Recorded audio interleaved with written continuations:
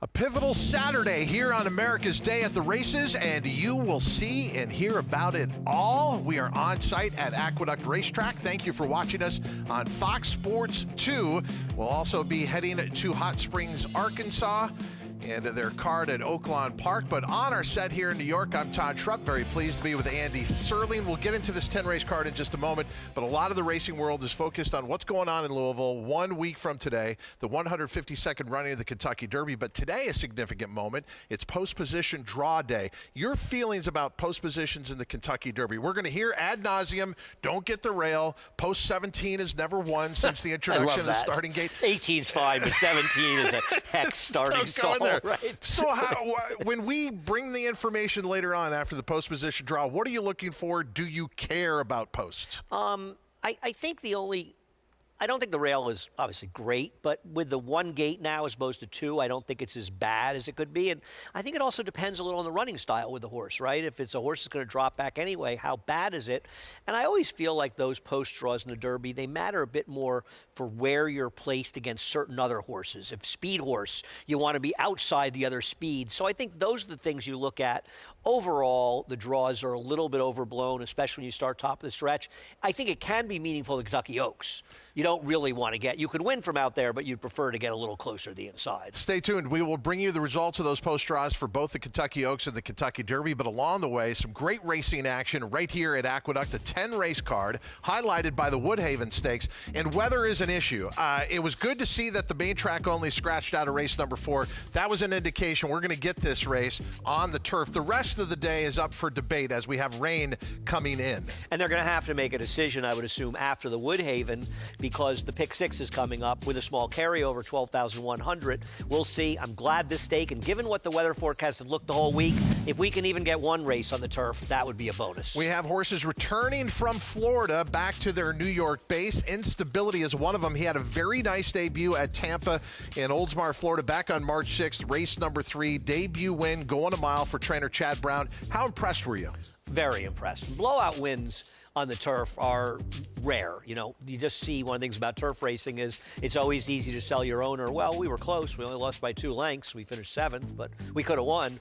This horse was a blowout winner. It's a horse that Chad Brown's been high on. They paid a lot of money for this horse. The dam herself was a very nice runner for trainer Graham Motion, so interesting to see what she does. But, you know, you've got Longshoreman, who's going to be loose for Wesley Ward, stretching out on the outside. And Teddy's Rocket is very good. I actually thought Teddy's Rocket's second race where he lost was better than his debut. And here's a look at Teddy's Rocket in that debut at Saratoga, going back to August 7th of last year, going a mile, sat professionally just off the pace, was bet down in that debut and finished up nicely. Then when they went to the Summer Stakes up in Canada, that's a different kind of race. It's a one-turn mile, very different type of turf course. 2 turns, actually. Oh, excuse me. Because Yeah, they right. were, it's funny because when I saw course, the original draws, because Deep Learning ran in the Talma, drawing outside post, I said, well, that's good. They're one-turn races, but they were working, I believe, on the outer course. So they actually moved the race, so it was a 2-turn race, and he was badly hampered by it. And I think one of the reasons, you know, I look at the time form pace projector, they have him projected to be much farther back. I don't think that's going to happen. I think he kind of got shuffled back in that race, and he can be closer. As of right now, the main track is listed as fast. The turf course is listed as firm. The Woodhaven, race number 4 on today's card. Here are some of the highlights to the racing action we'll be bringing you. We mentioned a 10-race card here at Aqueduct, and Andy mentioned the carryover in the pick 6 of $12,100. That'll start in race 5, but again, weather going to be the key there. A lot of turf races in that sequence. Then at Oaklawn Park, the highlight is the Dig-A-Diamond, where Iron Dome is making a return on their card. We'll be looking forward to all the action in Hot Springs, Arkansas, and you could be playing it with us here with your Naira Bets account. No better time to be signed up than right now with a Naira Bets account. After all, it is Derby time, and you can get a free $25 bet and up to a $200 deposit match bonus with the promo code Derby25. That's Derby25. Join now at NairaBets.com. All right, to start the day, race number 1 on the card here at Aqueduct is a 6-furlong maiden special weight event, and we do have a significant scratch of the 2. White Smoke Rising is out, but there is a lot of steam on the first-time starter, the 6, Sea Strike. Yeah, I don't think I'm helping anybody by telling them that Chad Brown likes this horse, because I think the board is telling you that. Obviously, for betting him, he would have been a bigger price if the White Smoke Rising would run a big figure and his debut was in there. This horse that has worked very well for him in Florida, $650,000 for a midshipman's got to be a record. He had a very impressive 2-year-old work. It's taken a long time to get the races, but Chad Brown has had a lot of positive things about the way he's been training. What an interesting cross in that pedigree. Obviously, the midshipmans can run. A lot of them are good turf sprinters, but out of a line of David Mare. Don't see a lot of them. I mean, looking from here, this horse looks impressive, but up close is Maggie Wolfendale. Maggie, what are you seeing here from C Strike? I'm not sure I'm going to have enough time to quite talk about him, as we are getting riders up here in the paddock. Do note that they will be hitting the track a bit later given the rain that is falling here. But taking a look at C Strike, he just looks fast, as the backing would suggest, as the pedigree would suggest, at least on the top side, being a son of midshipman. Let's look back at his March 21st work at Payson Park, in which he's with an unraced mate. He sat just off to begin with, but he's going to blow by this horse. You see the rider keeping him about 3 or 4 paths away from the other horse, and he's under a hammerlock. This is not the usual Chad Brown workout that you see. They usually stay head and head under wraps. This horse is drawing away from his mate under wraps. I don't think the rider could have done anything more to try to slow him down. So look for him to have speed. He's been a professional here in the paddock. He is smaller. He is shorter coupled. So I do think the 6 furlongs is where he's going to belong throughout his career. Todd? And our post parade is underway. The first race here at Aqueduct coming out onto the track. And there is a look. Breaking off early is the one, Complex Charlie. Yeah, I mean, Complex Charlie is one of the 2, the 1 and 5, and a little bit the 8 that have experiences run okay. His races are decent. Scratch the 2, White Smoke Rising. Here's a first-time starter for trainer Brad Cox. That's Tab at Zanzibar. Dam was trained by both Chad Brown and Brendan Walsh, and she was pretty good. Okie Finoki. I'm surprised this name was still available. First-time starter by Maxfield. I agree, going out for Tom Morley. There was one okay turf runner. It's probably a little more turfy, at least in the dam side. Gordy finished second last time out, but the winner ran off that day. Yeah, Pretty Boy Maya is going to be a heavy favorite a little bit later on today's card, and that was a good race. This horse is okay. And here's the horse that the tote board and everyone is pointing towards, the first-time starter by midshipman, C Strike, now 1-4. Yeah, I would have to say where the money is taking, and this horse has trained very, very well. Expect that he's a gate horse that'll get out, and he'll probably be speed. Levi Warrior was a big long shot in his debut and ran like it. Yeah, I agree. Comes out of a tough race.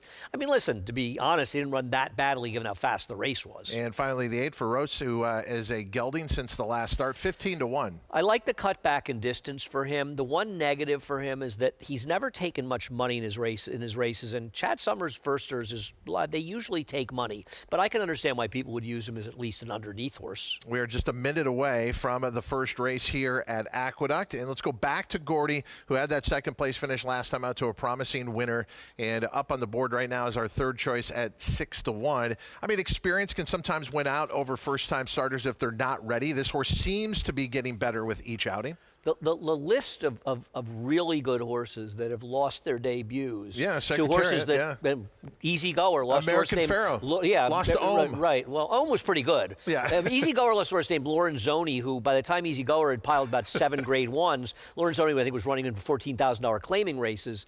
First races can be tricky, and experience really counts for a lot. And Gordy's last race is the fastest race from a buyer speed figure standpoint anybody is running here. Maggie, obviously it's very easy to be attracted to C Strike in here, but who else are you looking at?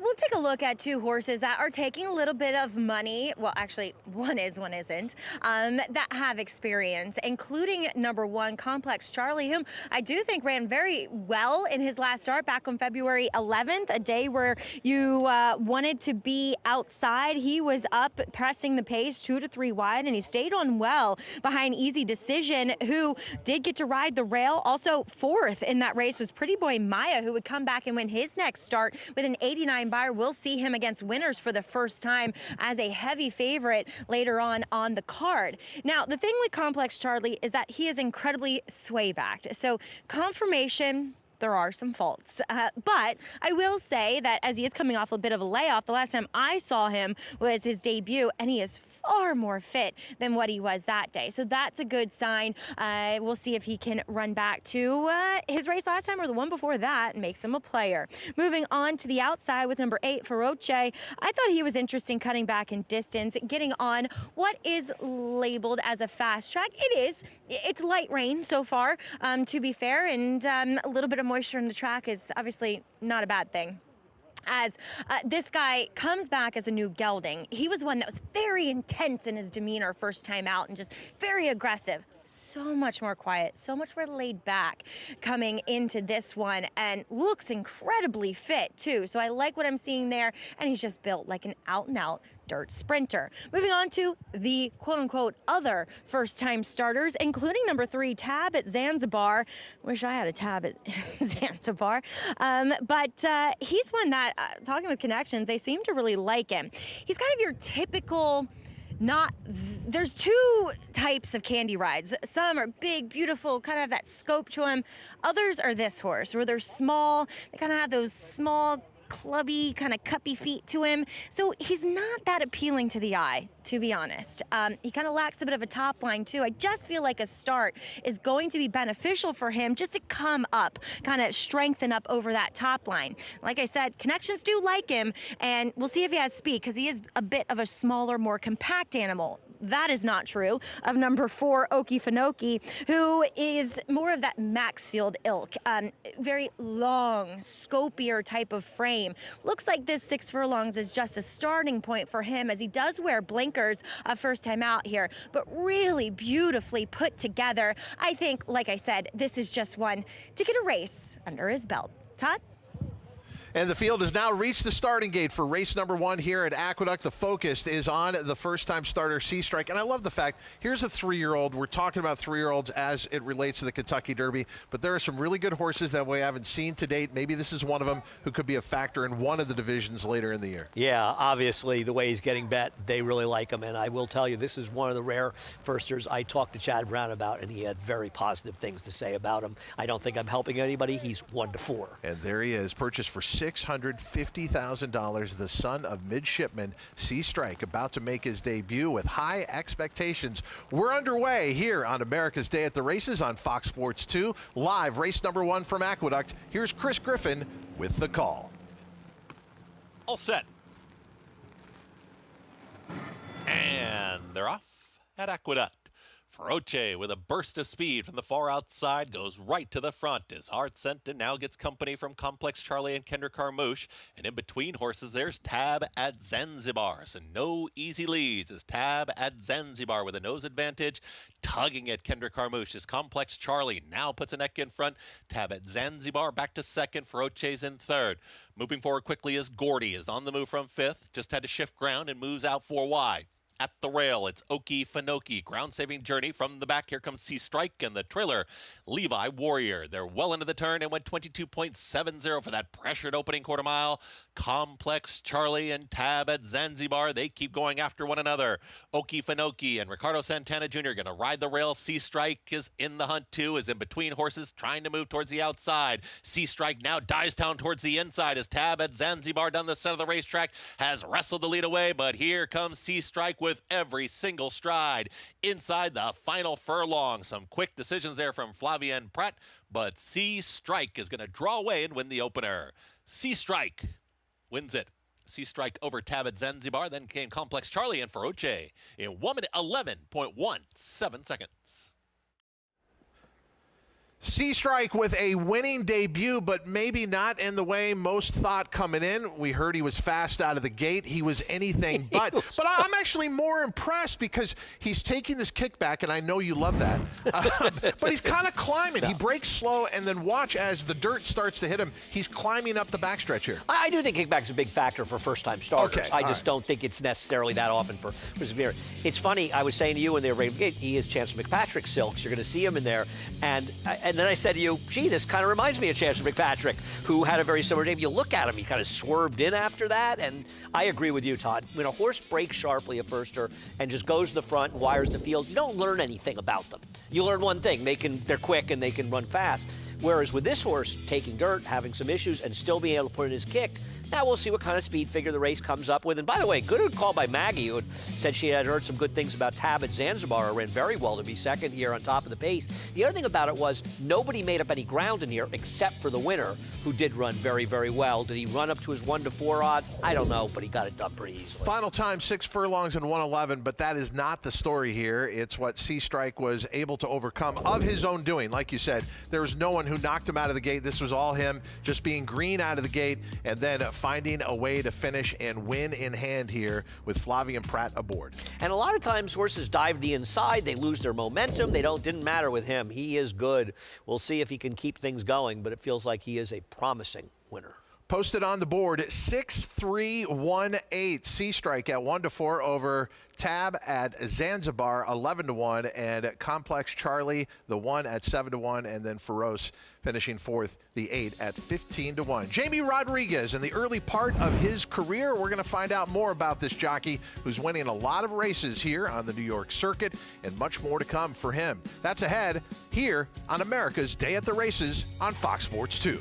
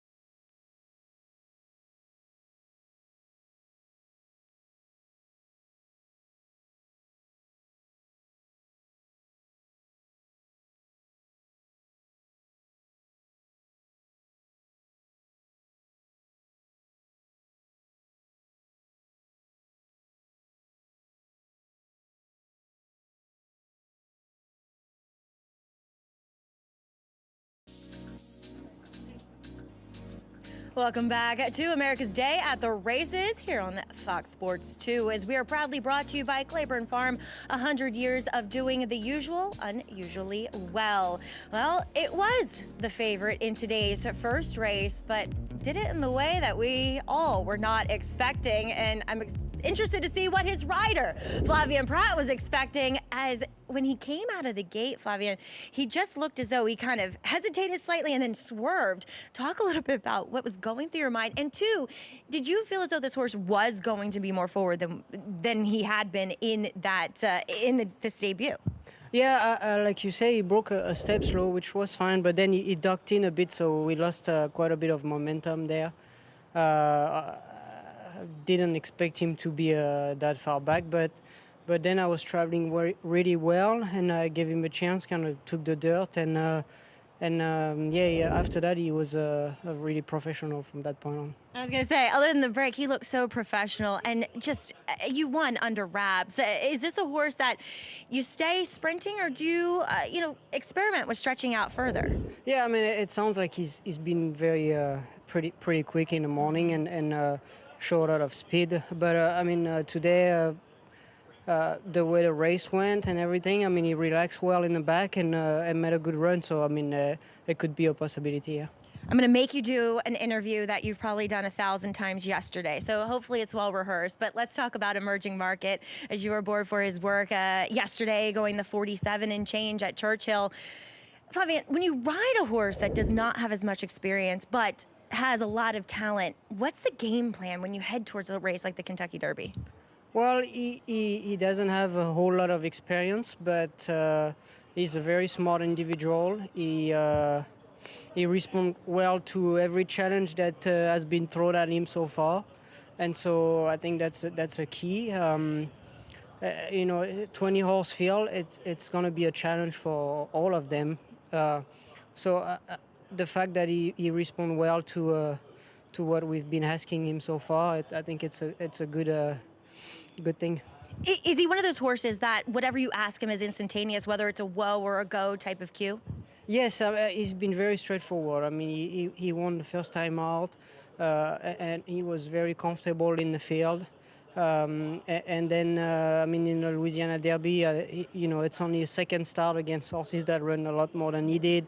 He drew outside. I mean, he had every opportunity to just run an okay race, and he did much better than that. So obviously, it's a tough task, but I think if someone can do it, it's definitely him.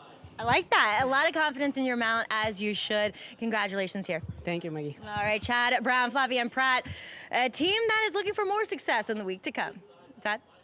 Don't have to convince me about Emerging Market. He's on all my plays for the Derby. Yeah, he is an interesting horse. I believe I was talking to the morning line mayor, Nick Tamaro, who said he's going to make him 15-1. Okay. I mean, obviously post positions could change things for some of them, but he does plan to make Renegade the favorite. The Louisiana Derby winner, Emerging Market. And again, we will let you know how the post position draw turns out in Louisville later today. But as we move on in this card, race number 2 at Aqueduct, a 1-mile allowance event here on the dirt, and scratch the 2 Neon Bordeaux. Jamie Rodriguez, what a story it's been for him. It all changed for him in the COVID era, where he decided to make a move from Finger Lakes to Delaware and also at Laurel. He won 5 consecutive riding titles at Delaware and showed his ability. And now he's here on the big circuit in New York to prove more. Maggie Wolfendale had a chance to catch up with him. Jamie, we see you making quite an impression here in New York, winning races left and right. But many people might not know that you actually began your career here in New York 15 years ago. Talk a little bit about the early days. I came in 2010. I came straight to Belmont. I rode in Belmont. We went to Saratoga. I was doing great and everything. And when we back to Belmont, I was a little bit frustrated because I was winning and everything like that. And I packed all my stuff. I got frustrated. I said, I'm leaving. And I said, once I finish riding, and then I just go back home, or I going back to a different track and everything like that. And that day, I think I went 4. And then I came back home. I unpacked everything. My ego went up and everything like that.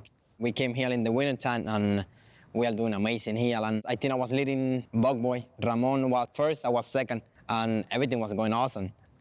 After injuring his collarbone in December of 2010, Jamie spent the next decade riding at Tampa Bay Downs, Mahoning Valley, and Finger Lakes before finding his biggest success at Delaware Park and Laurel Park. Shas Bullitt and Jamie Rodriguez. They're racing into history here at Laurel Park. It's a record-tying 7-win day for Jamie Rodriguez. Unstoppable Jamie Rodriguez. You should be really proud of your accomplishments. But one thing that I've noticed that a lot of horsemen have noticed about you is your emphasis on teamwork, and that you like to go out, you like to work horses, you like to be familiar with your mounts from the morning to then get to ride them in the afternoon. And I love it. Like when they tell me to work, I even tell my agent, I say, I don't care, it can be cold, whatever. And I like that, I like to see people. I like to see the horses that I work and everything like that. I never get scared of working. Do you remember this? My God, that's an old picture. Wow, that's Leah Grameri. Yeah, the great filly. Wow. And it's going to be Greeley's Law. A decisive move by Jamie Rodriguez to the quarter pole. It's been 15 years of starting proverbially at the top here in New York and then having to slide back down and now work your way up. What's the next step up? If everything goes the way he's going right here, I would love to keep going with me, Belmont, Saratoga, and then that's one goal we gotta finish. I got the support from the family. My wife always tell me, I say, you can do, and then we be behind you 100%. How important is it to have the support of your family? It's a lot. Yeah. It's a lot. It's a lot. My 3 kids, basically they're my engine, Yeah. If I gotta go to another side of the world for them, I'll do it. I love that. It's good, because the way they grow, the time go fly, and every time that I got a little bit of time to spend with them, and I go and do, and then if I gotta go back to work, they even ask me, Daddy, you go back to work? I say, yeah, I gotta go back to work. When will you back? So I'll be back Sunday night. And it's awesome, and especially the little one, oh my gosh. And the older one, that's me completely, the older one, completely. She jump horses and everything, I love it. Whatever they wanna do, I'm gonna be there, When I'm gonna give them what I know how when I was a kid, and then I don't care how much expensive they are, and if they are happy, I'm happy. And Jamie Rodriguez, as far as the standings, has had himself a nice spring here at Aqueduct. He's really made a very good impression on just about everybody since coming to New York. I know that obviously the colony gets much tougher during the rest of the year, but keep in mind Flavien Prat rode here quite a bit this winter, and it's a very good colony here this winter, and Jamie more than held his own. He can ride. And Jamie waiting to get a leg up on the 5 Run Quiet, Run Fast here in race number 2 at Aqueduct. And Run Quiet, Run Fast getting a little bit of play for him up on the board right now at 5-1. We'll come back with a call for riders up in the second at Aqueduct right after this.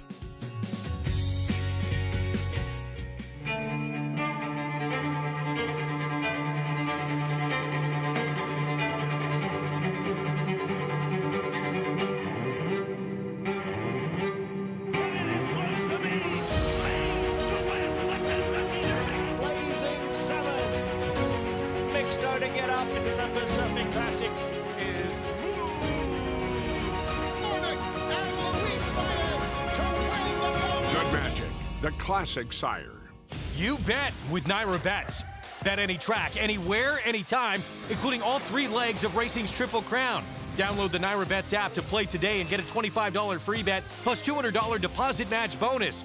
Watch live horse racing, get expert picks, boost your bankroll with daily promotions, and hone your handicapping skills with exclusive tips and tutorials. Sign up now to claim your $25 free bet and $200 deposit match now through the first Saturday in May, only with Naira Bets.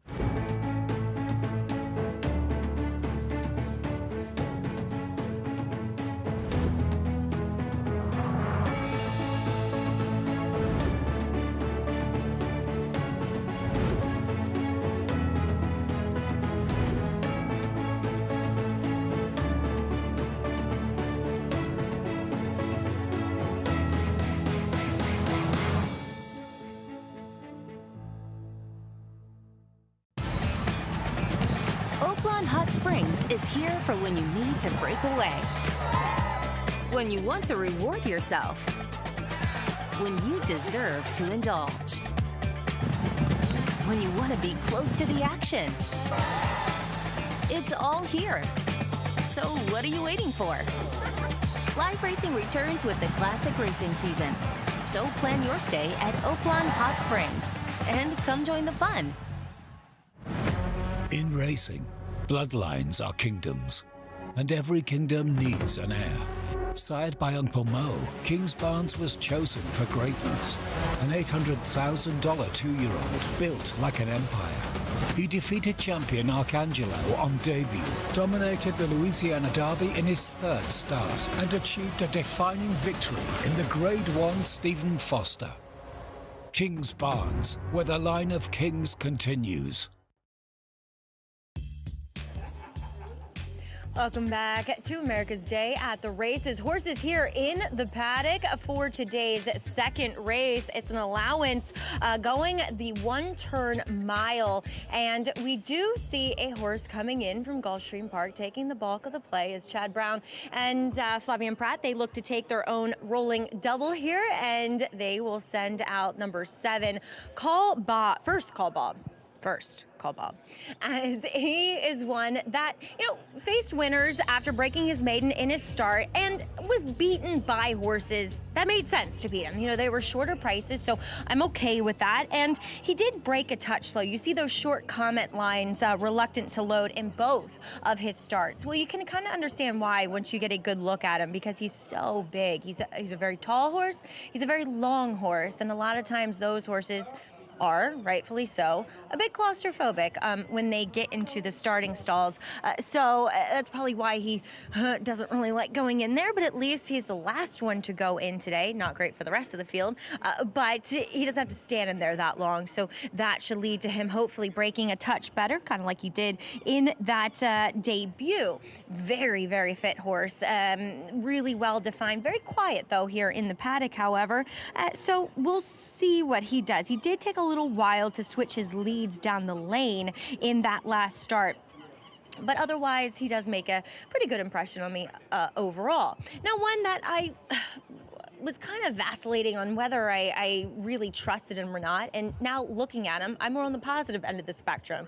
That's number 4, Vassimo in here, who comes back for his 4-year-old bow, taking the blinkers off for Todd Pletcher. Now, he does cut back in distance, and throughout those races, obviously there were great stakes, so he was facing some pretty tough company, and he's looking to get back to allowance types of fields.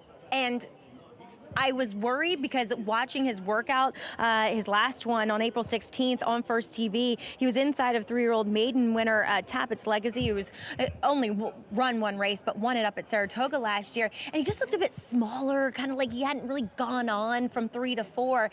That's not the case from what I see from him here. He is a decent size, and he has filled out, and he looks strong, and he looks fit, and I'm okay with him actually turning back in distance, at least from a physical standpoint. While he has that size, he's actually got a bit of a shorter back to him. So a lot of times these 1-turn miles, they kind of suit those horses a bit more. Now, last time he was really under the gun. He was hard ridden from that inside post position in the Peter Pan, and he pressed the pace and eventually stopped kind of mid-turn. So obviously something coming up in that race, hence the long layoff of nearly a year since we've seen him. But I do like what I see from him here in the paddock, returning for Todd Pletcher today. Todd.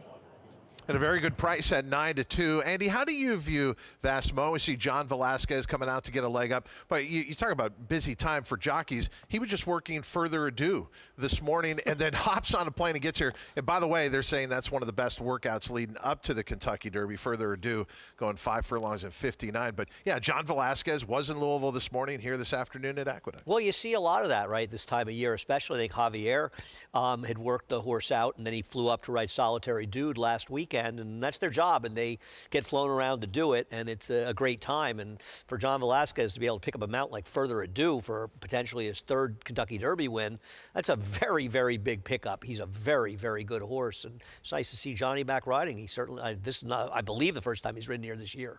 As for his mount here, Vassimo, what do you do with a horse who's retooling after an unsuccessful run on the Kentucky Derby trail last year? Well, he's stake-faced, and he's going to come down from his 9-2 odds, which I thought would make him shorter.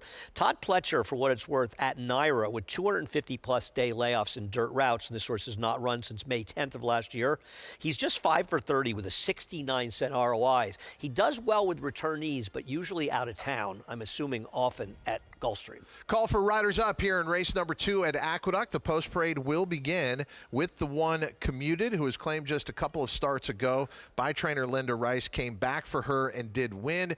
They tried to claim this horse, but was avoided claim last out. You know, some horse players look at avoided claim as negative, but in this day and age where horses have to pass the vet examination, I don't think it matters as much. It's so hard to know, right? I used to think, oh, I can't bet them, and they would win all the time. He might not be fast enough, but he is the controlling speed. Scratch the 2, Neon Bordeaux. Here's the 3, Alan Turing. Probably the one that could be in attendance here. This is an amazing horse that's really improved a lot. Well, Maggie said she liked what she saw from Vassimo. He's showing that as he breaks out of the post parade here. He's run fast races in a career against good company. I'm not going to dismiss him. Run it quiet, run fast with Jamie Rodriguez. Yeah, a friend of mine who I respect a lot likes this horse a lot more than me. I still haven't been able to figure out what he sees. This is Brazenly, a horse who used to race out in Southern California. Coming out of a very good race. In fact, he lost to Playing Tricks, who's a player in a very tough allowance later today. Trainer Chad Brown trying to take the first 2 races on today's card. Flavien Prat aboard First Call Bob. Owner, trainer, rider double here with a horse who's going to be a favorite, and I have liked both his races. I like the race he comes out of. I picked him, but 7-5 is a little short for me. How do you view the way the betting public viewed this horse down at Gulfstream Park? Did not take a lot of play. That is a funny thing. He really didn't get bet first time out. Maybe part of the function is that Chad does not debut a lot of his better horses, it seems, down there. No, so Tampa's people don't become the take focus. Them, so people maybe don't take them as seriously as they do in the bets. Listen, Bricks and Mortar won his debut at Gulfstream, paid 7-1. And I will tell you, Chad liked him. Can I go back in time? I'd like to. If we go back in time, we might actually win. So I'd be able to get out. So what do you do here at 7-5? It's the shortest price. What do? I been. pass. Yeah. I'm not betting him at this price. I'm not trying to bet against him, though.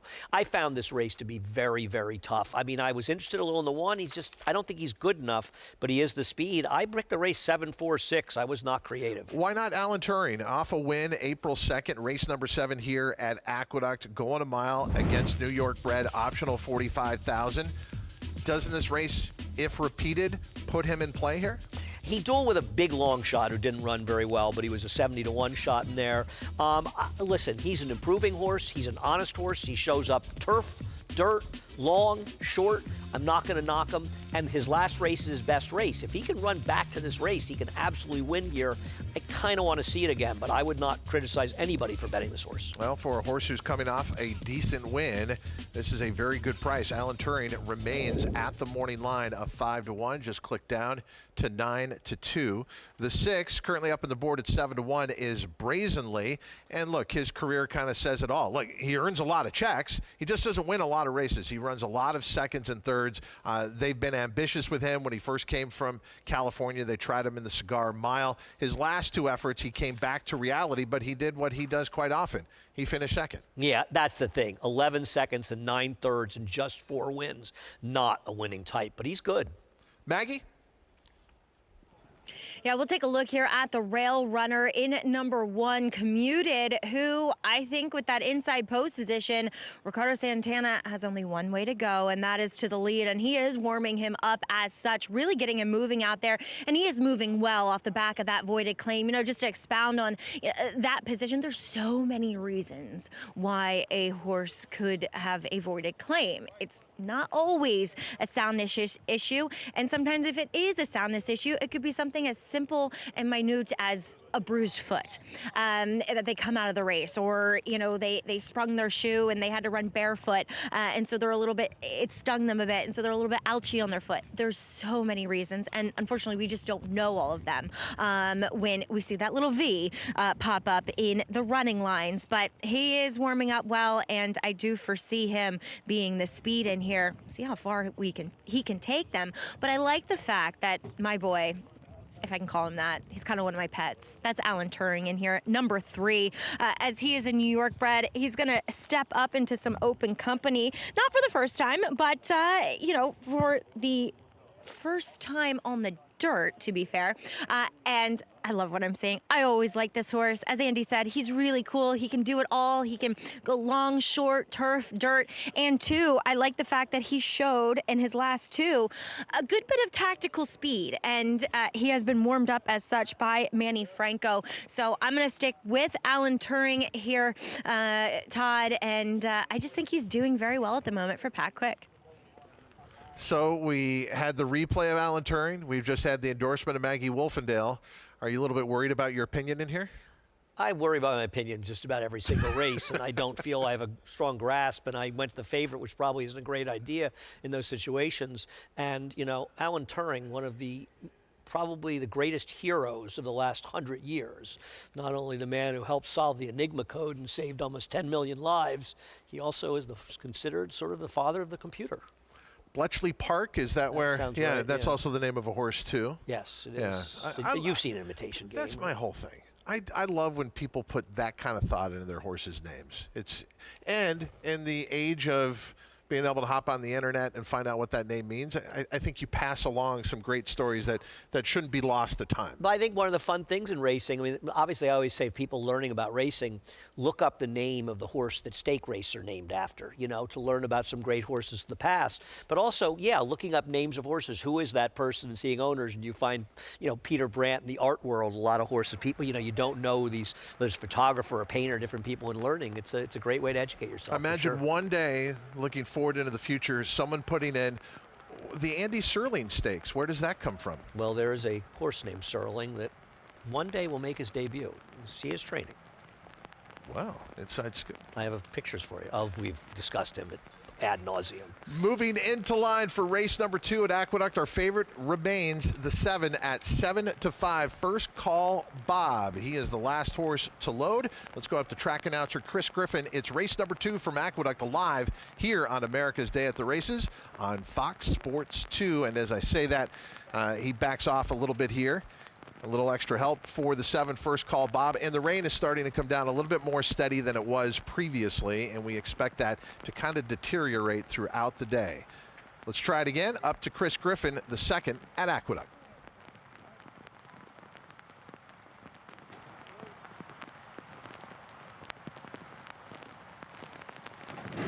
And they're off.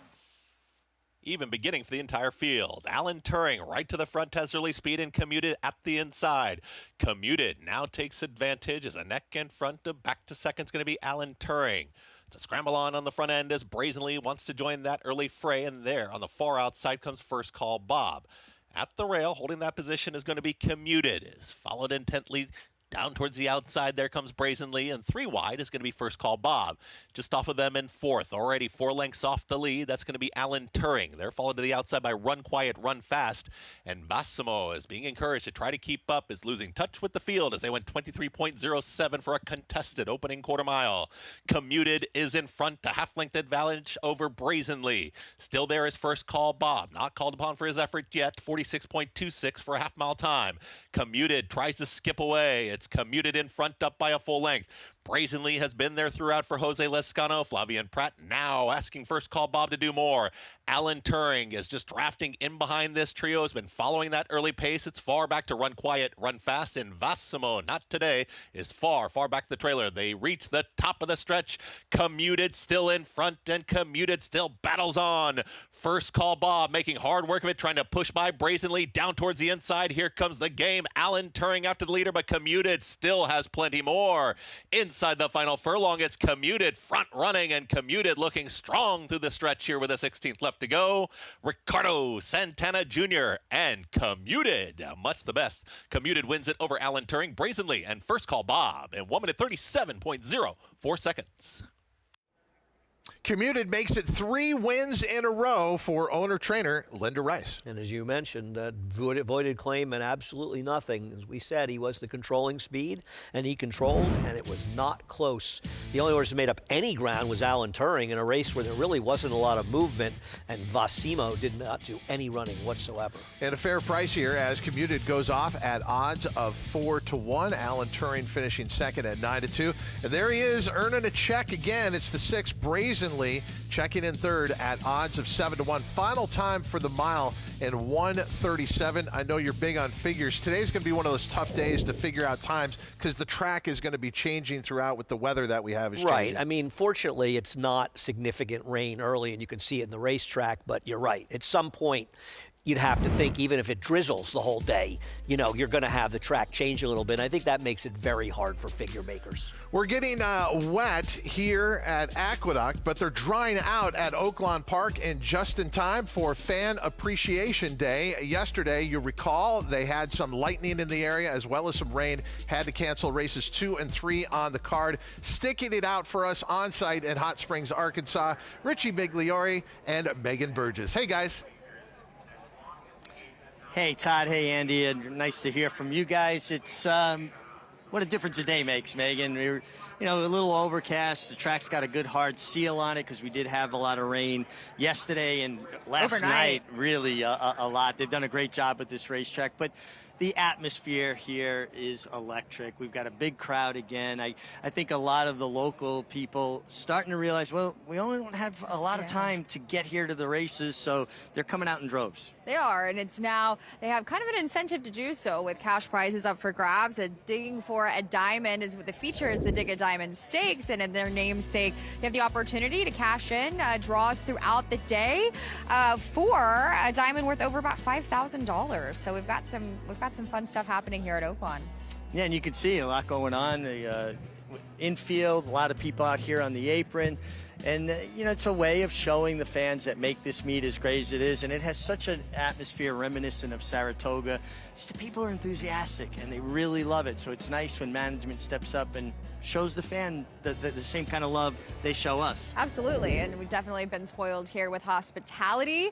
And it's winding down, though. I mean, this is the second to last Saturday of racing. We'll have a 3-day week next week before we close it out and head up back north. But we've got a nice little race ahead of us in race number 1. Yeah, a good competitive race here. We only got a few minutes to post. And Megan, I know you had some interest in the 4-horse here in City of Angels.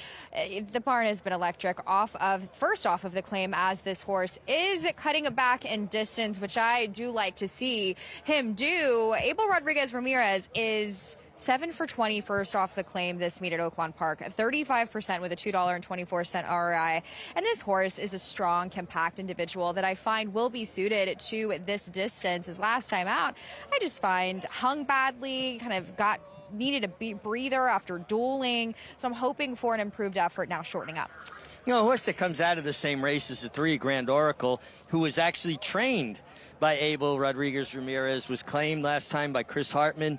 And this horse will be forward and did finish in front of the 4 City of Angels last time. That's right. 6 of 7 in this spot are coming first off of the claim.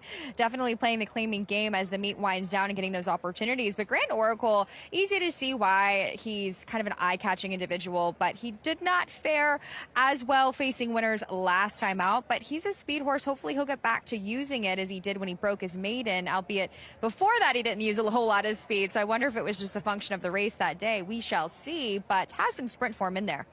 I like the 1 horse in here, Dark Vector. He ran against much tougher last time and wasn't embarrassed by the likes of Faust, who would be just a layup in this kind of spot. Just getting back down to a more appropriate spot, but he does have to work out a trip from the rail. He sure does, as he does come from behind. He's one that, just judging from some of Acacia's comments over at Aqueduct in December, he was trending the wrong way physically. Today, I thought he was carrying good weight. He's always seemed to be one that's lighter behind, but hopefully he's in the right direction now. Well, the field is loading up. We're going to send it upstairs to Matt Dinnerman for the first time today here from Oaklawn Park.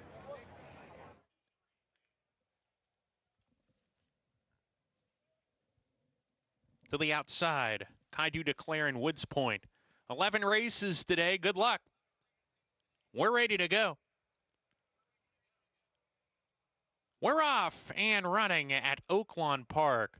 Dark Vector from the inside away a little bit slowly. Tiptoe Joe to the lead at once. Woods Point alongside early. Grand Oracle down on the inside. Part of the action on the front end here. City of Angels behind the speed. He's running in 4th. French Knight to the inside. Gap of 5. Kaidu Declare. Dark Vector at the back together. Down the back stretch. Grand Oracle and the white blinkers inside as a nose in front. Tiptoe Joe wedges himself between horses and Woods Point, who's 3 deep. As they go into the far turn, they're stretched across the track and they put 2.5 lengths on City of Angels. French Knight to the inside, level 4th. Gap of 5. The Dark Vector, second to last. Kaidu declares dropped out as they round the far turn here. Grand Oracle loses the lead. Woods Point in the 3 path. The Chestnut's got ahead in front now. Tiptoe Joe still between horses. Now City of Angels is tipping outside for a rally. He's deep on the course, but he's charging hard down the center. They're down the stretch here. Woods Point, City of Angels on the grandstand side, comes calling for the lead, grabs it with a furlong to go, and kicks on here, opens up 2.5. Woods Point second, coming on Dark Vector, but it's City of Angels first off the claim for Abel Ramirez Rodriguez to win it. Dark Vector was second, Woods Point third, Kaidu Declare fourth. Well, it was City of Angels working out a good trip to get it done. Good call, Megan. And we gave him the Mig Exacta We with sure the did. one Dark Vector who broke a bit awkwardly from the inside, but rallied on to be second best. Good call here with City of Angels. Nice call yourself, but this horse was hanging badly last time and just seemed to be a horse that would have benefited from this cutback in distance. The barn is electric off of the claim. Another victory. Make that 8 for 21 for this meet. Well, barn's going well, and City of Angels gets it done in the opener here at Oaklawn as we send it back to Todd up in New York. And back here, it is Commuted getting the win at a pretty healthy price of 4-1. So you got a 7-2 winner down at Oaklawn Park, and up here at Aqueduct, $10.50 on Commuted. Yeah, was able to get the lead. He looked strong the whole way. They were turning for home, and I said to you, doesn't look like anybody's catching this horse, and nobody really made much movement. We'll see if that's the case. And it's funny, you watch the first race today, the only horse that made any movement was the winner. Everybody else sort of ran in place, and we'll see if that's a theme as we go on. But as you said, there's track very likely, unfortunately, will be changing a bit as the day goes on. Ricardo Santana Jr. aboard Commuted. Looking ahead to race number 3, also a mile on the main track here for 3-year-old. Scratch the 1, Southeastern. Scratch the 3, Bala de Plata, leaving us with a field of 6. And here in the early wagering, our favorite is the 7, Pretty Boy Maya. That's not a surprise, was 7-5 in the morning line, but is up a little bit from that at 9-5. Yeah, I mean, I'm trying to beat him. I'm making a small play on the 2 just ASAP, but no argument. Pretty Boy Maya's last race, very good. So Happy is the winner of the Santa Anita Derby. There's more to his story. Trained by Mark Glatt, ridden by Mike Smith, and he'll be part of our discussion when we return on America's Day at the Races, looking ahead to the Kentucky Derby.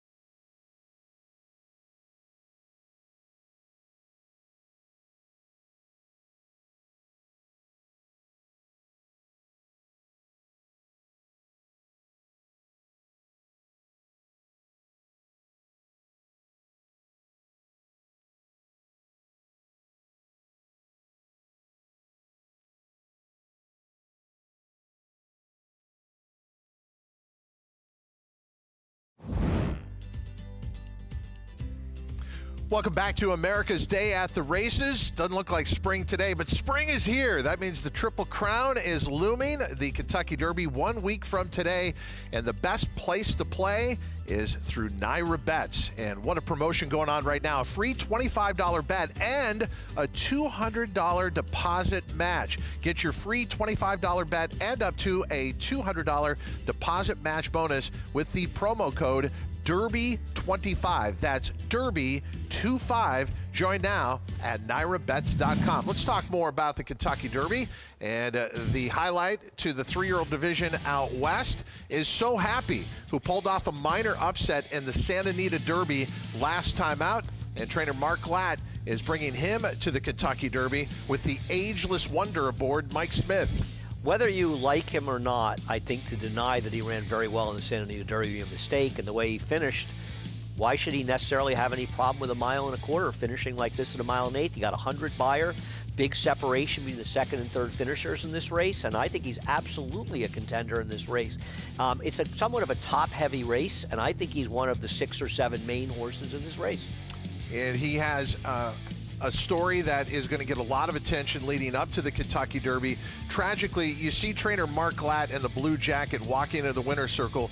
Normally his wife, Dina, would be by his side, but about a month and a half prior to this race, she passed away at the age of 57. It was a very emotional moment for trainer Mark Glatt, and he is thinking of her all along the way and will have this signature moment in his training career, bringing this horse to the Kentucky Derby. As far as the Santa Anita Derby and how it relates to the Kentucky Derby, what about the list of horses that have won the Santa Anita Derby and gone on to success in Kentucky? You're not even having a horse like Silver Charm, who ran a huge race in the Santa Anita Derby but didn't win. And obviously Bob has shipped horses out of town as well. I mean, I'll Have Another would be one of a few Triple Crown winners in that list, I believe. If he hadn't got hurt in the Belmont, to me, he was just a layover in that Belmont Stakes. It's a pretty strong list of horses. Mike Smith was aboard Justify, and Justify was expected to compete in the Triple Crown and win it all, and he did. But this time around, a lot of people will be underestimating So Happy and Mike Smith. Yeah, I listen, I don't think either one of us are going to sit here and tell you we think this horse is necessarily going to win, but I don't have any problem if somebody came to me and said, I like So Happy. I would say he's improving. His last race was very good. I mean, from a buyer speed figure standpoint, other than Further Ado, he's run as fast, if not faster, than everybody else. Later today, 23-year-olds entered into the Kentucky Derby. The post-position draw, you'll hear about it first here on America's Day at the Races, and we'll be talking a lot about jockey John Velasquez looking for his 3rd Kentucky Derby win, and he's going to be on one of the favorites, Further Ado. We'll be back with more America's Day at the Races right after this.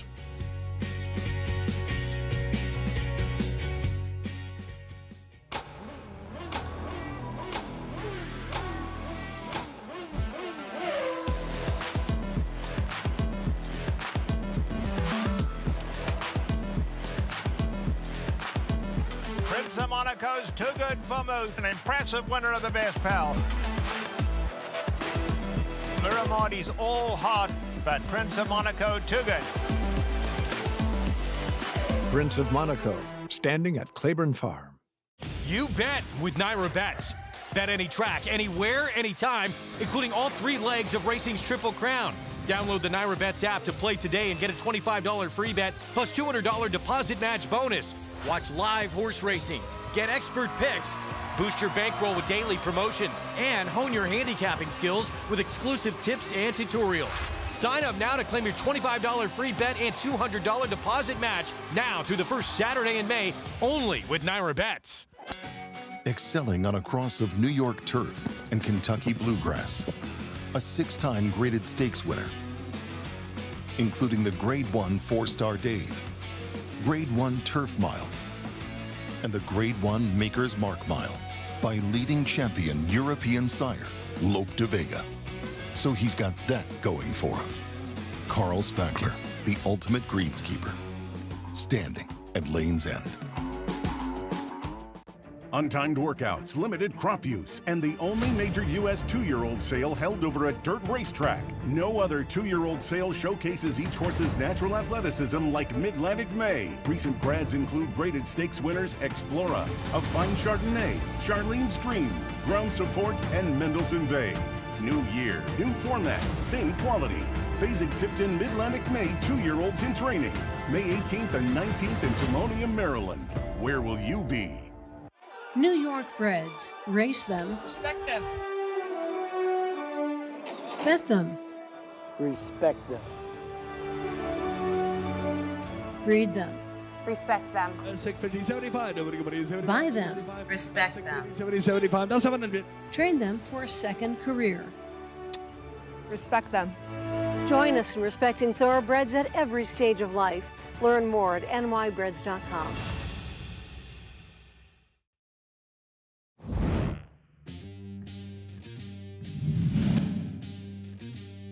Authentic is dragging in. 'Tis the law. All out to get by him. Authentic and John Velasquez have the lead as they come down to the 16th pole. 'Tis the law still trying to get him. Authentic. 'Tis the law. Here's the buyer. Authentic has won the Kentucky Derby. We have the 152nd running of the Kentucky Derby coming up, but there was nothing like that year, 2020, with Authentic, because it was conducted in September. That was the COVID year, and this memorable moment is brought to you by Prevagen. I don't know what the sponsors, Andy, do we get some samples? Because you and I need some Prevagen as far as John Velasquez and the number of Kentucky Derby winners he's had. Well, you're being nice. You followed my lead. When I said he had two, I stole a win from him. Not an easy one to, I should say an easy one to kind of forget, in the sense that it was weird watching it. I remember watching it at Saratoga, and it gave me a real feeling for what it's like for people at home. Because, of course, we had been to the track covering the races and seeing just how empty it was. But John, of course, always dreaming in Animal Kingdom. Amazing how long it took Johnny to win a Derby, but that's the nature of the Derby. There are a lot of great riders that don't get to win the race. It's not easy. And before he concentrates on what's going on a week from today, John Velasquez is back here in New York. He'll be aboard the 2 just ASAP, and standing by in the paddock, Maggie Wolfendale.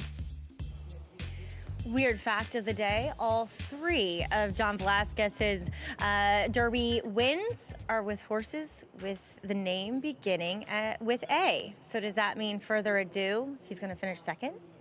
I don't know. I hope he wins, because Further Ado's been my Derby horse from the get-go, but he's going to be on another horse that the second word begins with an A, and just ASAP or ASAP, however you want to say it, as he does return here, a horse who I have not seen before. But he does have that one fast race. As Andy and I were talking about, he was beaten by a horse in that sapling by the name One More Freud, who is actually claimed for, I believe, 30 or 32,000 up at Saratoga, as he was highly regarded in a short field for Tom Amos and blew the field out of the water, claimed there and came back and won the sapling, never to be heard from again. I do like the fact that we're getting back to a mile. I wouldn't be surprised if this horse actually, in a weird way, wants less ground, but a mile works for him, because he is actually a bit smaller and shorter coupled. He looks about 90% fit. He's incredibly healthy. I mean, he's dappled, he's resplendent in his coat and flesh, but just a little soft around the edges overall. And I just wonder how good he actually is. Obviously, willing to give him a pass for the Champagne, and then the last race, 2 turns on a sloppy racetrack. Moving on to number 7, Pretty Boy Maya, who's taking some early play, because he comes in with a fast race and breaking his maiden, going the 6.5. But he's going to stretch out off the back of that win. And while weirdly, this is the first time I'm seeing him, just haven't been working or covering his races when he's run the 3 previous times here at Aqueduct, he's pretty petite, especially for, well, he is a gelding, to be fair to him, but he's kind of slightly framed. He does not scream longer to me, to be fair, and it's not like Jeremiah has really good numbers with going longer either. So I'm a little suspect with him stretching out at a short price. Maybe he gets clear here, maybe he gets comfortable, maybe he runs the same sort of race that Commuted just did, going the mile on the front end here, Todd, but not for me at a short price. I can buy into that concern. I'm getting more concerned about this weather. I know Relax. We're just going to see this. I know. You're just used to Southern California where it pours all of January, otherwise never rains. But as the song says, man, it snows. There's a look at the 7, Pretty Boy Mia, who keeps climbing from that 7-5 morning line. Yeah, it's shocking to me that this horse isn't favored in here. But then again, trainer Chad Summers has been known to tout his horses heavily, and he obviously must love Bold Love. And I don't have a problem with Bold Love. He's one of the 2 horses to beat, but based on their last races, this horse should be favored. Yes. I mean, it's not like the 89 buyer came out of nowhere. This horse ran very well running a 76 buyer in his debut, had a trip second time out after blowing the start, and ran huge last time. Is the outside speed. We've seen speed do well. They're stretching out to a mile, and I guess you could say Bold Love ran effectively in a mile last time, so you have more confidence he can handle it, but he's not as fast as this horse. If Pretty Boy Maya runs back to his last race, he is going to win. Okay, do we put anything into the fact, and again, Pretty Boy Maya was in a race by himself. He won by 6.5. But as you pointed out, Gordy was running in race number 1, the horse that was second in here. That's fair. And he didn't do anything. No, that's a very valid point. I'm not going to argue that. He did not show up at all. And, you know, maybe the track is playing forward a bit, but he just didn't do any running. That's a valid point. I don't know. You know, I think the 7 is a more likely winner than the 5, and I wonder if by post time he'll be a shorter price. I haven't looked at the multi-race bets to see where he stands. I'm going to try to beat them both, and I don't know how you pronounce it, as Maggie said, whether it's just ASAP or just ASAP. I say APAP because it's faster. He just didn't run at all. One of them being a sloppy sealed track after he ran a big figure, and a horse could run an 80s, a 2-year-old could run a 90 here, and as the third choice, I'm happy to lose a few bucks on him. A call for Riders Up, a live look at the field leaving the paddock here for race number 3 at Aqueduct. After the scratch of the 1 Southeastern, our post parade is going to start with the 2, I'll do it for you, Just ASAP, who comes out and is an attractive price at 5-1, and you're making the case. And he has speed. He can be forward. Now, so does Pretty Boy Maya, but this horse can be forward in here, and I like that about him, and I'm just hoping that Mark has him ready to go off the layoff. Scratch the 3, Bala de Plata. That brings us to the 4, the Obliterator. You know, with the 1 and 3 scratching, an enormous amount of the pace came out of this race, which helps both the 2 and 7, and it works against a horse like the Obliterator, who has no speed. Here's the 5. Andy, do you like Bold Love? Okay, 8-5. No comment on that. There you he go. probably won't be favored. He's a slight second choice in doubles and a significant second choice in big threes. The 6, Mo Spice, is the longest shot in the field by far. 18-1. The next biggest price is 6-1. Been in Brad Cox's barn and Linda Rice's barn. Tough to claim from those operations. Pretty Boy Maya remains an attractive price, 2-1. I agree. I thought this horse would be even money in this race, and he's a higher price now. He will come down. We'll see. And finally, the 8 Anyway. He's a bit of an enigma here because he does have that 1 fast race, 2 races back, a number that's been confirmed by the winner of that race. He did not run well at all last time out. He gets Flavien, a rare chance to get Flavien Prat at a big price. All right, you had your Alan Turing reference in race 2. No more enigma references the rest of the day. Here's the 5, Bold Love. New territory here. This horse seems to have figured out the last couple of starts. I don't know if that, I know that doesn't equal 7-5 for me, but you have to admit, this horse came around. Oh, no, he's a major contender. I think it would be foolish to say I don't think he can win the race. He is absolutely no worse than the second likeliest winner. I got a feeling he must be working well. His trainer does like to tout his horses. You often see them take a lot of money, and I imagine that's something going to play here. I am very surprised that he's favored over Pretty Boy Maya, but I won't be surprised if he wins. Yeah, literally just did not show anything in 3 starts as a 2-year-old, but so far as a 3-year-old has looked really good. Bold Love currently our 8-5 favorite, and starting to narrow the gap, though, is the 7, Pretty Boy Maya, now 9-5. And then the 8, Anyway. Are they going to go fast enough? I mean, it would really it would require someone who can truly hang with Pretty Boy Maya early for Anyway to win, right? Well, I think that Mo Spice has speed, and I imagine John Velasquez is going to come out running on the 2 as well. But I don't think it's going to be a significant pace with the scratches of both the 1 and 3. And that works a little bit against Bold Love. Not a lot because he's not slow, but I think it works against both the 4 and 8 horses that don't have much speed. But Flavien Prat, one of his great skills is recognizing that and getting his horses more forward than maybe they look on paper. Yeah, this one will need to be a factor here at 7-1. Ricardo Santana Jr. got a win with Commuted from the rail in the previous race, being aggressive out of the gate as that horse needs, and you would think that would be the case with the 7, Pretty Boy Maya. As the field continues to warm up, let's go back to Maggie Wolfendale. We'll check in with number 5, who is taking some play, Bold Love. He, honestly, I liked him on paper, and physically, he looks the best in this field by a pretty wide margin.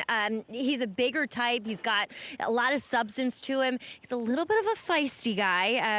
Rodney Payne, one of our longtime valets here, he walked up to him with the saddle, and he was pretty far away from him, and Bold Love swung his hind end to him and double barreled at him. So he's feeling pretty fresh. He is that type of horse, but I really just like what I'm seeing from him overall physically, and kind of had a bit of a rough run down the lane with the eventual winner, Golfy, in his last start. So looking for a clear run today.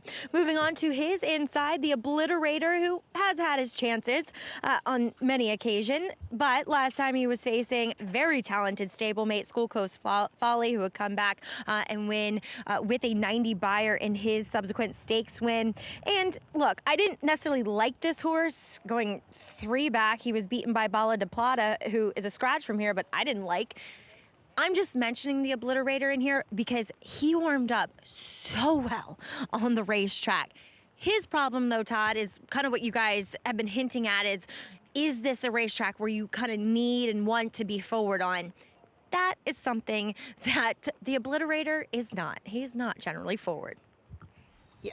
Okay, I'm with Maggie on that. Why are you, I don't understand. Well, I don't think we have any evidence so far that you need to be forward. I mean, but aren't you supposed to anticipate things at the racetrack? Isn't that what handicapping is? Anticipating how the track might play under these circumstances? Let me ask you a question. Which do you think is a bigger problem for him? A track that may be more forward, or a race where the 2 big speeds scratched out of the race, okay, yeah, which race drops shape, the race into the favorite's lap? Bottom line is race shape always trumps all of that. So, yes, I think, I'll put it this way. Yes, there's a possibility. Listen, it's dirt racing. Being forward is always good. There's a possibility the track is helping forward horses, but going in, forgetting about all that, on a fair racetrack, from a dynamic standpoint, this horse figures to be up against it. That's to me. So I don't need to guess about how the racetrack's playing. I already know he's disadvantaged. He might be double disadvantaged. That's what I was going to say. No, he might be, and I'm not saying it's wrong. Okay. I don't like to jump to conclusions because, for the most part, the track's been fair. A lot of times, though, a little bit of moisture makes it a little hard to close sometimes. Okay, the field is making their way to the starting gate for the 3rd at Aqueduct. Just want to let you know, in the world of thoroughbred racing, a lot of people are focused on the post-position draws for both the Kentucky Oaks and the Kentucky Derby. They are taking place in about 10 minutes. We're going to update you on all the results out of Louisville. Stay with us. We'll show you the fields after they've drawn their post positions. We also know morning lines as well, so a lot to come here on America's Day at the Races. But first up, it's race number 3 here at Aqueduct. Remind us where you're going. I went to the 2, who's going in now. Just ASAP. It's a little bit of a stretch. I mean, no, wait a second. Now you just changed. You were going just ASAP. I'm going to go to ASAP. Well, you said just ASAP, and I like that. Right, and then you went just ASAP, and I said I'm going to go just ASAP because of you. Making sure you're on your toes. Keeping you guessing, Todd. No, you are keeping me guessing. You're right. All right. That backwards. All right, look at how the betting public has totally shifted here, and you said that with the Will Pays. The 7, Pretty Boy Maya, is now 7-5, actually touched down to 6-5 at one point, and the second choice will be the 5, Bold Love, at 3-2. Let's go up to track announcer Chris Griffin live on America's Day at the Races. It's race 3 from Aqueduct. Backing off there a moment is the 8 Anyway, as the rain continues to fall.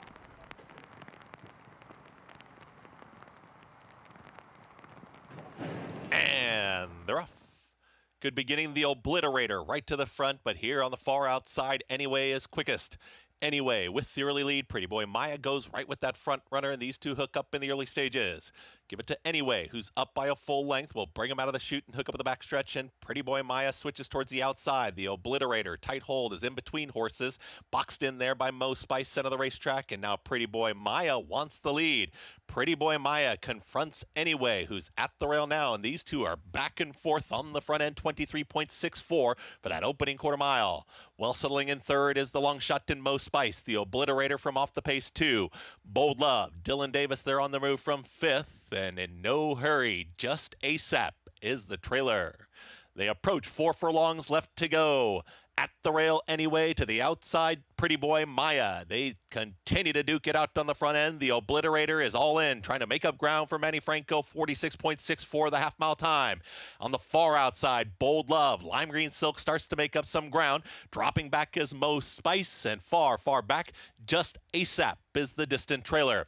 They approach the top of the stretch anyway. Is asked for more. Pretty Boy Maya ranging up to the outside. Looming on that pace setter now. Pretty Boy Maya's cut loose.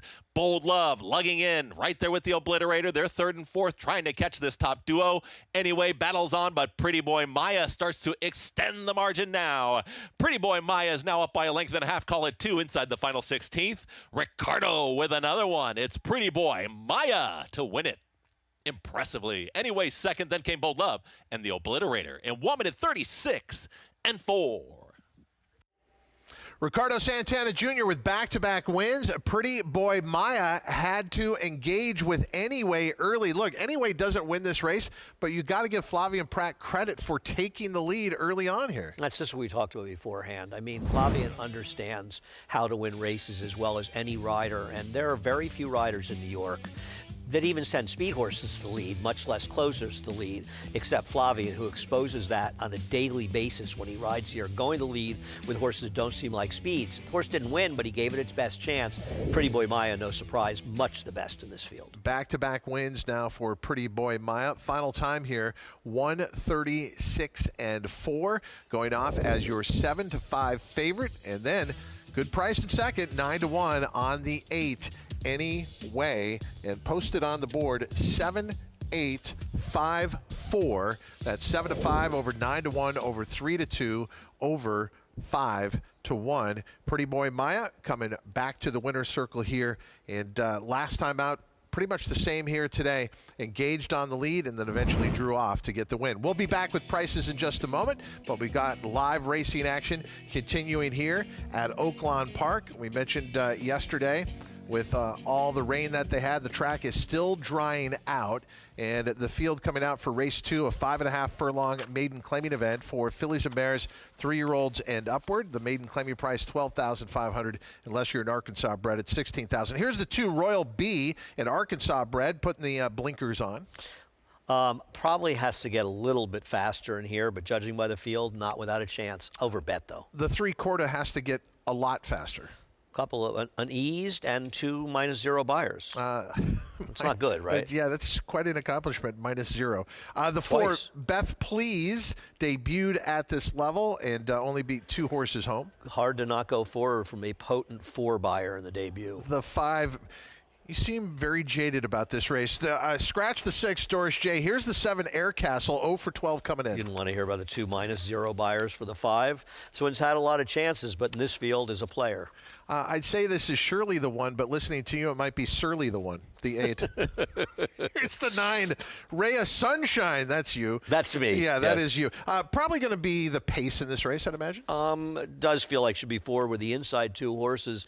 Is the horse to beat, but he is also an ex-Chris Hartman horse, and those horses are dangerous. As we've been talking about, we got a lot of riders who are going back and forth between Louisville and getting ready for the Kentucky Derby. One of them is Christian Torres, and he's with Richard Migliori at Oaklawn. Well, he's actually not with me, but we have spoken a great deal this meet, Christian and I. He's actually out on the racetrack on the 2 Royal B, who I think's got a big chance here. Yeah, he was in Louisville to work Silent Tactic, and Silent Tactic's a horse that's just been on the Derby trail from the beginning. He's run 4 times heading into the Derby. That's something that we're not used to seeing in this day and age. I remember going back when Lucien Lauren was roundly criticized for Secretariat and Riva Ridge only having 3 prep races heading into their Kentucky Derby. Boy, have times changed. It seems like now 2 preps are the norm. 4 seems like a lot, but he's a durable sort. To me, he's more of a B-tier horse, not an A. I think there's 5 A's right now. They're all the main contenders. But he's the kind of horse that's got the right style. Usually they go too fast a pace for the distance, although I don't see Derby-type speed signed on for this Kentucky Derby. But Christian let him drop back, find his rhythm, get in a stride, and come with a run. And it's when other riders and horses make mistakes, get caught up in the pace, a mile and a quarter, maybe their horses don't stay. He's the kind of horse that can kind of rally on, maybe get a piece of it, and who knows, get lucky and get the big piece of it. Sometimes you got to ride those kind to get a check, and if somebody else makes mistakes, you get the big check.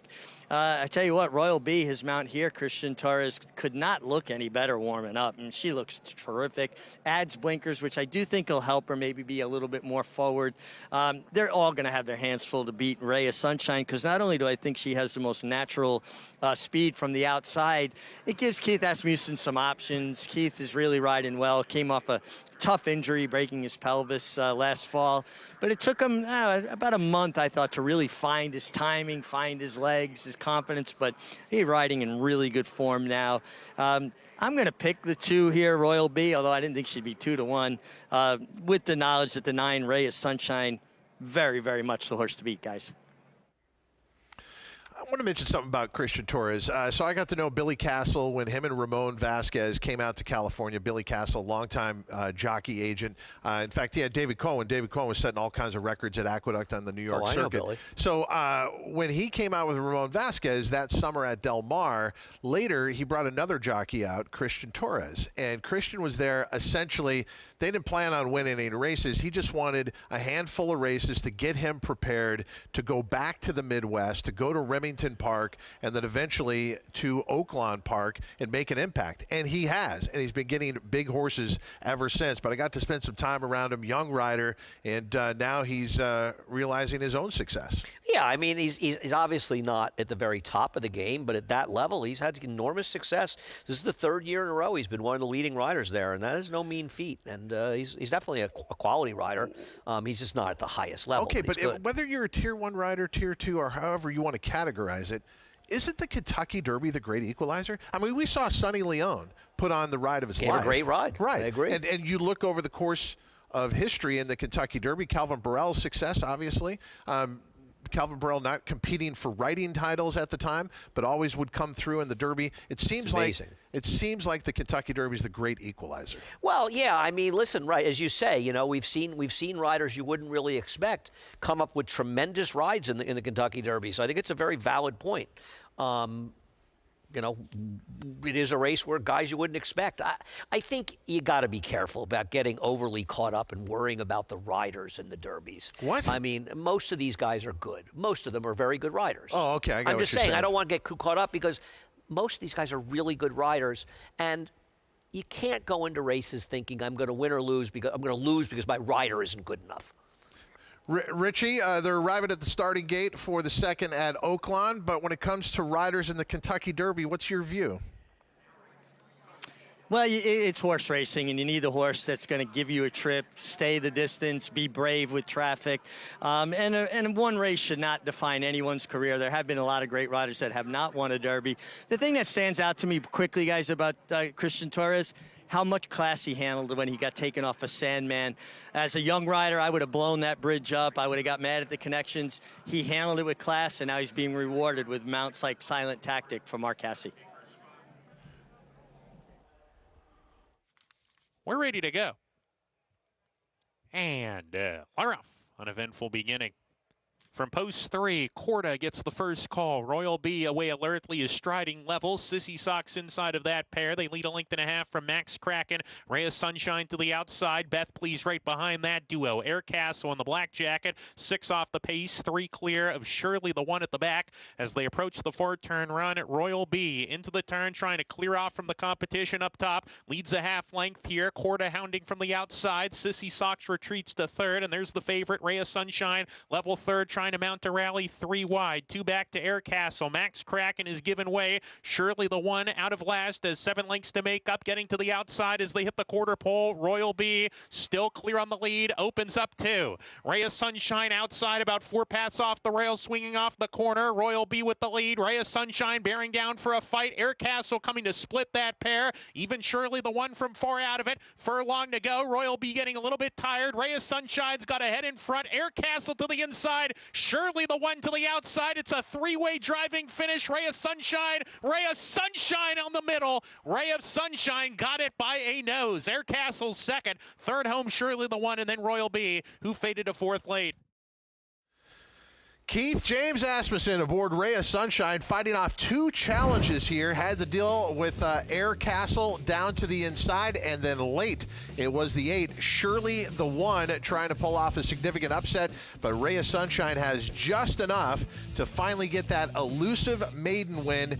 10th effort of her career results in her first win. It is the 9, Rhea Sunshine over the 7, Air Castle. 9-7-8-2 in race number 2 at Oaklawn Park.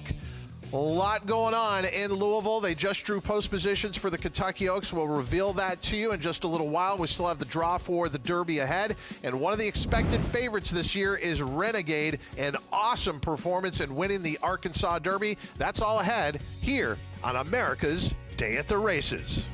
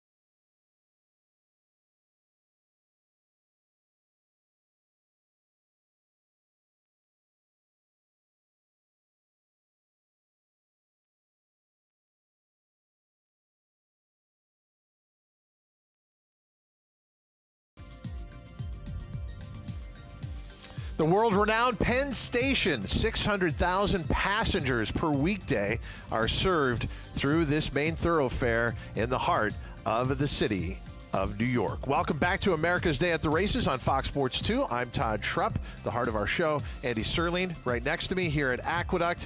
And in this race, race number 3, it, as expected, is Pretty Boy Maya, our favorite, with Ricardo Santana Jr. aboard.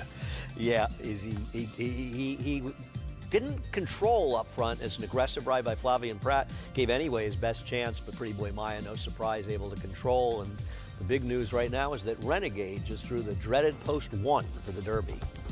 You know, he was supposed to be one of the favorites. He was the morning line favorite. You know that to well, be he was true. going to be the morning line. I know what the They morning gotta line will change be, it, right? unless something changes based on the draw. I don't know how much it will Were change. you supposed to say that you knew what the morning line was going to be? Yeah. Was that a private conversation? No, I don't think so. because Nick said prior to the draw, you know. Just so you know, if you and I have phone conversations, it's not necessarily for air. Just want to let you know. I that. usually don't say things, but I don't think that Nick minded in this case. It's no secret. He's been the favorite in all the I mean, in the overseas market, any markets, he's been favored for the last month. Just to clear up this conversation, so you knew going in, Renegade was going to be made the morning line favorite. Now with him drawing post position 1, that will change, right? I can't answer. Okay. He was potentially the 4-to-1 morning line favorite. The 2 Brad Cox horses at 6-to-1. Okay. Post positions notwithstanding. We will get you the results of that post position draw for the Kentucky Derby taking place right now. But we have our feature coming up, the Woodhaven. And speaking of the Kentucky Derby, Mark Casse is going to be busy there. And Mark Casse busy all over the country, including with blackmail coming up in our feature, the Woodhaven. We'll be back after this.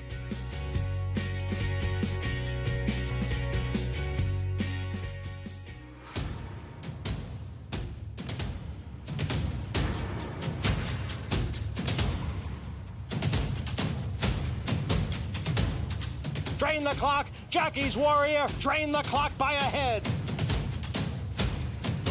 1,000,001, hit it in 1,000,001, 1,100,000, hit it in 75,700. Mike, 700,000. 70, 570,000. Thank you. You bet with Naira Bets. Bet any track, anywhere, anytime, including all 3 legs of racing's Triple Crown. Download the Naira Bets app to play today and get a $25 free bet plus $200 deposit match bonus. Watch live horse racing, get expert picks, boost your bankroll with daily promotions, and hone your handicapping skills with exclusive tips and tutorials. Sign up now to claim your $25 free bet and $200 deposit match now through the first Saturday in May, only with Naira Bets. Say hi to our new stallion, Highland Falls. From his winning debut to that spectacular Jockey Club Gold Cup. It is Highland Falls. He wins another one, this time the Jockey Club Gold Cup. Even his buyer was high. The race his sire made his own by a widening 4 lengths. A host of Grade 1 winners far behind. High and goodbye. Running a 107 when second in an All-Star Whitney. The rise and rise of Highland Falls. High class. On the track and on the page. This is his dam, winning the Acorn and then the Distaff. Aim high. Breed to a well-bred son of Curlin. Highland Falls, new to Darley. The Belmont Stakes Racing Festival returns for the final time to historic Saratoga Racecourse. Don't miss the Belmont Festival at Saratoga. June 3rd through 7th. Secure your place in history at BelmontStakes.com. Definitely the best horse I've ever had in training. Sierra Leone has won the Whitney.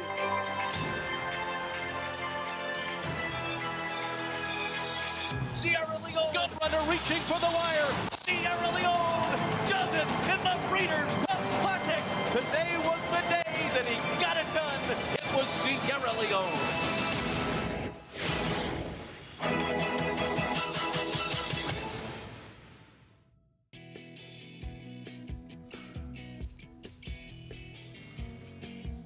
Driving rain here at Aqueduct. Welcome back to America's Day at the Races. I'm Todd Trupp alongside Andy Serling, but braving the weather for us, it's Maggie Wolfendale with our feature coming up, the Woodhaven.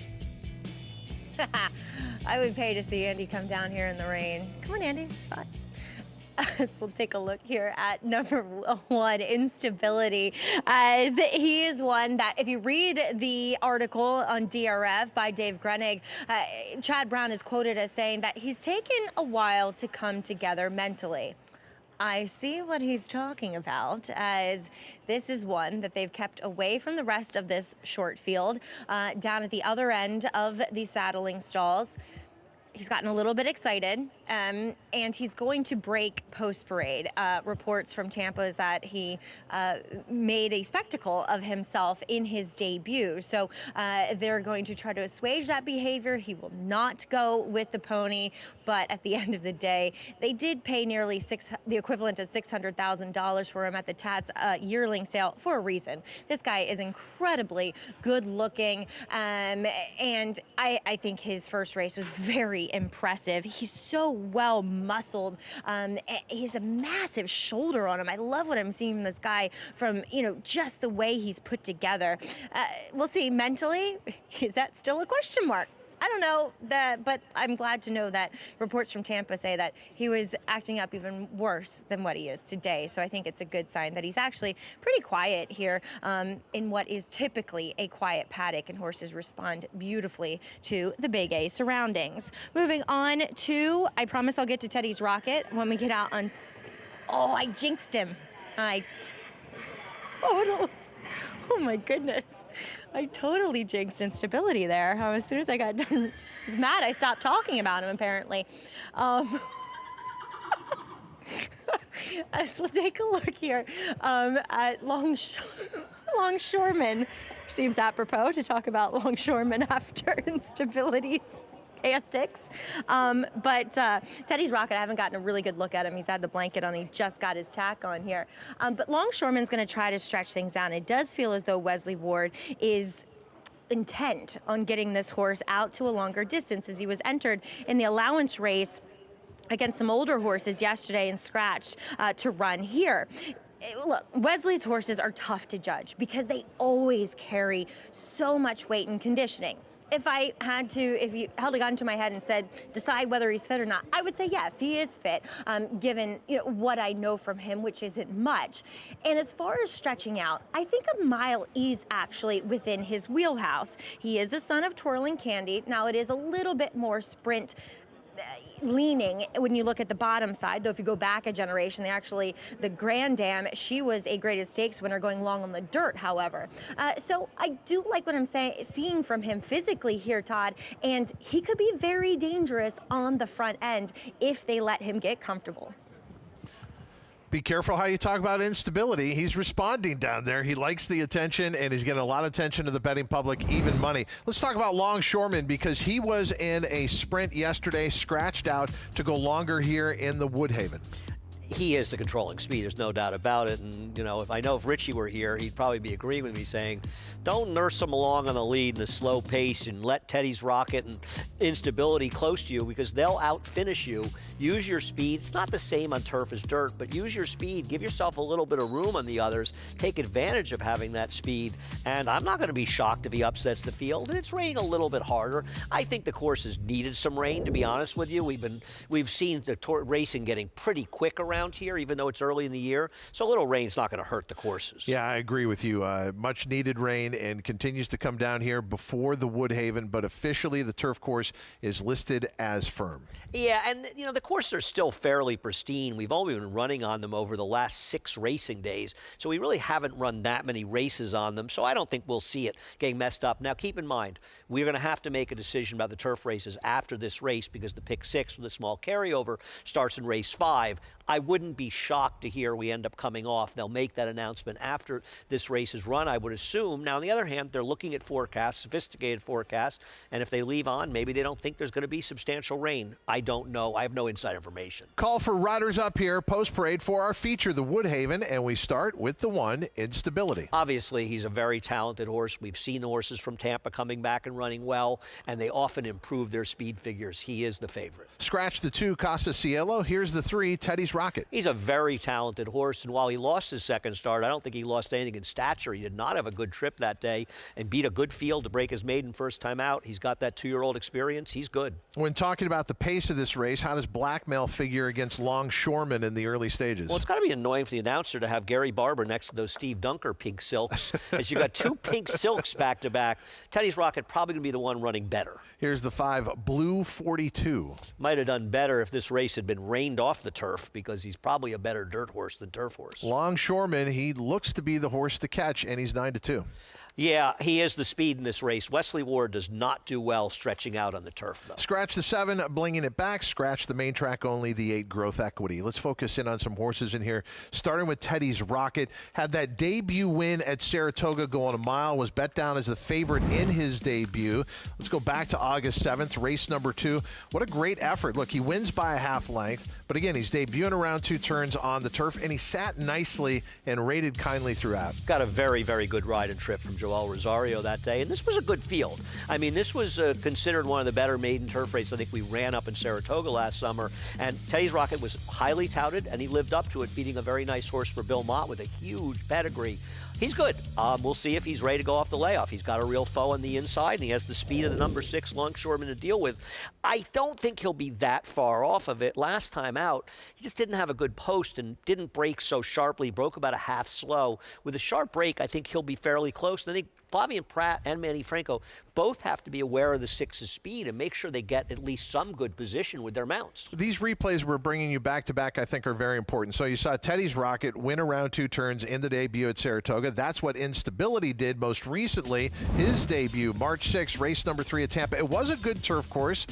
Maybe the same type of give that we have here with the rain that's coming down. What was the more impressive debut, in your opinion? Teddy's Rocket, which we watched at Saratoga, or Instability here at Tampa? Well, I mean, when you watch them, right, people are always entranced. I think one of the reasons Renegade's favored is, even though he didn't run as big a figure as the others, he won in a more dominating fashion. I'm more of a figure guy, and I believe in figures. I don't know, a 73 figure is not outstanding, but we've seen a lot of these horses that run these figures at Tampa on the turf improve dramatically in subsequent starts. A horse for these connections named Digital Age. One down there did not, I think he got a figure in the 60s, and his next start he paid $18 or $20 winning the American Turf down at Churchill in a very, very tough race. So we've seen these horses improve a lot. This horse is much better than a 73. How much better, I don't know. I think Instability, Teddy's Rocket for sure, are 3-year-old turf horses that we're going to hear a lot from during the course of the year. Hopefully they stay sound. Both of these horses could be players in races like the Belmont Derby and the Saratoga Derby. There's a look at Instability. The last time we saw Instability in the paddock, he was winning at Maggie. Maggie, is he still calling out to you? He was mad. He was mad I had stopped talking about him, I think, Todd, because as soon as I turned away from him to get to Longshoreman, he had an outburst. But that was the only outburst that we saw from Instability, Connections, and Flavien Prat, keeping him away from the other horses, including the ponies here, and he's responded well. They knew what to do. They know how to take care of him, and he's A-okay now that he's out on the racetrack. And I think, by the looks of things, has his mind on business. But let's get to his main rival in number 3, Teddy's Rocket, whom also in that DRF article, Miguel Clement, his trainer, quoted as saying, they gave him the extra time and he's a little bit late to the season and feeling as though he's not 100% fit. And I kind of see what he means, at least looking at him, because he has grown, he has filled out, and he was very quiet, much as he was when he made his debut, the only other time I'd seen him. And then when we saw Manny Franco get a leg up, he kind of came to life, and it was a lot more energetic out on the racetrack, I think is a good sign. But still, wondering if a start is going to be beneficial more than anything to this horse, because in his debut, and I know that is the longest layoff to overcome, he did look a bit more defined overall than what he does today. So it feels like Instability does have that recency edge over Teddy's Rocket. Todd? Yeah, that has to play a factor here, and I think it would play in favor of not only Instability, but Longshoreman, although that horse has been off since October. Like we said, he was entered yesterday, has had a series of workouts down in Kentucky. All right, they are stepping on the turf course here for our feature, Andy, the Woodhaven. Is that your selection, Instability? No, I picked Teddy's Rocket. You did? Okay. I slightly prefer him. I'm a little biased. I'm friends with both the connections of him and But the layoff factor doesn't bother you with the 3? When layoffs matter when they lose. Okay. I'm not that worried. Miguel's horses have been running. I think he's a very good horse, Teddy's Rocket. And he was running faster figures as a 2-year-old, and he's going to improve off those numbers. Now, I think Instability is going to improve off his 73 as well, but I'd rather bet Teddy's Rocket at 9-5 than Instability at even money. But I think they're both talented horses. Great renewal here of the Woodhaven. Our 4-5 favorite is the one, Instability. Second choice, the return of Teddy's Rocket. And third choice will be the 6, Longshoreman. Up to Chris Griffin live here on America's Day at the Races. It's the Woodhaven from Aqueduct. And they're off. Bad bobble at the beginning for Teddy's Rocket will be the early trailer. Longshoreman with his early speed is pumped up, and look at Longshoreman go. Sprints away quickly, is up by a quick 4. Jamie Rodriguez will try to ration out the speed, but Longshoreman is very keen as they move towards that first turn. Settled into the second now is going to be Blackmail is following that leader. Just behind them is Instability. They're single file, the top trio. Blue 42 is the only one in the two path, is settled into fourth. And after the beginning, Teddy's Rocket, the early trailer. Longshoreman to the backstretch, now more settled, and Longshoreman trying to relax, but Instability wants to join that mix. In a tight spot there was Blackmail. Javier Castellano just had to tap on the brakes, got passed by Blue 42 towards the outside, is now back to fourth. The trailer continues to be Teddy's Rocket. 25.24 was that posted opening quarter mile. Longshoreman still in front. It's Longshoreman who's up by a full length. Instability right to the outside, a stalking second, just waiting for the cue from Flavien Prat as there's less than a half mile to go and into the far turn. Longshoreman in the Woodhaven trying to take him all the way. Instability starts to move in. At the rail, Blackmail still waiting for a seam. Here comes Teddy's Rocket trying to split rivals and Blue 42 out wider. Longshoreman to the top of the lane and Longshoreman sprints away again. Longshoreman has been in front throughout. Instability with every chance to catch that leader.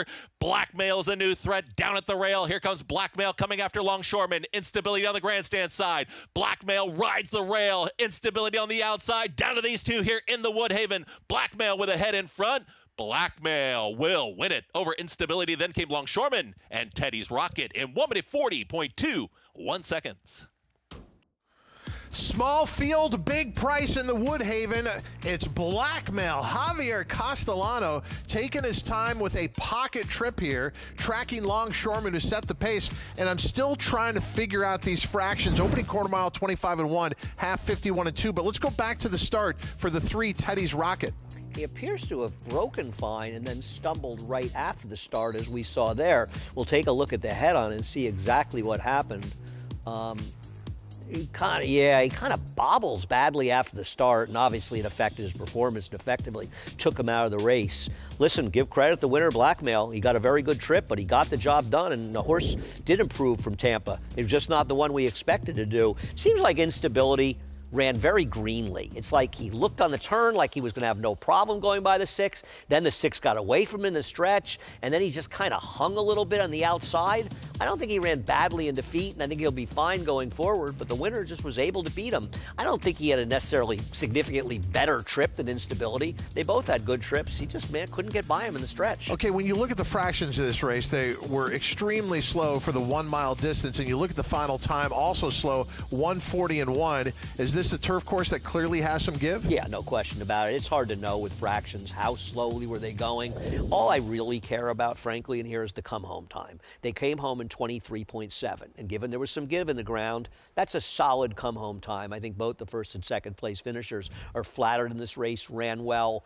We'll see what happens going forward, but I'm guessing the way they ran these times, I'm not going to be surprised if we unfortunately have to come off the turf, but I can't. I can only guess on that. That announcement is forthcoming. Blackmail pulling off the upset here for owner Gary Barber, trainer Mark Casse. What a spring he has had. Another stakes win to be added to his resume. We'll be back with much more on America's Day at the Races in just a moment.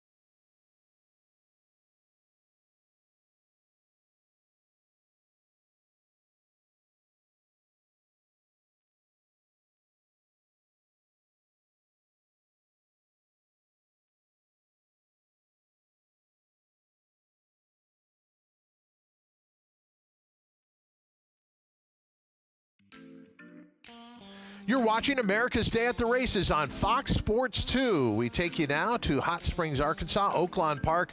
Race number 3 coming up. I'm Todd Trupp alongside Andy Serling.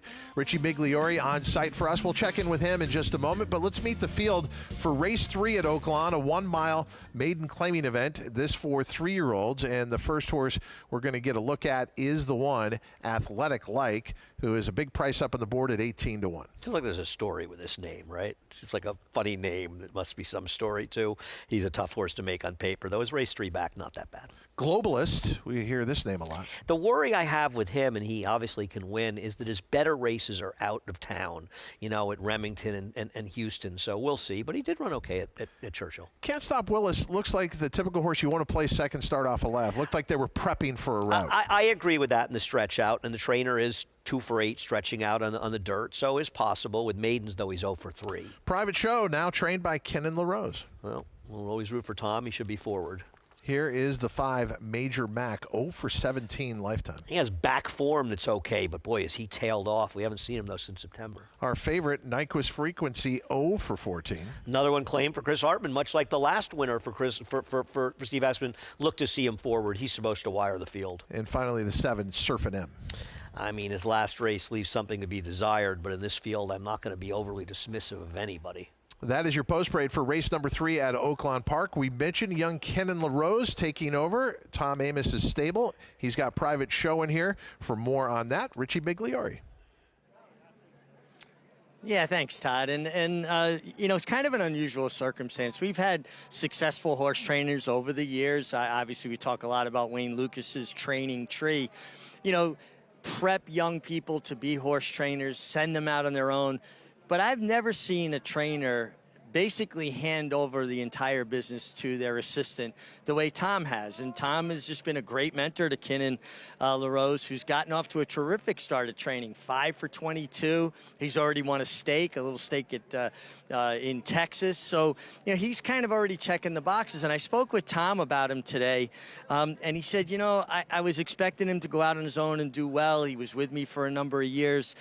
But I told him, the horses are in your name. You run them and train them the way you think you should. And he said he's done a couple of things, you know, subtly a little bit different. And after he won his first race, they were all happy about it. The next day he won a race at Keeneland. And Tom said, wait a second, is this kid trying to show me up now? And he said it, of course, you know, kidding around, because he is his biggest fan, and he's what a great resource for Kenan to have, you know, to talk to Tom and say, hey, I'm not quite sure about this. You know, for years in New York, Alan Jerkins, any trainer could go to him and ask him if they were having trouble with a horse, and Alan would help them get the horse right. And, you know, Kenan's got that in Tom right off the bat, and he's got a big shot here with the 4, Private Show, who actually is the horse I'm picking to win. This horse chased a fast pace last time after encountering trouble in the first turn. 46-1, going 1 mile and a 16th for, you know, $35,000 maidens is very, very fast. And he stayed on doggedly after a tough trip. Looks great on the racetrack, making a nice impression. We talk about the feature angle. This isn't a feature, but we're talking about him. So the 4, Private Show, I think, very live. The 2 Asmussen runners look terrific, as all his horses do. The 2 Globalists turning back slightly, very slightly, to the 1 mile distance. And remember, they do start this race and finish this race at the 16th pole. I tell you what, he looks like a perfect kind of closing sprinter, just from a physical perspective, dropping down to the lowest level he's ever dropped down to. And you get Keith for his dad, Steve. They won the last race together. And Nyquist Frequency, going to be very, very tough to beat at a short price here. And I agree with Andy. Coming out of sprints, stretching to the mile, he should take them gate to wire. And Eric Asmussen's been riding tremendously all meet, 41 wins. He handles his own book. He doesn't have an agent, does it all himself, which I think is refreshing. And Eric certainly has enough swagger to kind of fit the mold of a top rider. All top riders need a little bit of swagger, but Nyquist Frequency is going to be tough to beat. I landed on the 4, Private Show. I want to pick up on something in that, you know, when you heard Richie talking about Kenan LaRose taking over for Tom Amos, he pointed out, look, there's some things that he'd like to do differently now that he's out on his own. I guess if I were to make a parallel, and I'm not saying that Tom Amos is Bob Knight, maybe he is in some ways, but it was Mike Krzyzewski who was on the staff of Bob Knight at West Point. And then when Krzyzewski went out on his own and obviously became a legend at Duke, a lot of people said he embodied the best of Bob Knight. He was able to take other things from Bob Knight, but the best of Bob Knight, and then create his own situation as a coach. In some ways, I guess taking over a stable when you've been under someone for a while, you can take the best of what they did and then add in what you want to do. Of course. I mean, everybody has to become their own person. You learn from other people, and I think it's a great analogy or point about Mike Krzyzewski. He probably got away from the bad habits of Bobby Knight and screaming at people and things that which we Amos all heard does about. a lot, which, yeah. Amos is really funny. He tells a funny story, particularly about when they were yelling at a rider, a top rider. The rider finally just had enough of him. And, Tom's sort of like me. I've seen that like, glare. I'm screaming at the guy, and then he like turned at me and yelled at me, and he said, I felt so bad.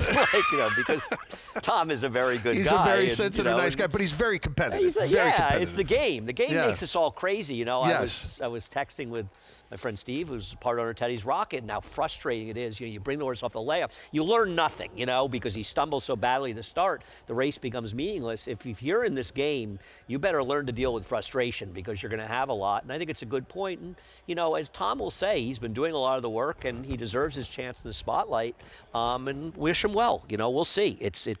You want to get that chance, but it's not always easy. And Tom has the proven track record. Private Show will arrive at the starting gate for trainer Kenan LaRose at 7-2. Our favorite, though, is the 6, Nyquist Frequency at 6-5. Richie said he believes in the favorite here. Could today be the day? 0 for 14 coming in with 7 second-place finishes. They're ready to go. Let's go to Matt Dinnerman with the call, race 3 from Oaklawn Park. Here's Surfin' M about to walk in.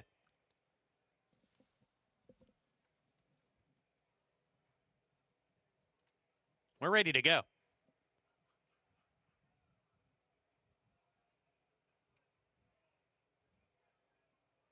And we're off.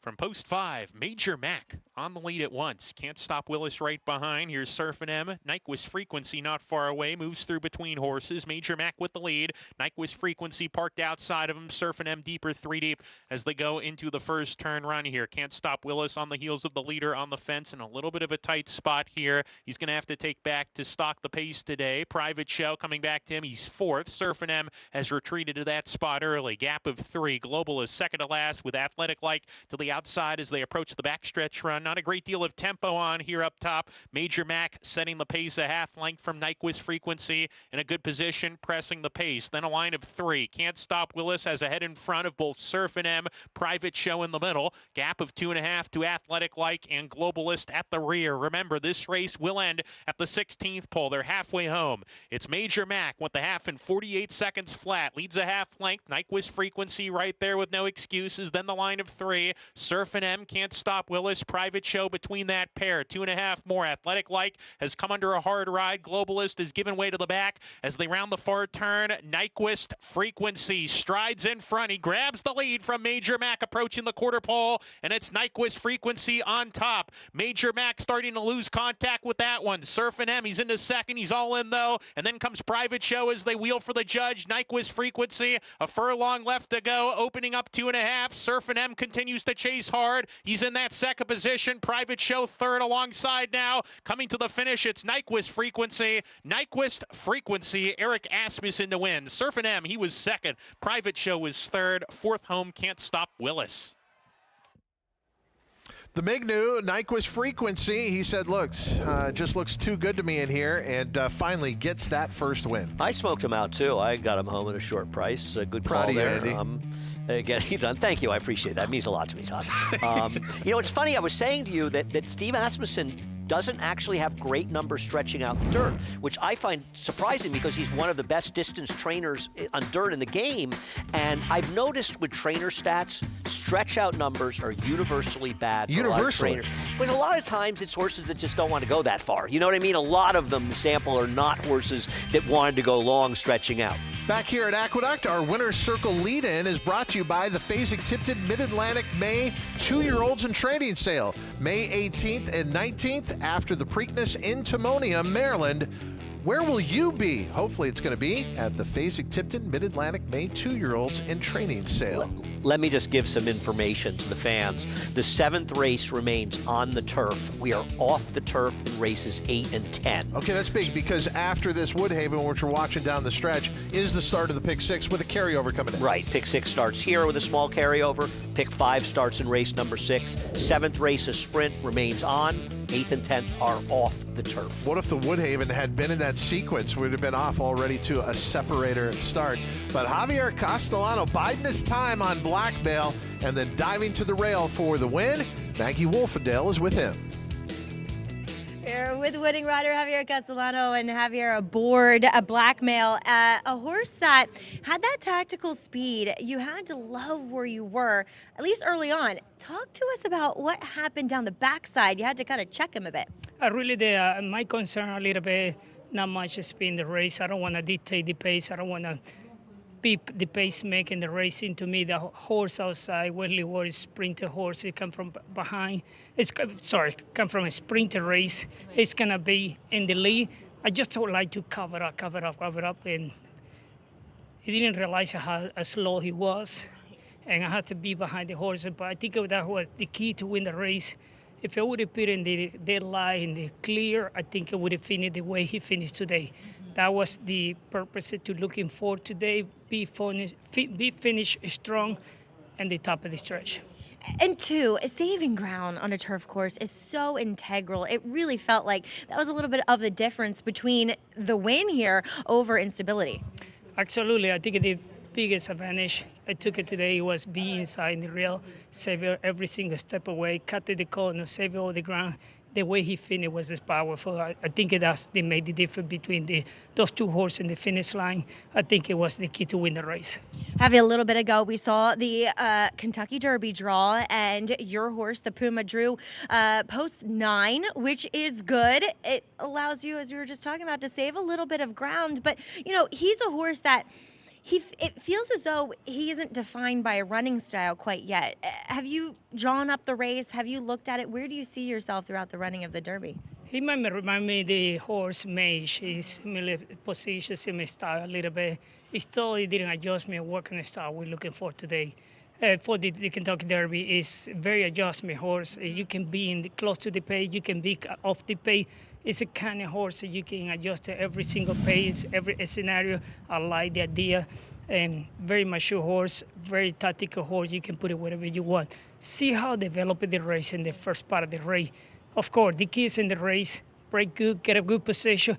He see how develop the horse. And I think in May she was number 8 3 years ago. Yeah. He made me so lucky now with the Puma, number 9, the same connection. Hey, who knows? Maybe God will give me that gift again to win the Kentucky Derby. Stars could be aligning. Well, congratulations here, though, in the Woodhaven. Thank you, Maddie. Guys.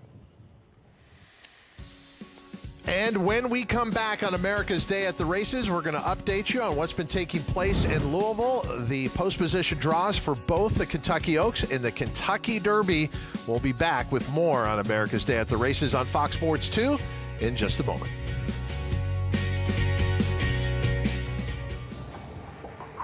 And here's Tama in the final stages. The Santa Anita Derby goes to Tama.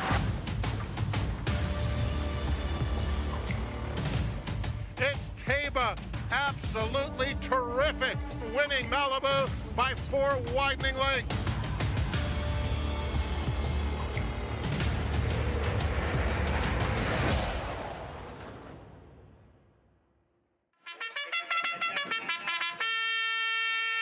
Live racing returns to Monmouth Park Saturday, May 9th with a 12:50 first post.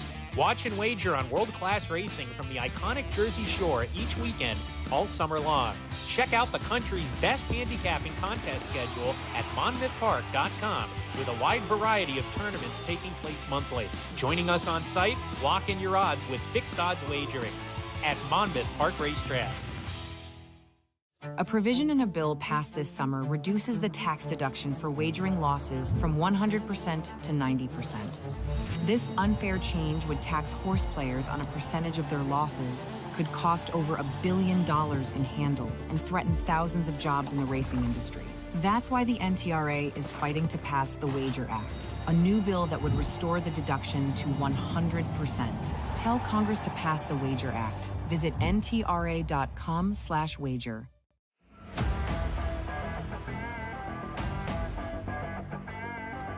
She's so spicy. She won it by 4 lengths on the wire.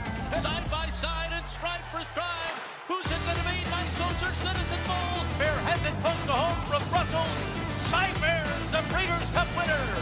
Van Tornado and Iran Ortiz have won the Breeders' Cup Sprint.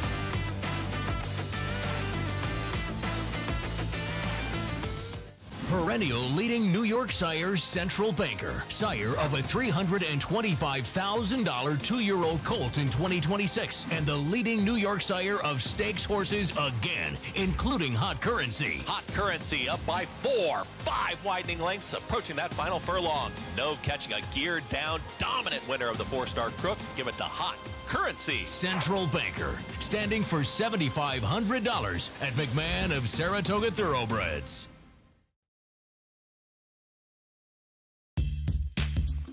Welcome back to America's Day at the Races, a pivotal Saturday. Just 1 week out from the 152nd running of the Kentucky Derby. I'm Todd Schrupp alongside Andy Serling. And pivotal today because they drew post positions for the field of 20 to contest the Kentucky Derby. And the big news, Renegade, your morning line favorite at 4-1, has drawn post position 1. I can understand why the connections would be frustrated by this, obviously. Listen, you're 5% for every post, and people really don't like getting to 1. I don't know how bad it really is for him. He doesn't have speed, Todd. So it's not like he was going to be trying to fight for the lead. He's going to drop back anyway. So now you know he can save ground. And I would like to take a look at all the horses that have had the post 1 and see how badly they underperformed, especially now where they have just 1 gate. With the 2 gates, it did kind of start a little behind the rail, right? But now with the 1 gate, I don't think it's as significant. I certainly understand. If he was my horse, I'd probably be a little frustrated too. Having said that, I really wonder if when the race is over, we're going to be saying if Renegade hadn't drawn the rail, he would have won this race. You know what I mean? I mean, at 1.25 miles and with that long run, there's plenty of time to sort themselves out, and Renegade will have that time. And your Arkansas Derby winner, 4-1 morning line favorite. Then there is trainer Brad Cox with 3 chances in the race. Commandment gets respect as a second choice of the morning line at 6-1. And he's had just a brilliant spring. Every time you think, well, this is the test, we're going to find out more, he keeps passing it. No, I agree. And he won, coming in from last in a moderate pace last time out. I think he's been very good in his races. I don't have a knock on him.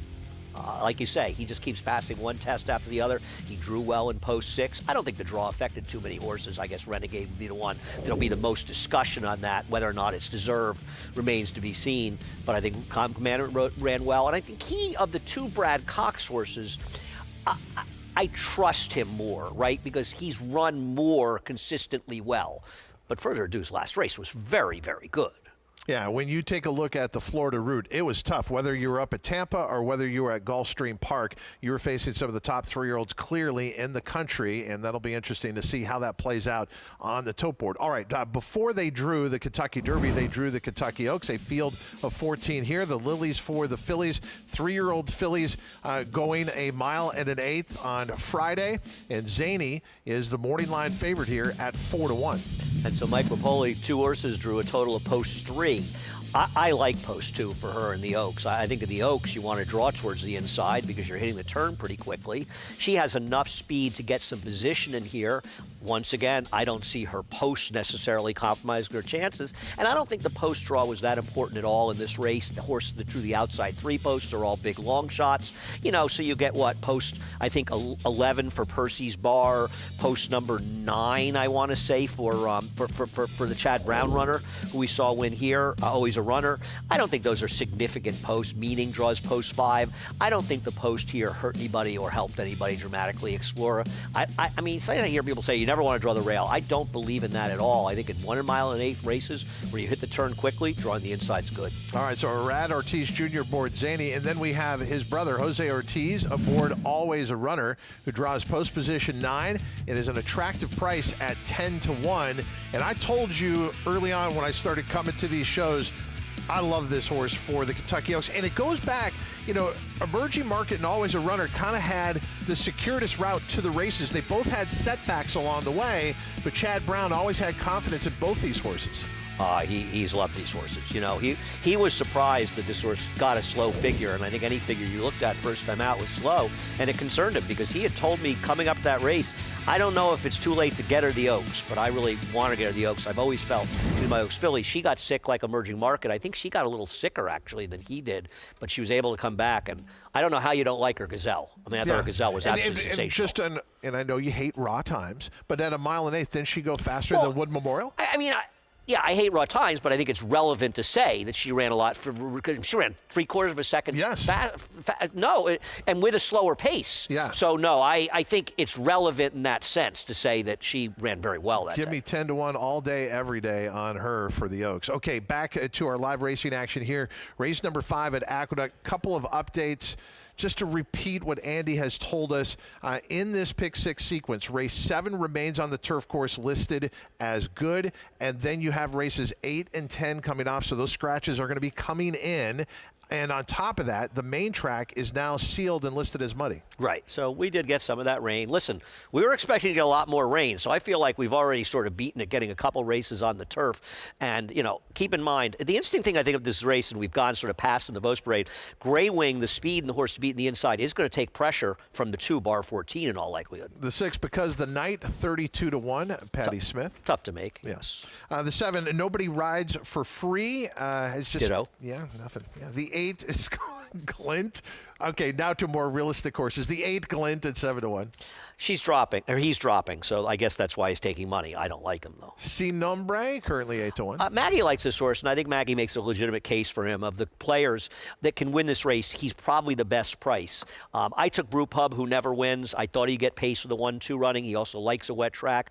I think Maggie's idea with Sin Nombre, if you're looking for a price, is a good one. Okay, we gave her this race off, right? Yes. Well-deserved. She's out in the elements. She also kind of challenged you. Do you have a raincoat? Would you actually go down there and hang out in the elements? No. Do you have a hat like Maggie has? No. It would be kind of nice to see you in like I'm the world's biggest Crocodile baby. Dundee Todd, hat. I can promise you, I might not be good at everything, but I am probably one of the world's most effective babies. I have to tell you, I do like the self-effacing Andy when you poke fun at yourself. No problem. I'm not going out in the rain. It's a little, Maggie, if it makes you feel better, it's a little chilly up here. It's a little chilly up here, isn't it? It is slightly chilly. I don't want to put the heat on because it gets warmer and we'll be roasting up here. I can't get in the middle of 2 titans of the America's Day at the Races show. A reminder, your Naira Bets account got a great promotion going on. Get ready for the Kentucky Derby. Use that promo code Derby25. Okay, the 3, Brew Pub, you said this is where ultimately you're going to go in here. Yeah, I mean, listen, I am not going to sit here and tell you I love Brew Pub. I found this to be a very tricky race. I think he figures to get a good trip. He likes a wet track. He cuts back a little in distance, but he's also 5 for 70 with 29 seconds in third, so he is not a winning type. And I think that Gray Wing, the favorite, is legit, and I think it's a very good sign that Rick Dutrow brings this horse back on short rest. He doesn't do it that often. He's done it very effectively and famously in the past, winning a couple of great, winning the Albany. Coming back in about a week with some of his horses. No, 2 days later. 2 days. And winning the Grade 1, then King's Bishop, now Alan Jerkins. But I have to worry he's going to face real pressure from bar 14 outside of him. And drawing the rail does not do him any favors. He would have been much better off drawing outside of bar 14, but here we are. And he is the horse to beat. I took Brew Pub, but I thought Maggie's case, I'll tell you what, I don't know how Sin Nombre is 7-1 and Glint is 7-1. Okay. To me, it's crazy they're the same prices. Sin Nombre gets a rider switch back to Jose Lescano, won with him 3 back. He won 3 races back. He is a very legitimate player in here. More scratches coming up. Yes. Looking at this pick 6, and wish we could update that a little bit too, because now I'm selecting horses that are now out. Well, I'm happy to give people some. I'll tell you right now, and I'm not on for those races, but off the turf, I like the 1. The number in race number 8, the 10 is going to be a heavy favorite. The MTO, way the horse to beat. I'm betting on the 1 Landauer. The 1, 3, and 10 will be the ones taking the bulk of the play in that race. Race number 10 coming off the turf. The 13 is likely to be favored. I very much like the 13. Come on, get happy. My second choice was Scratch. stretched. I'd probably be like 13, 10, 9 in there. I don't know if the 9 will stay in, but the 13, come on, get happy. It's going to be very tough to beat. Okay, so that's looking ahead to races 8 and 10 that are off the turf in this pick 6 sequence. You can see the amount of money that they have bet thus far. That's the amount of money bet today, the 54,000. So we got to pull around 66. I want to ask about the race that is still on the grass, race number 7. I thought that was a 2-horse race between the 3 John the Beer Man and the 8 Burhan. You see it differently? I like the 8 Burheim cutting back. Is it Burham cutting back? I don't know what to do with John the Beer Man. He ran so much better off a 2-year layoff or 22-month layoff at Fairgrounds last time. If that's who he is, he might be a turf stakes horse. Yes. But I kind of want to see it again, you know, Todd. But I can understand liking him. But I think Final Verdict's not impossible in that race. The 4, I think the 10 Fluid Situation, not impossible. But I do like the 8 Burhan. It is time to make your decisions. If you're playing the pick 6, the field is now approaching the starting gate. There is our favorite at 3-2, Gray Wing, who's about to move forward. The drop in class off a win at 16,000, claiming down to 10,000 today. But they're kind of on a free roll here. They claim the horse for 12,500, so they could make an aggressive move off a win, and it makes sense financially. As far as the second choice of the wagering, it's Andy's selection, although a tepid one. The 3 Brew Pub arrives at the starting gate at 5-2, and then you got a couple of horses at 7-1 here, either of whom could be your second choice of the wagering, the 8 Glint or the 9 Sin Nombre. Pick 6 pool, they bet over 60,000 into it thus far, with a couple of more churns in the wagering, so a pool that is going to flirt with $100,000 after all the wagering is done. A couple of more horses to load. It's the start of the pick 6 here at Aqueduct on America's Day at the Races on Fox Sports 2. Here's Chris Griffin with the call of race 5 from Aqueduct. This afternoon. All set.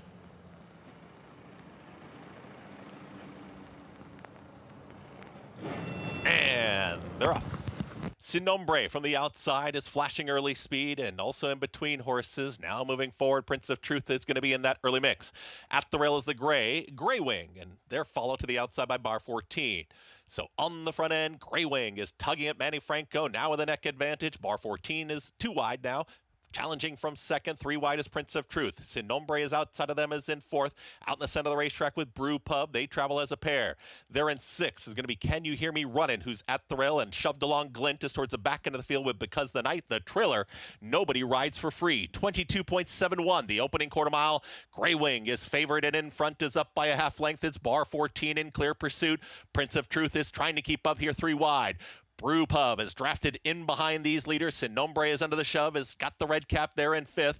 Down towards the inside, Can You Hear Me Running? Luis Ferreira Jr. looking for a seam, and out wider, here comes Glint with a late rally. 46 seconds flat for a half-mile time, and Gray Wing has been passed. Bar 14, the new leader at the top of the stretch. Here comes Prince of Truth towards the outside. Brew Pub was right in behind those leaders, and look at Glint and Katie Davis rolling down the center of the racetrack, too. It's Brew Pub who's taken the lead. In between horses, Prince of Truth battles on. Glint's got momentum on the grandstand side, but Brew Pub found that seam, and Brew Pub almost home inside the final 16th. Sylvester Gonzalez, Brew Pub, that's your winner.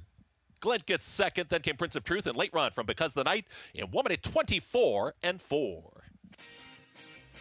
Brew Pub bursting through to get the win and eventually going off here at odds of 2-1. Andy Serling, the only thing better than your great pick here was the ride on Brew Pub. I mean, you know, you're watching this race live, and I didn't bet, to be honest. I picked him. But you're thinking, if every horse I bet in my life got the trip that Brew Pub is process of getting, I'd be in good shape. And, you know, it worked out so perfectly for him because the favorite Gray Wing drew in the towel at the 5/16 pole, and then the number 2, Bar 14, drifted enough so he could get through. And you and I were watching it and both sort of saying, well, if Brew Pub doesn't win this race, I don't know when he's ever going to win a race. He got the wet track he likes, and he could not have gotten a better trip. Boy, I'll tell you, the money was right on Glint. I thought it was crazy that this horse was 5-1. I'm not saying the horse had no chance. I just thought the horse looked like a 12-1 shot. I wasn't right. The bettors were right. That horse ran very well to be second. Good old Prince of Truth, who every now and again runs a decent race. And he's been in good form recently. He ran very well because he's the one member of the pace that actually held on. posted on the board 3-8-4-6. Brew Pub over Glint, over Prince of Truth, over Because the Night. That's 2-1, over 5-1, over 11-1, over 51-1. We'll have those prices. The 5th at Aqueduct. We'll also return to Oaklawn Park. It's always milestones for trainer Steve Asmussen. No one's won more races in this game as a trainer. We'll be talking about him at Oaklawn when we return.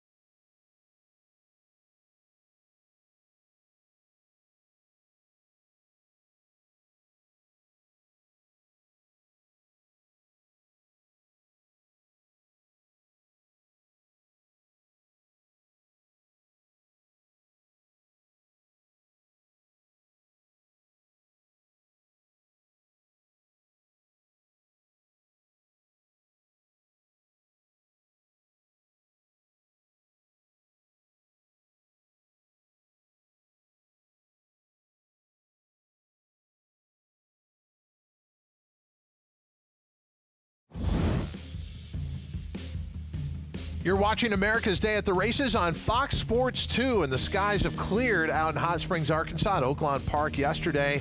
Rain throughout the day, had to cancel a couple races 2 and 3, and it looks like, Andy, they've opened up the racetrack, listed as good, meaning the surface. We sealed, they harrowed. Yeah. So they're sort of doing the opposite of us. And we get to the post parade here for race number 4. And taking a look at the coupled entry in here, trained by Steve Asmussen, the one classically. His sons aboard these 2 horses in here. He looks to be the lesser half of the entry. I think the one they're betting is more Good News Rocket. Here's the 2 Yell County, came off an extremely long layoff last Doesn't have a lot of speed, break from the inside, but as you say, second off a 1.5 year layoff. The 3 Mammut does have some speed, but will it last? And it feels like it gets some pace, and I think with the 1A and 5 pressing, he's in trouble. The 4 Bobo Doe, our longest shot at 12-1. A little tough to make. The 5 is more power, would add to the pace. I think this horse is very dangerous, but he could find himself in the position of being between on the pace. The 6 Get Out Your Wallet, an Arkansas bred that would certainly benefit from a fast pace. Yeah, I didn't think he's impossible. I mean, if you're looking for somebody at a slightly better price. The 7 Hollywood Icon, it didn't break last time out. He just completely seems to have lost his form, but is second off a short layoff. And the 8 Saving Heart took 9 tries to break the maiden. Can he win right back? You know, if he runs back to that 68 Fig, and to be fair, he's run a 72 buyer in the past, so he's run faster Figs, but I was looking up that number, and boy, it doesn't hold up to the other horses that ran well in that race, so I'm wondering how much I can trust it. Meg, here's a number that is always astonishing to me. That is trainer Steve Asmussen. He got to the 10,000 win plateau for his career in 2023. He's since gone by 11,000. Who knows where this number is going to end up, but I think he's going to set a number we'll never see again in this sport. Not bad for the young man out of Laredo, Texas. Not bad at all. And I actually remember Steve when he had the bug as a apprentice jockey in New York.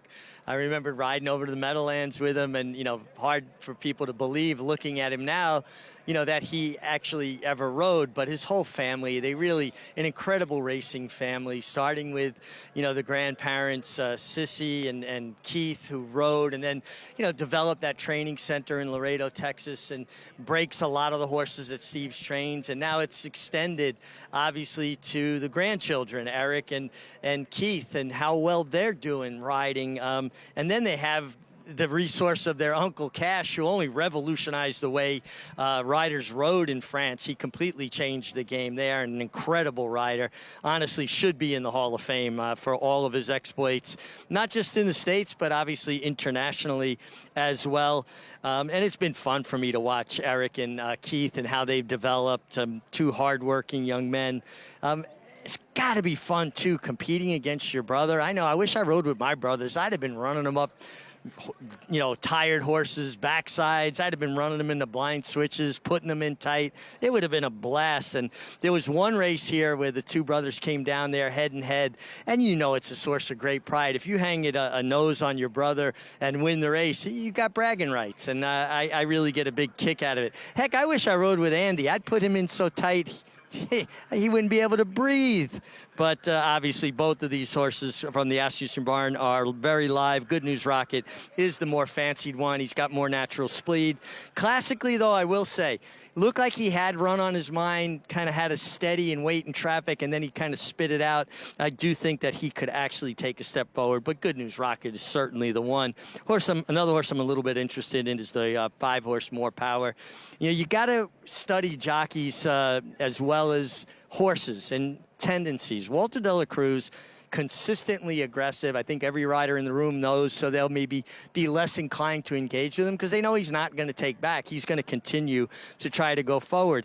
And you've got to pay attention to every minute detail, particularly when you're riding. For me, if I thought there might be another speed, I would always look at how many goggles that rider had on. If he was putting on 4 goggles in a sprint, I said, well, maybe he's not going to show as much speed today. Conversely, they put on 2 goggles. Oh, they want to be forward. They're going to send out of there. That's why I always rode with the same amount of goggles, whether it was a fast track or not, whether I was on a closer or not, because I never wanted anybody to even get a read off of the goggles I was wearing. It's a little bit like a poker game, guys. See, I always learn something when I listen to the MIG, and I hope you did there too. The minutia of the game and what you're watching for. And it is time to make your decisions and get your plays in, because the field is moving towards the starting gate for race number 4 here at Oaklawn Park. And just to emphasize again, they've turned over the track, so much different than what you've been dealing with at the beginning of the day, where it was closer to muddy. It is now listed as good. And as we get on throughout this day and the weather is expected to hold up, there's the real possibility that this track could ultimately be labeled fast, on the verge of that, and maybe just a couple of races. And like we said, the weather is going to hold out. As far as what the betting public is doing here, the entry has taken most of the play since the beginning for the Asmussen family. The 1 classically and the 1A Good News Rocket combined sit up on the board at even money. Second choice is the 8 Saving Heart at 7-2. Good outside draw there was something that the MIG was talking about and Andy was referencing too. There is a decent amount of pace in here, so this horse can let the race develop and come from out of it, much like Saving Heart did last time out and getting the first win of his career. Third choice of the wagering is the 5 More Power at 4-1. Let's go out to Matt Dinnerman for the rest of the load and then the call. Race number 4 from Oaklawn Park, live on America's Day at the Races. More Power, post 5. Saving Heart outside post.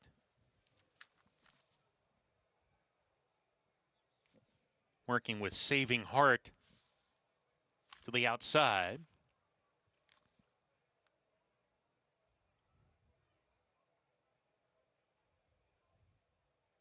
Goes it. We're ready to go. That's the 6. Get out your wallet. A little bit stirred up in there. Alexander Castillo hopped off. He's going to climb back aboard here. Now we're all ready. And fire off. An eventful beginning. A scramble for the early lead. They're sorting themselves out. Here's More Power in the middle of the field to grab a short edge here. Good News Rocket, classically, the two stablemates, both parts of the entry alongside early. Mammut not far away, now 2 off the pace as More Power scoots away to a 2-length lead. Yell County finds the seam on the rail and is aggressively ridden to get up there. Level second, approaching the half-mile pole. Then comes Saving Heart, Hollywood Icon right behind him. Get out your wallet as one runner beat. That's Bobo Doe as they hit the forward turn. More Power, offensive-minded, leads a length and a half from Good News Rocket, classically alongside. And here's Saving Heart making an early move deep on the course. Level second with that pair, rounding the far turn past the 5/16. Yell County, he's 7 lengths behind, under a hard ride now. Mammut is given way as they come to the top of the stretch. More Power still with the lead. Saving Heart wide off the course, continues a sustained run classically. Good News Rocket next. Good News Rocket into third. 1 furlong to go. More Power's got company from Saving Heart on the outside, and Saving Heart comes calling for the lead, grabs it with a 16 to go. Saving Heart, Amin Castillo up top now, and they will win. Saving Heart to score. More Power's second, third home, Hollywood Icon, then Good News Rocket, who was fourth. Bobo Doe next. Saving Heart has figured it out. So often you see this. A horse takes a while to break their maiden, and then they win right back. 9 tries for Saving Heart to get that first win, and then right back into the winner's circle. Proving his last fig was, in fact, legitimate. He ran very well because, while I think the pace was honest, Todd, it didn't develop the way it could have. The 3 didn't show speed. I mean, the 1A was a complete no-show. They sort of chased along.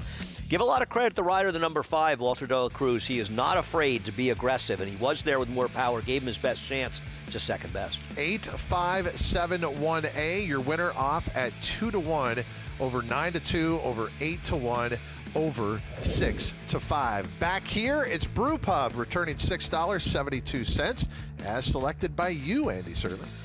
You know, a blind squirrel occasionally finds an acorn, and you wish all your horses could get the kind of trip he got.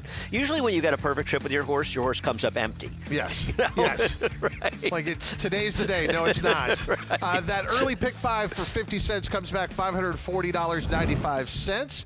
And coming up next is the start of the late pick 5. And remember, races 8 and 10 off the grass. Race 7 remains on the turf. Race number 6, 1 mile on the main track. Scratch the 2, Kinetic. Scratch the 3, Lonesome Road. I thought this was a very competitive field of 7. It is. With Lonesome Road coming out, it takes away some of the speed. And Contrary Thinking and Ridgewood Runner looked like the 2 speeds. And Dreamlike and Playing Tricks on the outside need a little pace. Linda Rice in an unusual position in that she's being underestimated here. She's got a 10-1 shot into the 6th at Aqueduct, but she has been breaking records throughout the winter meet and into the spring. More coming up on America's Day at the Races right after this.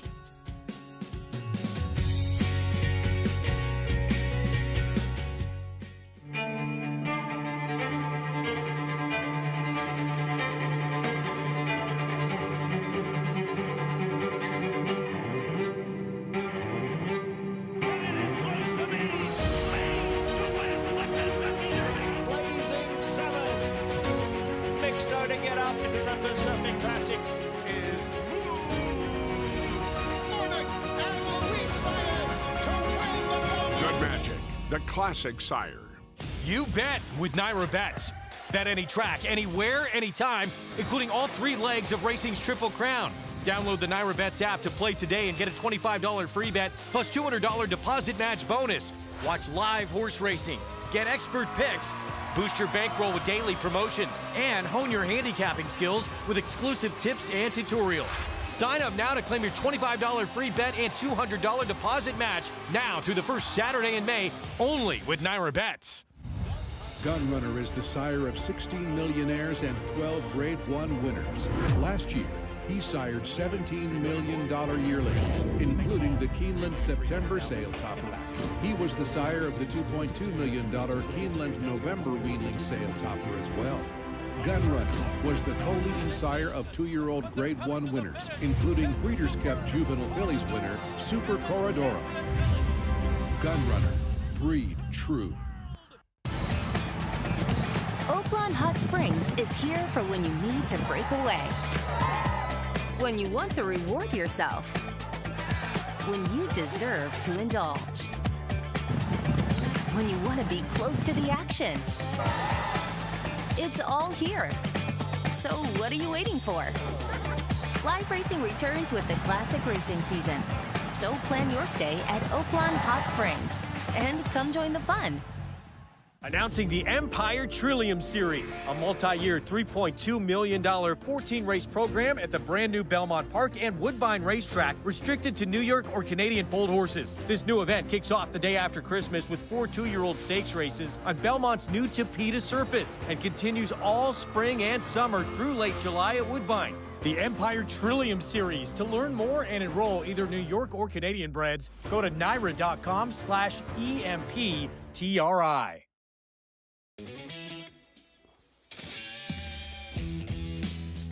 Welcome back to a busy Saturday here on America's Day at the Races on Fox Sports 2. I'm Todd Trupp along with Andy Serling here at Aqueduct. And a reminder to get that NYRA Bets account ready. If you haven't opened one yet, no better time. We got the Kentucky Derby looming a week from today. Get to NYRABets.com and use that promo code DERBY25. Race number 6, field gathering in the paddock, and that's where we find Maggie Wolfendale. We'll take a look at the Chad Brown runners here in the paddock, and we'll begin with the layoff runner. Contrary thinking, aka the Rabbit for Sierra Leone, at least as of the latter half of last year. But he's here to do his own thing today, one would assume, as he comes back here going a mile, which I'm excited about. This is a horse that obviously he had the speed to set things up, hopefully what they were trying to do for Sierra Leone. But he is built more like a sprinter. So cutting back to this one-term mile, which was the scene of his last victory, to me makes a lot of sense. He hasn't gotten any bigger per se, but he has filled out. He looks really strong behind the saddle. And with the rain in mind, as we are still dealing with a track that is labeled muddy in here, and this is the first time he's actually been on a track with moisture in it, I think he'll love it because he is that smaller, handier horse with those small, cuppy feet. He should thrive with the going that he gets for this return race, but I do like what I'm seeing from him physically. As we move on to Chad's other horse, kind of a David and Goliath entry in here with number 8 Playing Tricks. He's definitely the big boy of the duo. Big, good-looking horse that, yes, he has not run as fast when it comes to figures as some of the other more accomplished rivals that he faces here today. But it was the way in which he won last time out. It was a weird race in which it was kind of compact. It didn't look as though it was that type of race, but throughout the running of it, there was only about 4 lengths separating first to last. And he was stuck behind a wall of horses, and finally Manny was able to bull his way through, and this horse got up under his own volition. He is impressive physically. I thought so last time. I think so again here, as he does meet some stiffer competition. But Todd, he stacks up favorably against his foes today.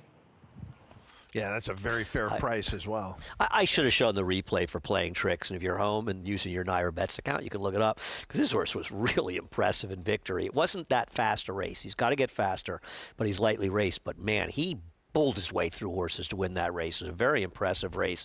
I'm betting Ridgewood Runner. I would probably prefer a dry track, even though he's run okay on wet tracks before. Thought he ran very well off the claim for Michelle Nevin last time out. And if Contrary Thinking doesn't have really fast speed, and he's obviously a different situation, he's not being used as a rabbit, this horse could be in front. And, you know, the one race for Michelle, albeit back in January, he's been scratched once or twice since that race, which is a bit of a concern. But Michelle brings him back, and I have the ultimate respect for her. He really got back to what is better races. In fact, ran the fastest buyer figure he's ever run. You can see how well he's running just watching the race. I think he can be sort of the controlling speed outside, and I like his chances at a fair enough price. This is a highly competitive race. I'm a little surprised, not that he can't win, but 2-1 on Bramito? Yeah, He was good last time. No, I mean, someone has to be the favorite, obviously, but I would say it wasn't Bramido for me. I thought they would go yeah, a couple he different beat directions. a 4-horse field. He ran a huge figure last time. I get it, but it was a little bit dichotomous overall to his races, and he's a contender. I'm not going to be surprised, and I know you aren't either if he wins. I'm just surprised he's 2-1. Dichotomous. Yes. You know that means. Hippopotamus? Dichotomous is the dinosaur contrast? equivalent of a it's like a contrast. dichotomy. Right? Yeah, dichotomous. The dichotomy. Yes. Okay. Yes. I've heard of dichotomy. Dichotomous. Very good. There is the one, Bramido. Oh, you know dichotomous. What are you lying to up here? Sometimes I look at it from, does everyone in our audience know dichotomous? Maybe we take a time out. They can get a thesaurus and look it up. It's like the debate in West Wing about, what's the word they're using? Torpor. It means dullness. You know, it's the whole debate about using torpor. And the president says, if somebody says they don't know, they won't mean, he says they can look it up. I think it was Oscar Wilde who once wrote, Andy Serling is a treasure. There's a look at the one. Bramido. You notice everyone quotes Oscar Wilde? It's like do they? Yeah, it seems like they do. I don't Same know thing with Mark Twain. Like Mark Twain couldn't have said all those things. He was brilliant. Mark Twain was brilliant. He was brilliant. There's a look at Bramido. Is he brilliant enough to warrant being 5-2 in here? That could change towards the outside. The 9 Dreamlike is kind of closing in on favoritism a little bit. This horse going to come from far back. I know you didn't want to project on this track. We still have rain coming down. Have you seen anything in the main track races where you would go, it's fair, it's biased, there's a good part of the track, anything? Well, I mean, we saw a 1-5 firster close from well back in the first race. Horse. We saw Brewpub sit the trip but go on the rail. Right. We saw Commuted, who made some sense, wire the field. We saw Brewpub was close, but keep in mind the second place finisher, Glint, came from well back in that race, so that race did come apart.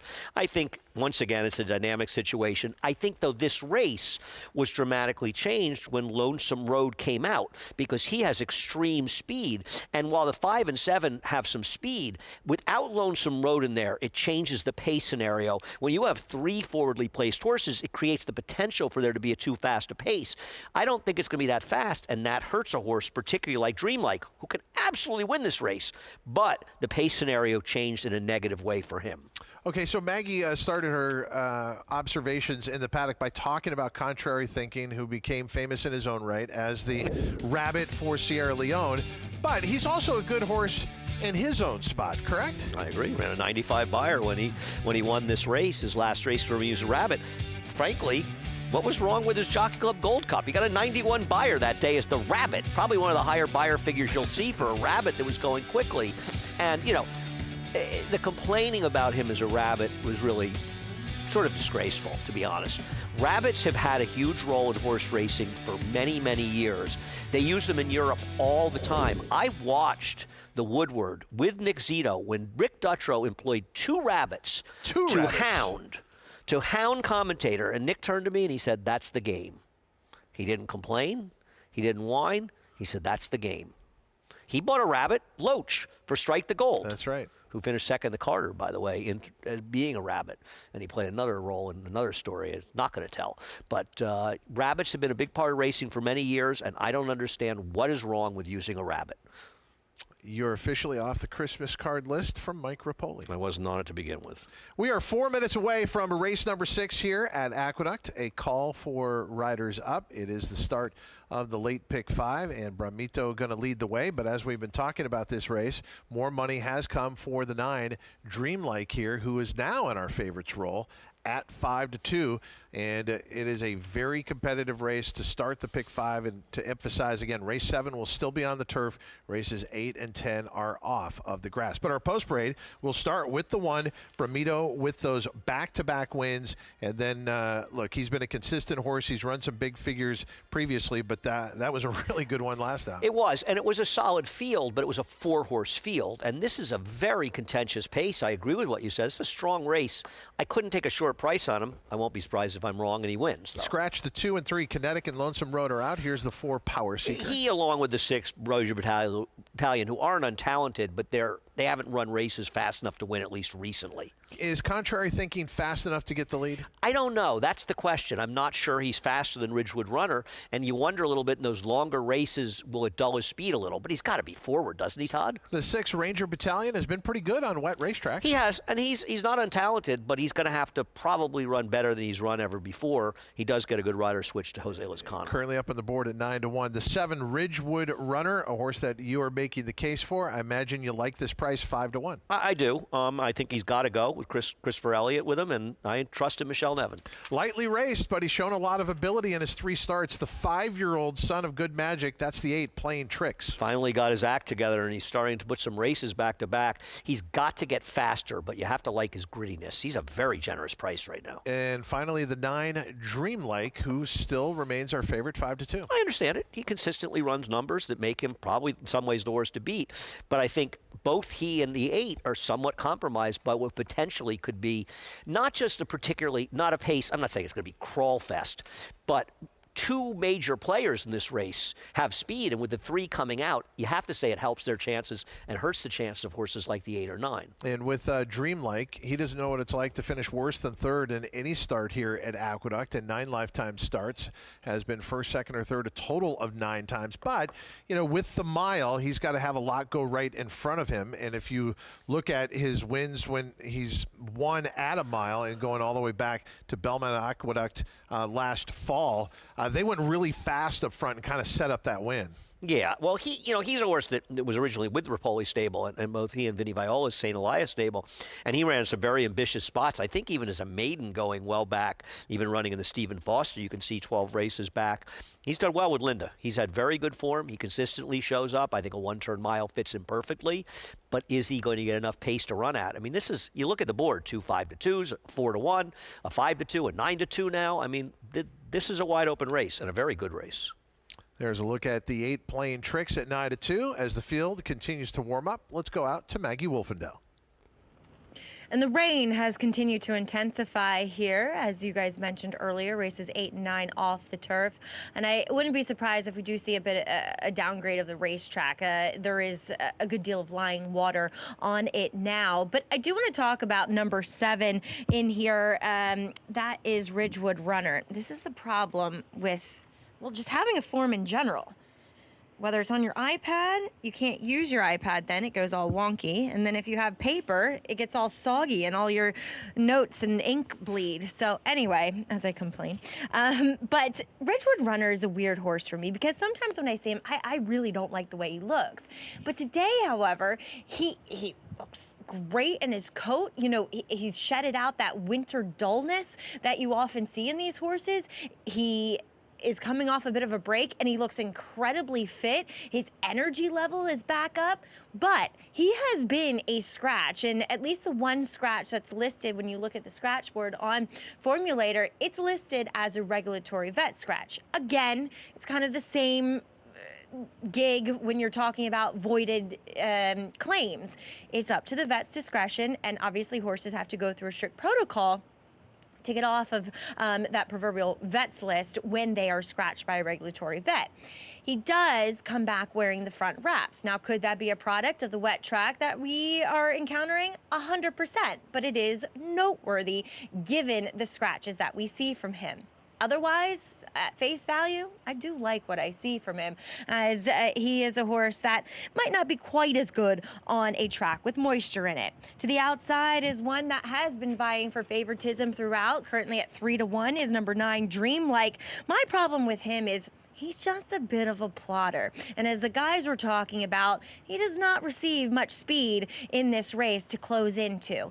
And the problem is, too, his record. In 21 starts, yes, 3 wins, but 8 seconds. He just doesn't have that winning profile. Does he look fantastic, as he always does physically, Todd? Yes, but he's just not a real killer out there on the racetrack.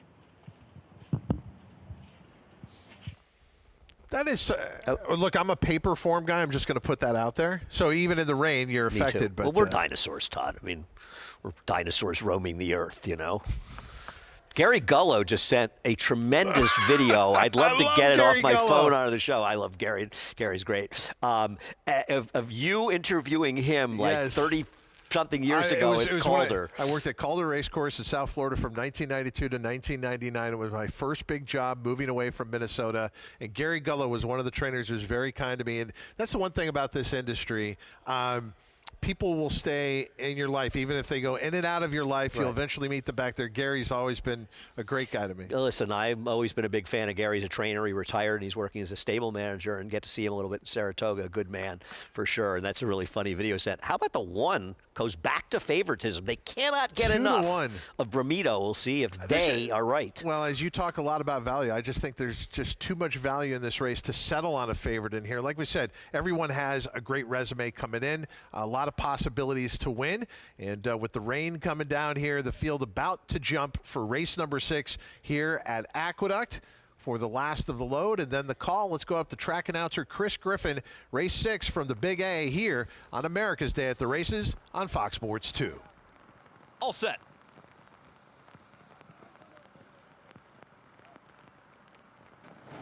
And they're off. Good beginning. Ranger Battalion in between horses now gets company from Contrary Thinking. Contrary Thinking with a nose in front, and Ridgewood Runners trying to join them out wider.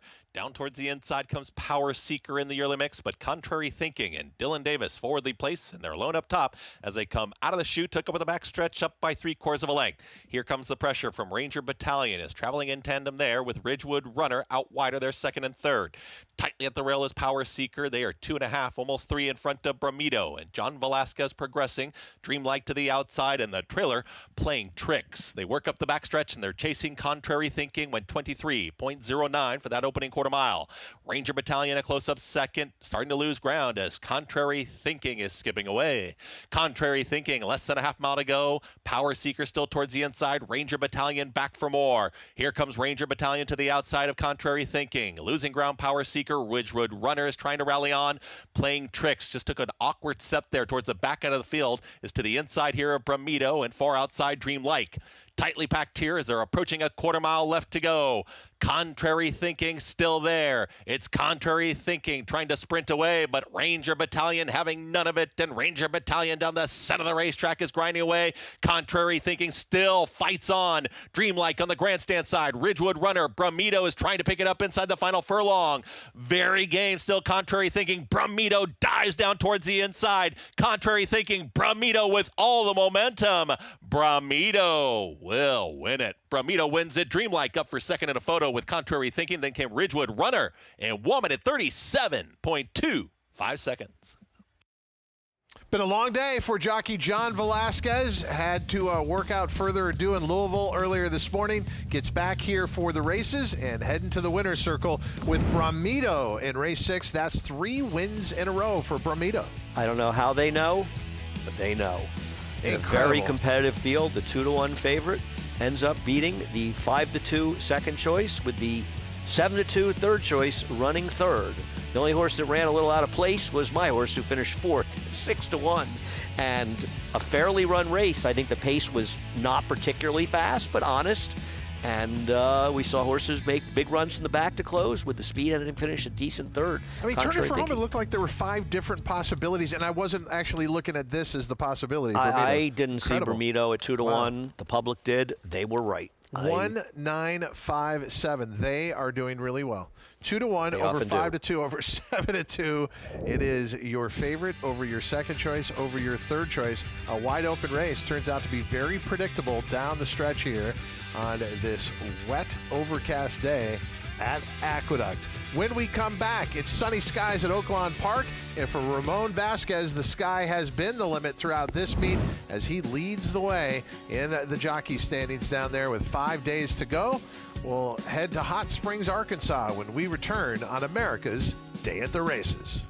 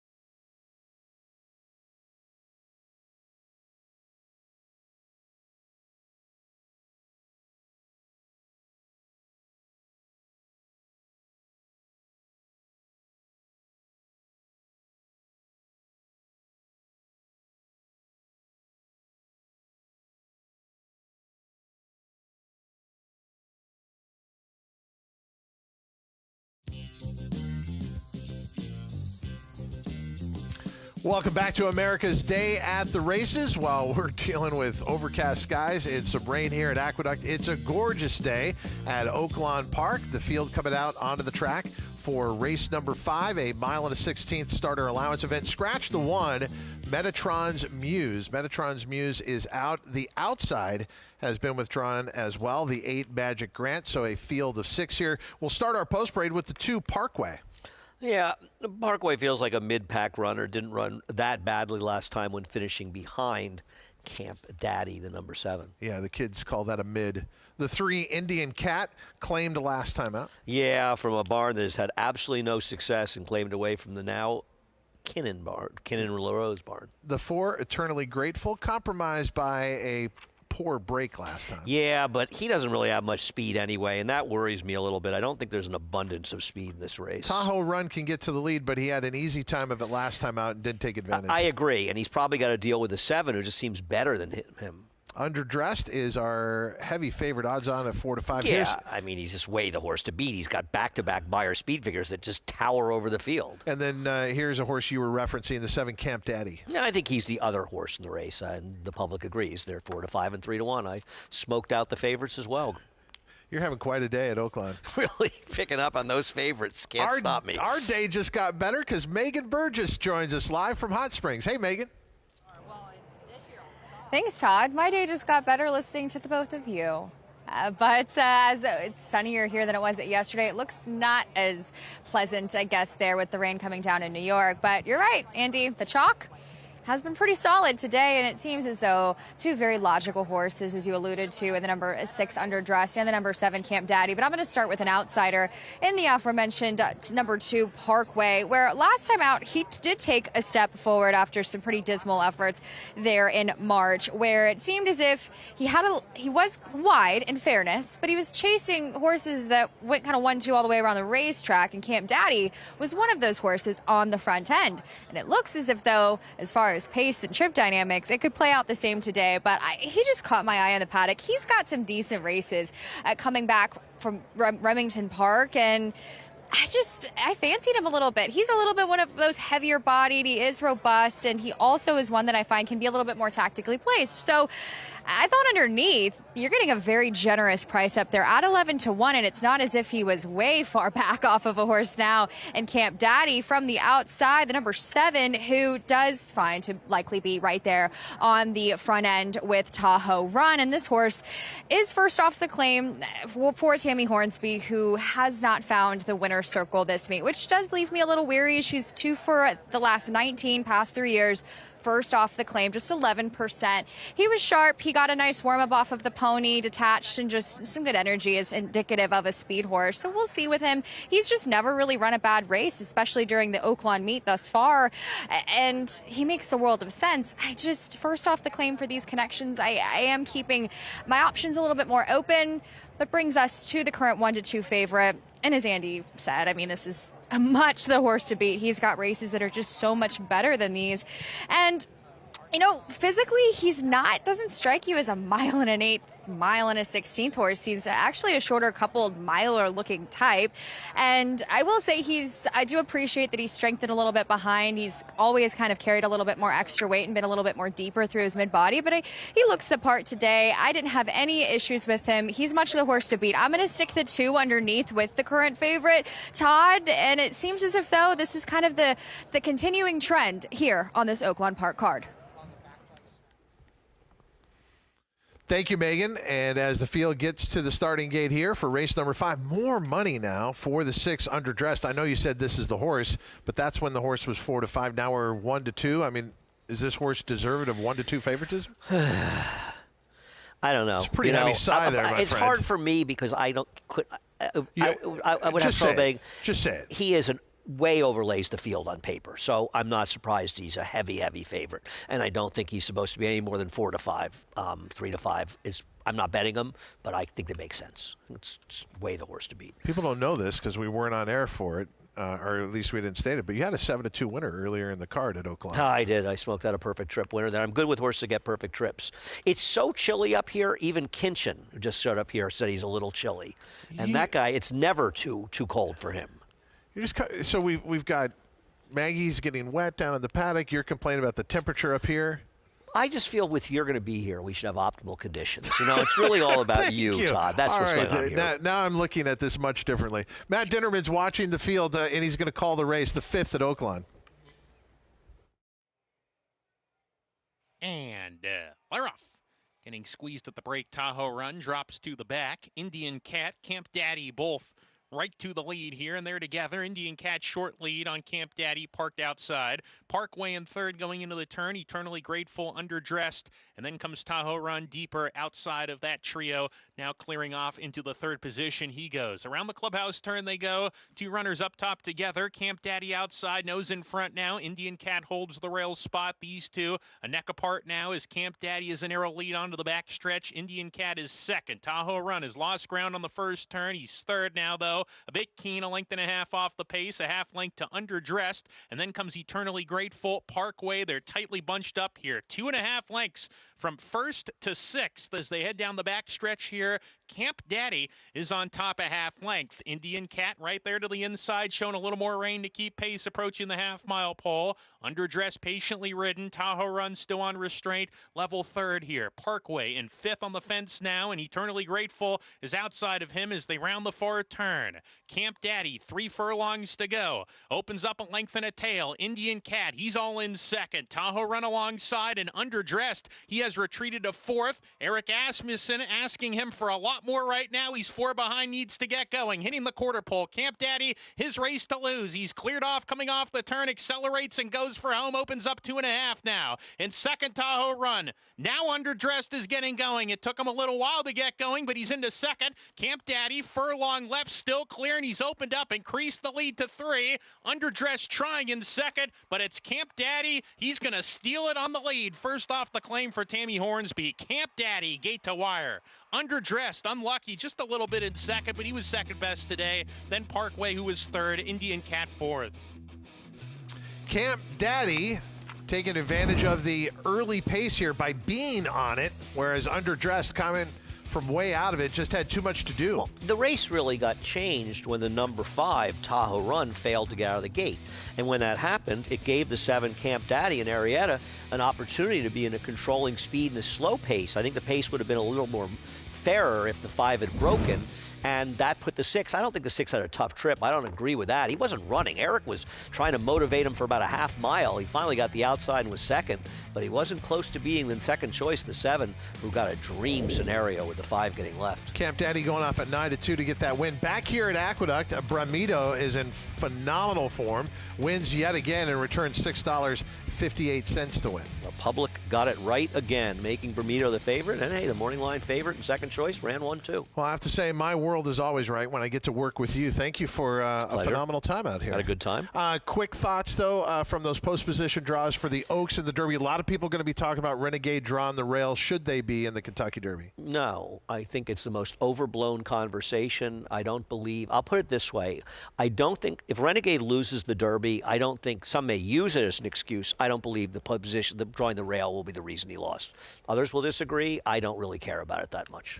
Andy and I are done here at Aqueduct, but a lot more to come on America's Day at the Races. Riri once stated, shine bright like a diamond. Well, later today at Oaklawn Park, it's standout sensation in the Dig a Diamond. Coming up next, Jonathan Kenshin and Greg Wolf here at the Big A.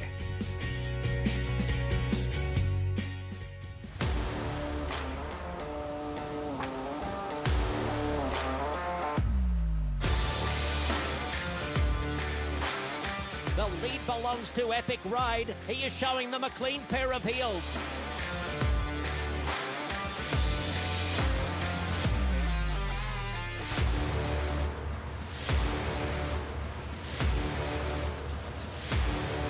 Eclipse champion Blame, standing at Claiborne Farm.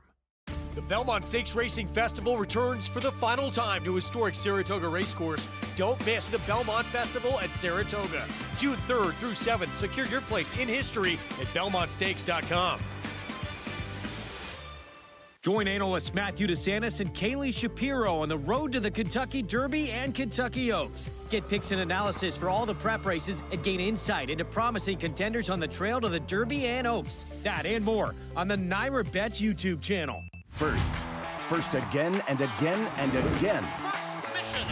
First Mission, 4 graded stakes. He made finishing first his mission, and all with big buyers. Now he's a Darley Stallion, and breeders are falling in love with him. Here's fabled horseman John Williams. First Mission is an eyeful. He's beautifully balanced, and I love the way he uses himself as he moves. Come to see First Mission and tell us your first impression. Consider it your mission.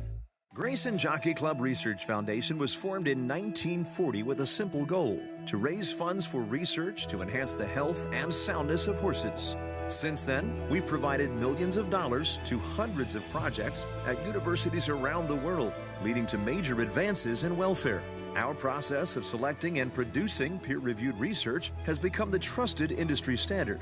And with your help, we'll be here for many years to come, supporting the health and wellness of all horses.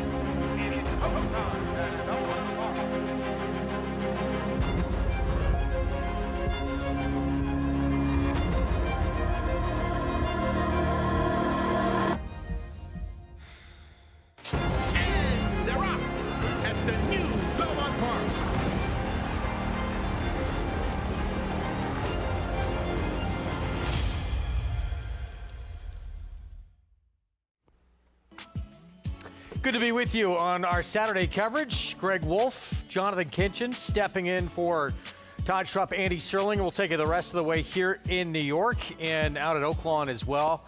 Good to see you, and we're going to preview the feature coming up later today out in Hot Springs at Dig a Diamond. Dig a Diamond. I'm trying to go down there and actually get a diamond. I want to go. Incredible. Yeah, Fan Appreciation Day in Hot Springs. If you are on site, if you're not, get there now. They're actually, you can hunt for diamonds on site on Fan Appreciation Day. Incredible. Sounds nice. I think about 25 diamonds scattered out throughout the area. The feature, later today, 2-turn mile on the Dig a Diamond, fillies and mares 4 and up. Standout sensation. Formerly with our colleague Tom Amos, who sent out his final runner of his career just yesterday, handing over the reins of the stable to his top assistant, Kenan LaRose. This one already a stakes winner at the meet at Oaklawn when she won the Pippin, and she did so impressively. She could be forward, but she doesn't have to have the lead. Yeah, and she drew the rail, which I think works out as a great combination for a horse who likes the racetrack, who's run well over the racetrack, who's drawn inside, who has tactical speed, doesn't have to make the front, can make the front. She's got a lot of weapons that at the disposal of Rafael Bejarano down from that inside draw. A lot to like, including what she's accomplished in her career. You see that right there. 5 wins the last 8 starts, including a stakes win at Oaklawn. And she's coming out of tougher company than anyone in this field, including that Grade 2 Azeri, the Majestic Oops, regaled, and the reigning champion Nitrogen, champion 3-year-old filly. So no one's kind of faced that kind of competition, at least recently. No, certainly she's getting a little class relief. But still, they don't run them on paper. She's got to find a way to work out a trip from the inside. She does indeed. That might be the theme for the day, work out a trip from the inside. Big news that, well, certainly if you've not heard about it, talk plenty about the Kentucky Derby, and that was the big news. Who got the rail? Wow. Winner. Back in race 5. Camp Daddy with the win. Yeah, off the trainer change. Was wire to wire last time and decided to go ahead, and this is a good strategy. Let's go ahead and do this again. Pop away from there, make the front, make them try to chase you down. And the most dangerous weapon on the dirt, speed. Back-to-back wins now. And it doesn't matter where this one goes. Seems to be successful. It's been popular in the claim box, just claimed by Tammy Hornsby, and puts this one right back into the winner's circle. 8th win overall. 17 times first or second now, and 33 lifetime starts. $11.20 for the win. I'm shocked this horse paid that price. This horse was 5-2 morning line. I thought deserved to be that price. Underdressed, excuse me. Took a ton of money. 22 minutes away from race 6 at Oaklawn. We'll get to that. Meanwhile, back in New York, play all the action right there at Naira Bets. Bet any track, anywhere, anytime. We are closing in on the first Saturday in May, just a week away. Get a $25 free play when you punch in that code Derby25 and sign up for new members.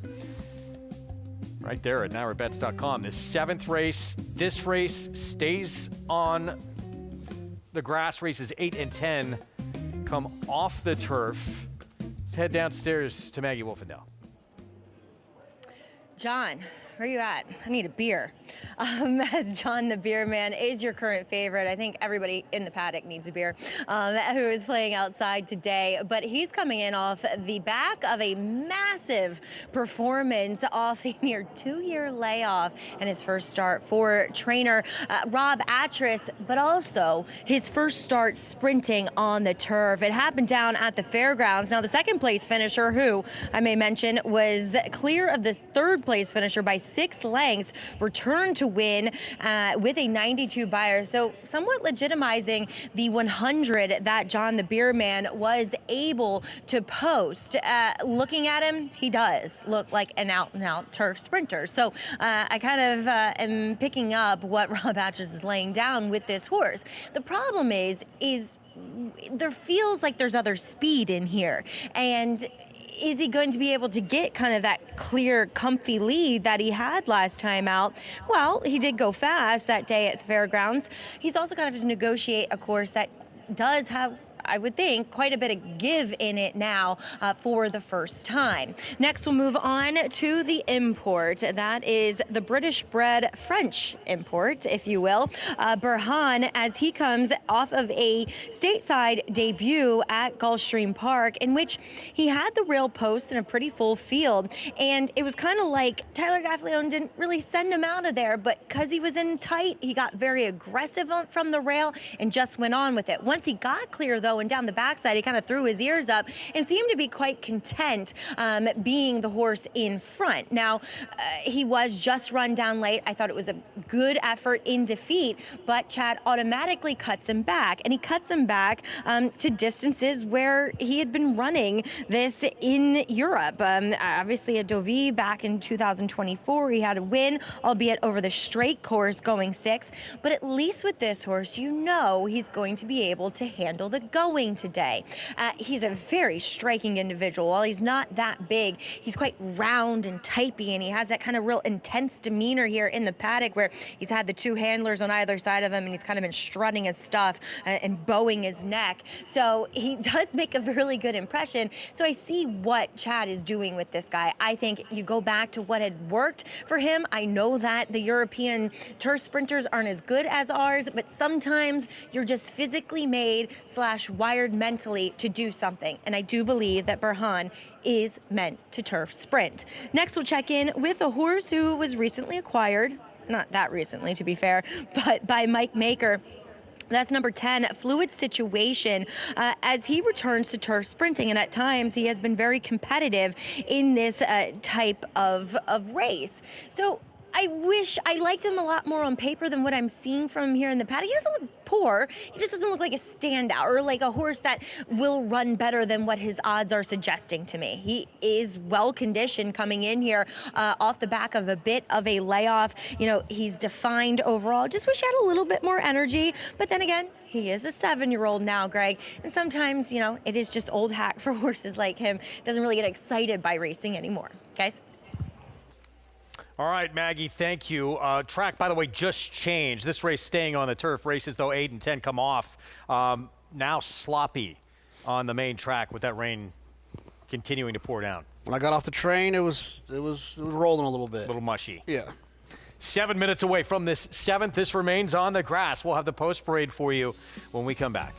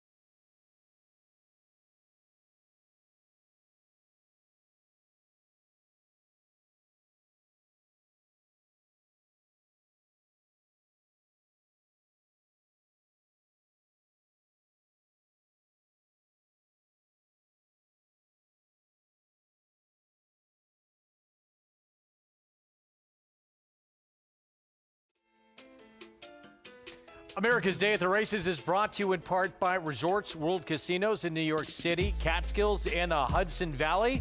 It's a world like no other at Resorts World Casinos. Go to visitrw.com for more information.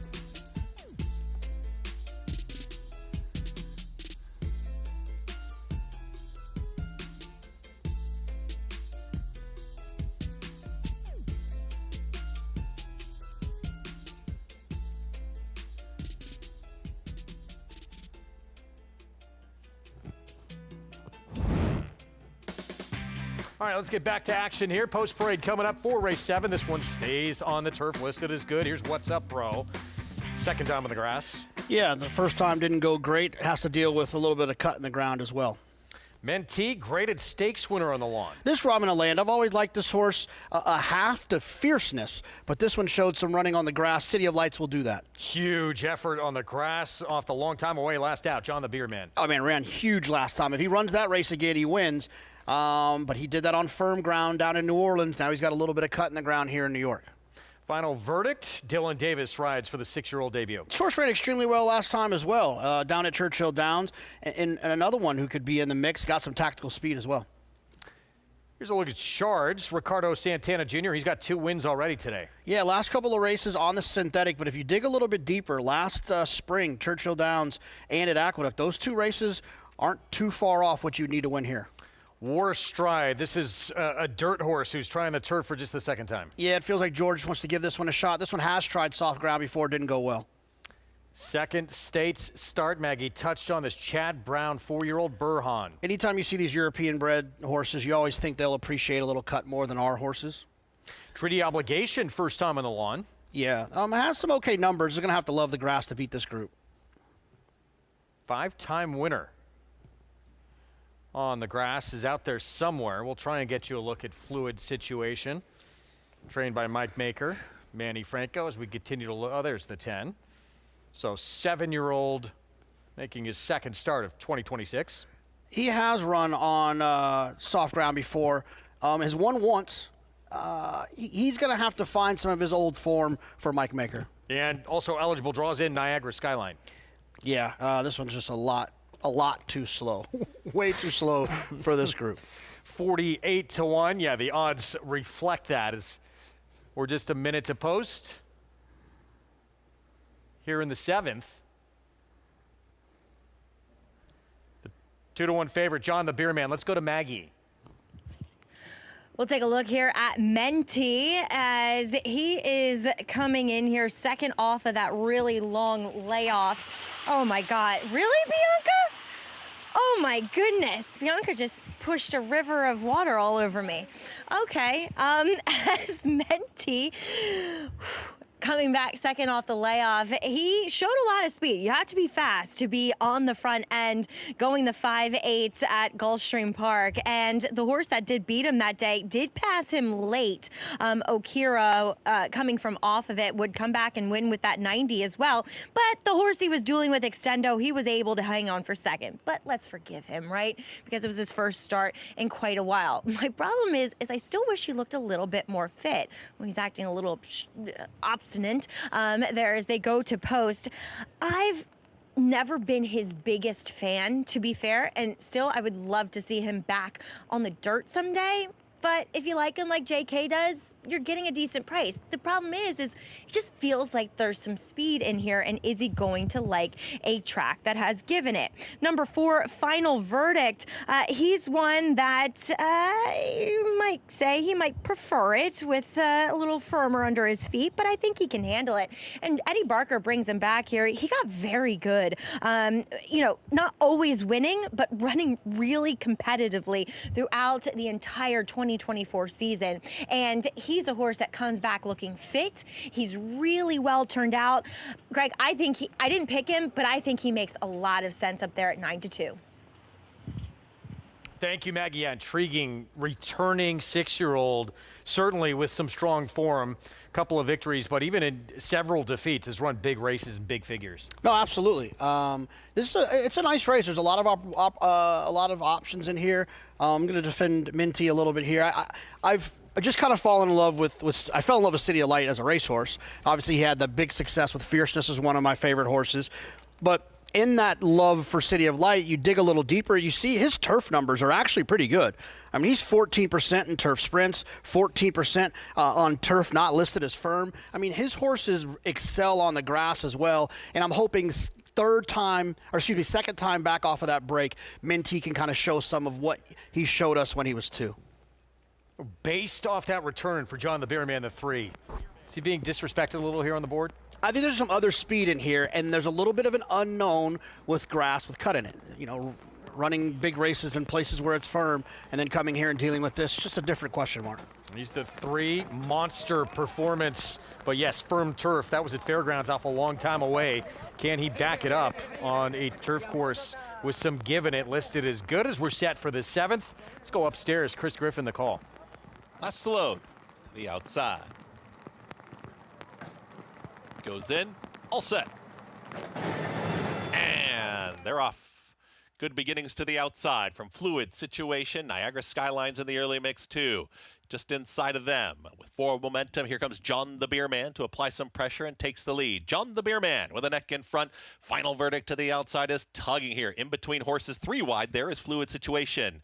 Just off of them, Burhan is close up, is in the 4th spot, and Mentee rushing up. What's Up Bro wants to be in the early mix, is weaving through rivals, and there's What's Up Bro is wants to go right through there and just got checked as they work into the far turn. 22 and 4, that opening quarter mile in the 6th spot. That's Niagara Skyline. Then moving forward, War Stride. From the back, trying to rally on Treaty Obligation. Mentee got caught in traffic, and the trailer is Shards. They reach the top of the lane. At the rail, here's John the Beerman running out there and bolting almost was the one. That's What's Up Bro, but the leader is John the Beerman in front, trying to make up ground his Final Verdict. Here comes Burhan with a late rally and War Stride towards the inside, but John the Beerman just keeps finding more. John the Beerman, Final Verdict is a clear second. Here comes a late run from Burhan. John the Beerman almost there. John the Beerman will win it. John the Beerman over Final Verdict. Late rally there, Mentee, and then the finishing 4th was Burhan in 1 minute 11.29 seconds. Good turf, no problem. John the Beerman now 2 for 2 off the long time away. Rob Atras, Kendrick Carmouche, Michael Dub Silks. Yeah, I mean, it was very impressive today. And look, he had run that big race last time. I don't think anyone's surprised he ran as well as he did. But that big number came out of nowhere, where he went wire to wire down at Fairgrounds. And you had to wonder if you know, you had to question that performance. At least I did. I'm not questioning it anymore. This one has come back a different horse. 2 huge performances. 1:11 and 1 final time for John the Beerman in the victory. Christian Torres, Ramon Vasquez duking out to the wire for the jockey title, although Torres leaving a little early.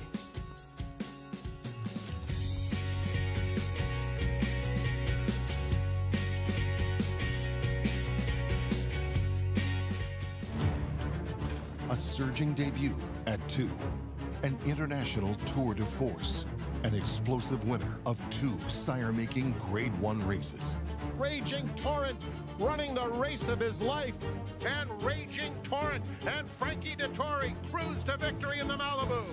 Raging Torrent's coming out party is in the Metropolitan Handicap. Raging Torrent, the next wave in the Lane's End stallion-making tradition.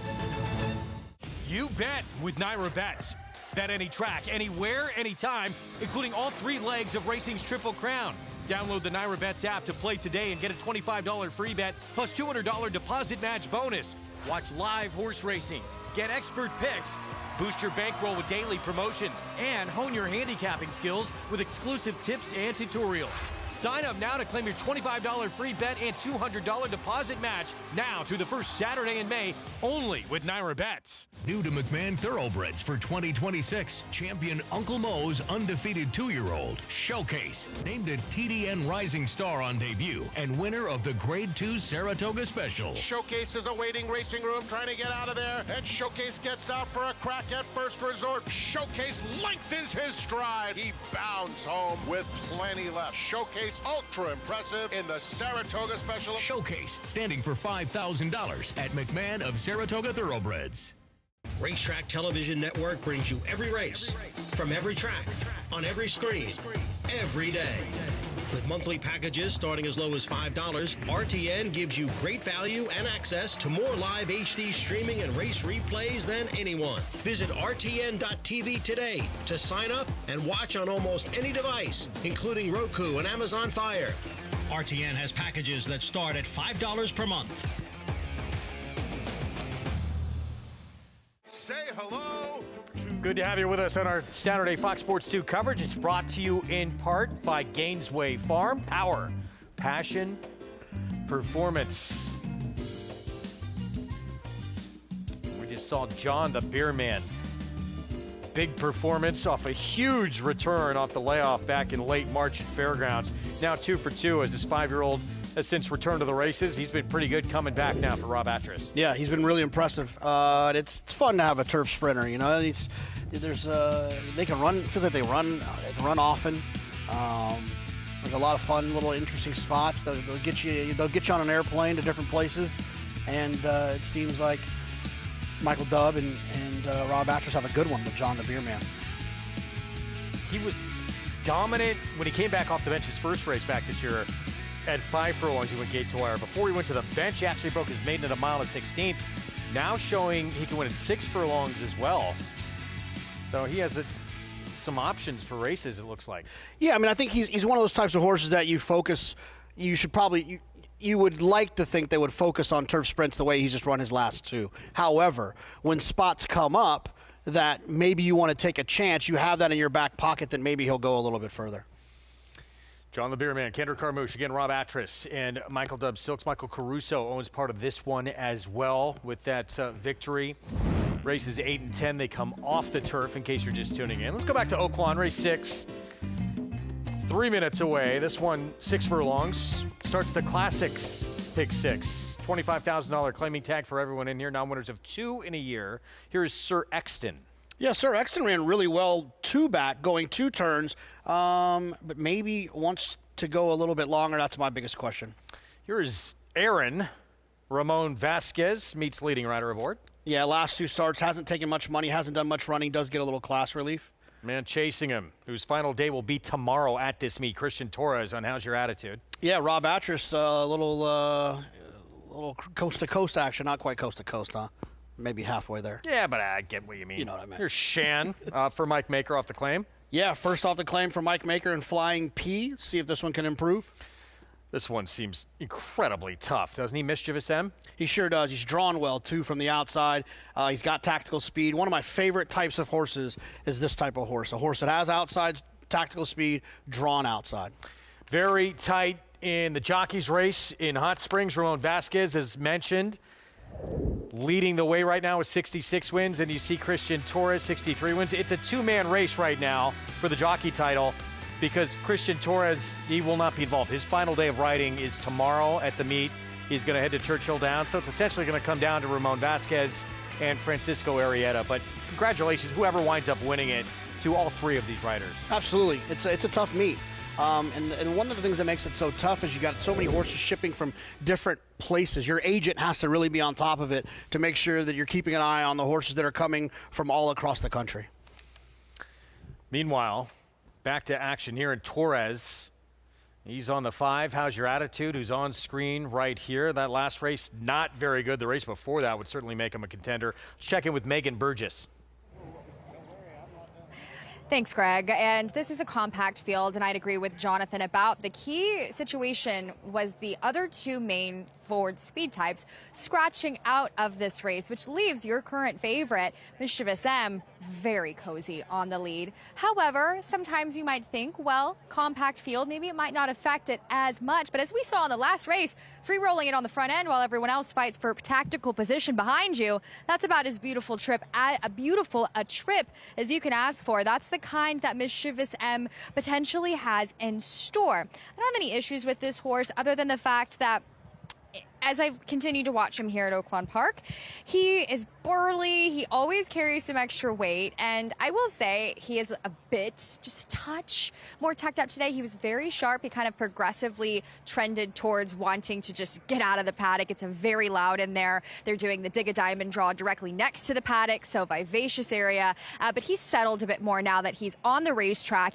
And I find from a tactical perspective, he's incredibly tough. This horse has won earlier on in the meet against open-level, first-level allowance foes. So he's got the clear class edge. I just wonder if he's a bit stale as the meet has gone on and perhaps his better runs have come fresh. The number 1, Sir Exton, I'd agree with JK, maybe a little bit better with some ground as he is kind of more of a sustained grinder.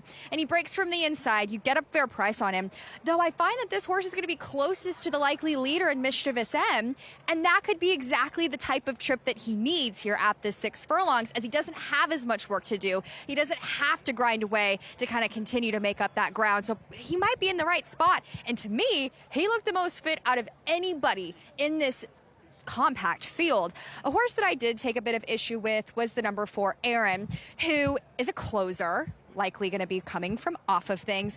And when I saw him the day that he won 3 back, he did not look the part physically. He was lighter in his condition, and now today is polar opposite, and not in a good way. He's just incredibly overdone, carrying just a ton of extra weight. So I wish he just looked a bit more tucked up and a bit more fit for the task. But I'm not going against your current 4 to 5 favorite, Greg, but I wouldn't argue you on a number of these horses in this small field. Yeah, look, the public has Mischievous M, 4 to 5 favorite, and there he is on your screen right there. I thought a standout in here. I actually thought Sir Exton, though, at 10 to 1 on the rail was interesting. Yeah, no, I don't have a problem if you can find an excuse for the last race why the cutback didn't go well then. I think the 7 makes the most sense to me, but the 5, how's your attitude? 3rd time for Rob Atras. If he can run that race 2 back that he ran in June at Aqueduct here at Aqueduct, I think he could be tough. Yeah, that was a wet track, however.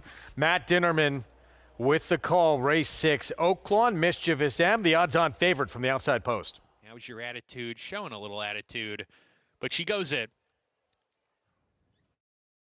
Shan, second to last.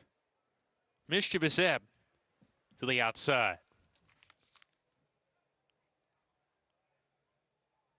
We're ready to go.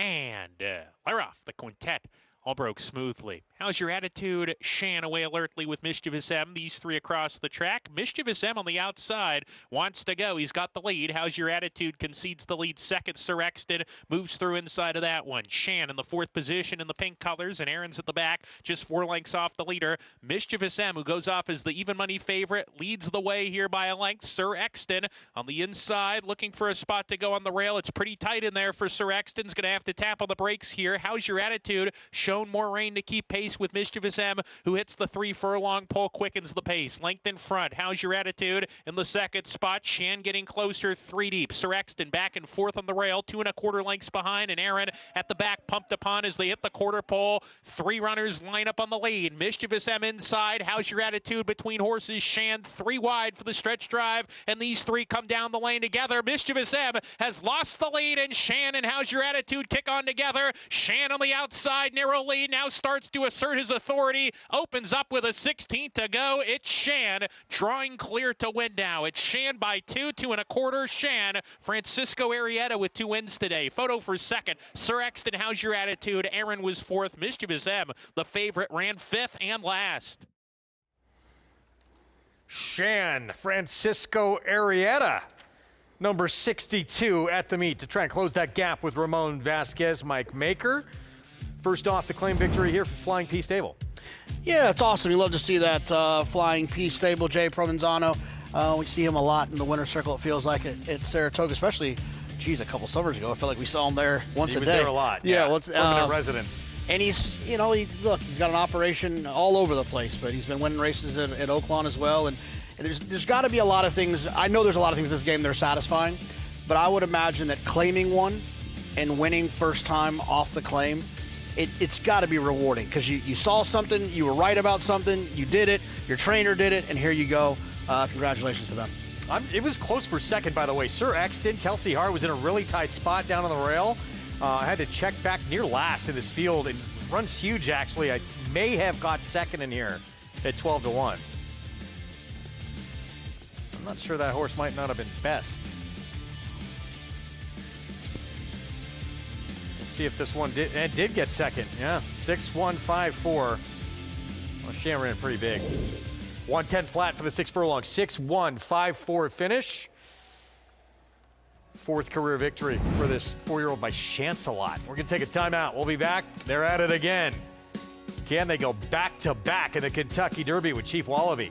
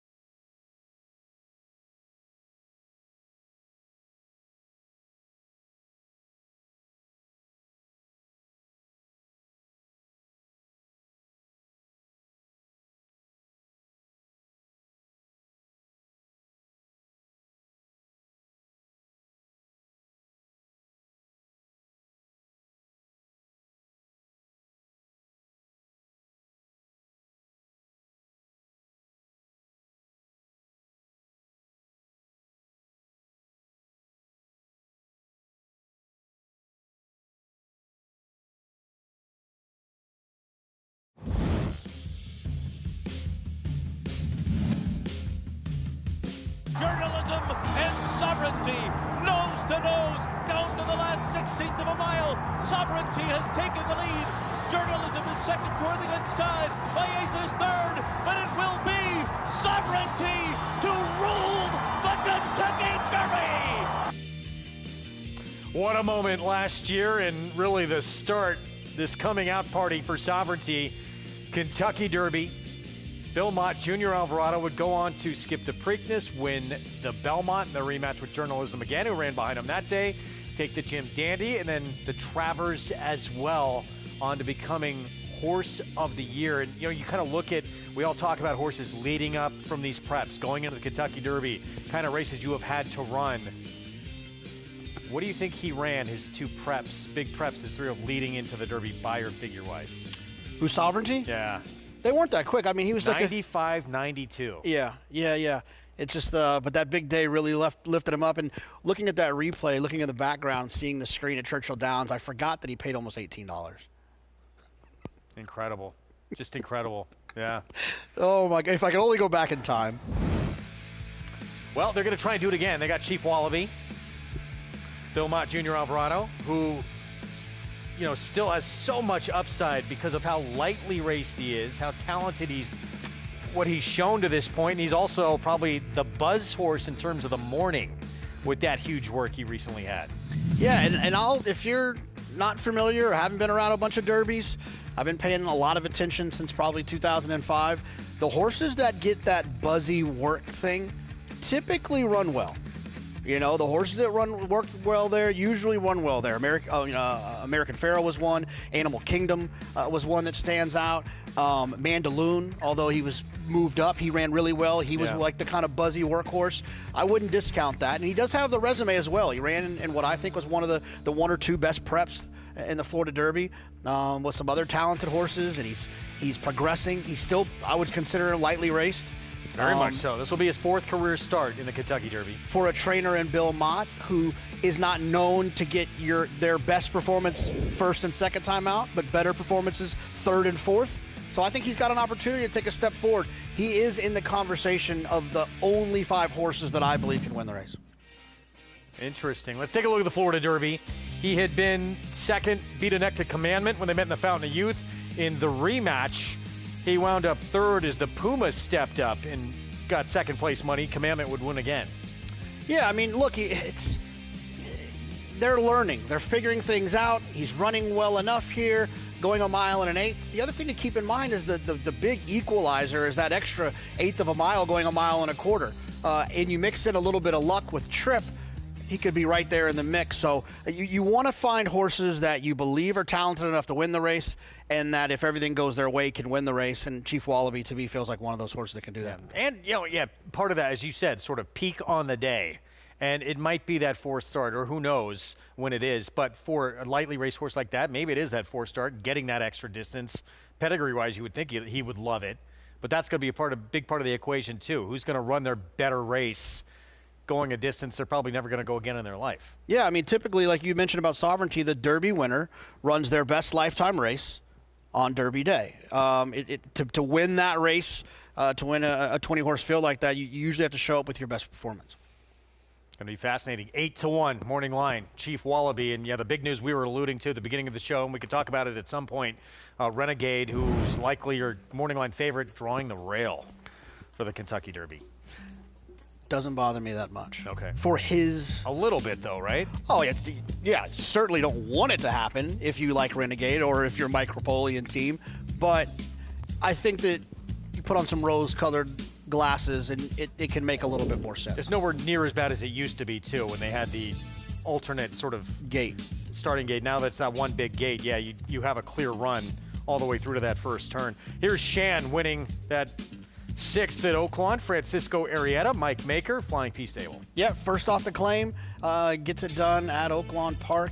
Those pink silks we see all over the place in New York. And rallying up there again for second, that was Sir Exton, Kelsey Hart for Robert Klein. How's your attitude? Christian Torres completes that 50-cent trifecta for $46.50. In race 6, 21 minutes away from the 7th race on the card, 6 furlongs. Arkansas bred runners, $12,000 maiden claiming group. It's the 7 Makeshift's Legacy, Steve Asmussen's son Keith, currently favored. This will be the lowest level this one has run at yet. Yeah, and he's going to need that low level. Looking at his past performances, beating 8, beating 16, 18, 11, he's going to have to improve. All right, this one approaching the 20-minute mark to post. Want to remind everyone playing this afternoon, bet at least $50 each on Oaklawn and Aqueduct, and you get a $10 bonus in your account. That's whether you win or lose. You do have to opt in. Don't forget that step at NyraBets.com. And it's pretty great. I mean, you play this game long enough, and you'll know. Just not having a couple dollars in there sometimes. Use that one extra horse. It can hurt you. Oh. Every little extra dollar in the account can wind up being very useful. Race 8 from New York. We're 8 minutes from a start. This one coming off the grass, and that main track only getting in.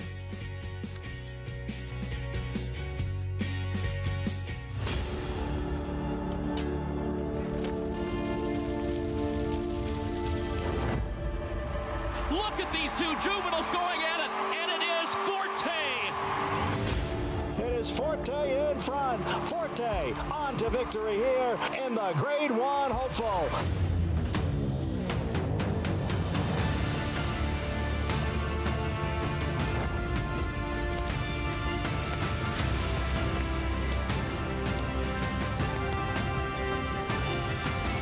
The two of them coming down to the wire. Forte on the outside, and Forte to win the Breeders' Cup Juvenile.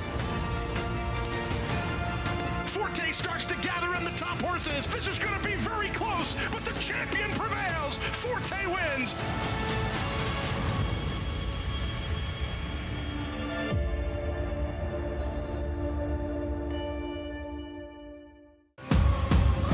It's just super exciting. This is a real immersive experience. It's the respect from the outside that they get, but along with the way that you feel when you're part of it. High-class horses, really big races. We want you to be behind the velvet rope. The bar that they set is different than everybody else, and it needs to raise everybody together. Your job is to show up and have fun. We'll take care of the rest. Gunrunner is the sire of 16 millionaires and 12 Grade 1 winners. Last year, he sired $17 million yearlings, including the Keeneland September sale topper. He was the sire of the $2.2 million Keeneland November weanling sale topper as well. Gunrunner was the co-leading sire of 2-year-old Grade 1 winners, including Breeders' Cup Juvenile Fillies winner Super Corridoro. Gunrunner, breed true. Untimed workouts, limited crop use, and the only major U.S. 2-year-old sale held over a dirt racetrack. No other 2-year-old sale showcases each horse's natural athleticism like Mid-Atlantic May. Recent grads include graded stakes winners Explora, A Fine Chardonnay, Charlene's Dream, Ground Support, and Mendelssohn Bay. New year, new format, same quality. Phasing tipped in Mid-Atlantic May 2-year-olds in training. May 18th and 19th in Timonium, Maryland. Where will you be? Say hello to Move. It's a one-horse race. Very professional and very fast. Move, rolling home by 4 in fine style. Muth, the son of good magic, coming down the stretch in Hot Springs to win it.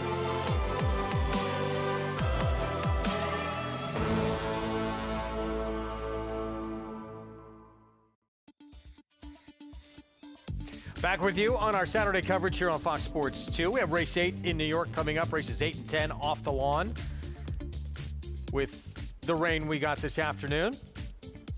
And jockeys coming out as we're about to have riders up for a post parade here for the 8th in this New York bred entry-level allowance. And you see Caddy Master there on the outside. That's who we looked at going to break. That's the main track only in the race, who is right now 5-2 second choice. Linda Rice trains. Yeah, I mean, it seems pretty obvious. I don't know. At 5-2, if it stays 5-2, great. I'll take it. I have a feeling that price is going to continue to come down. There he is. 1 for 10 lifetime. shortened up to mile distance last time out, and obviously facing a good group. The top two finishers out of that race, they both came back to win their next start. Yeah, it's one of the things I like to look at. It's an old saying, the key race. You know, finding horses that went out of those, finding races where multiple horses went out of it, to kind of give you some comfort that race was a productive one. You like to see that when you're trying to evaluate how well a horse did or did not run. Here comes our post parade. We start with Landauer for now the Ilkay Cantermachi barn. Yeah, it has some okay dirt numbers. The problem I see here is not a lot of early speed, not the style I love on this type of racetrack. Mo Crisa just ran a credible third on a sloppy seal track. Yeah, I mean, this is an alternative. If you're looking for an alternative to the MTO, I thought Mo Crisa made some sense in here. First time on dirt and experienced the 9-5 favorite. Yeah, Jeremiah's kept this horse on the grass in every career start. Feels like just a give her a run around there thing to me. Rider change, Ricardo Santana Jr. on Book It with Haddad. And experience, give him the and threw me off.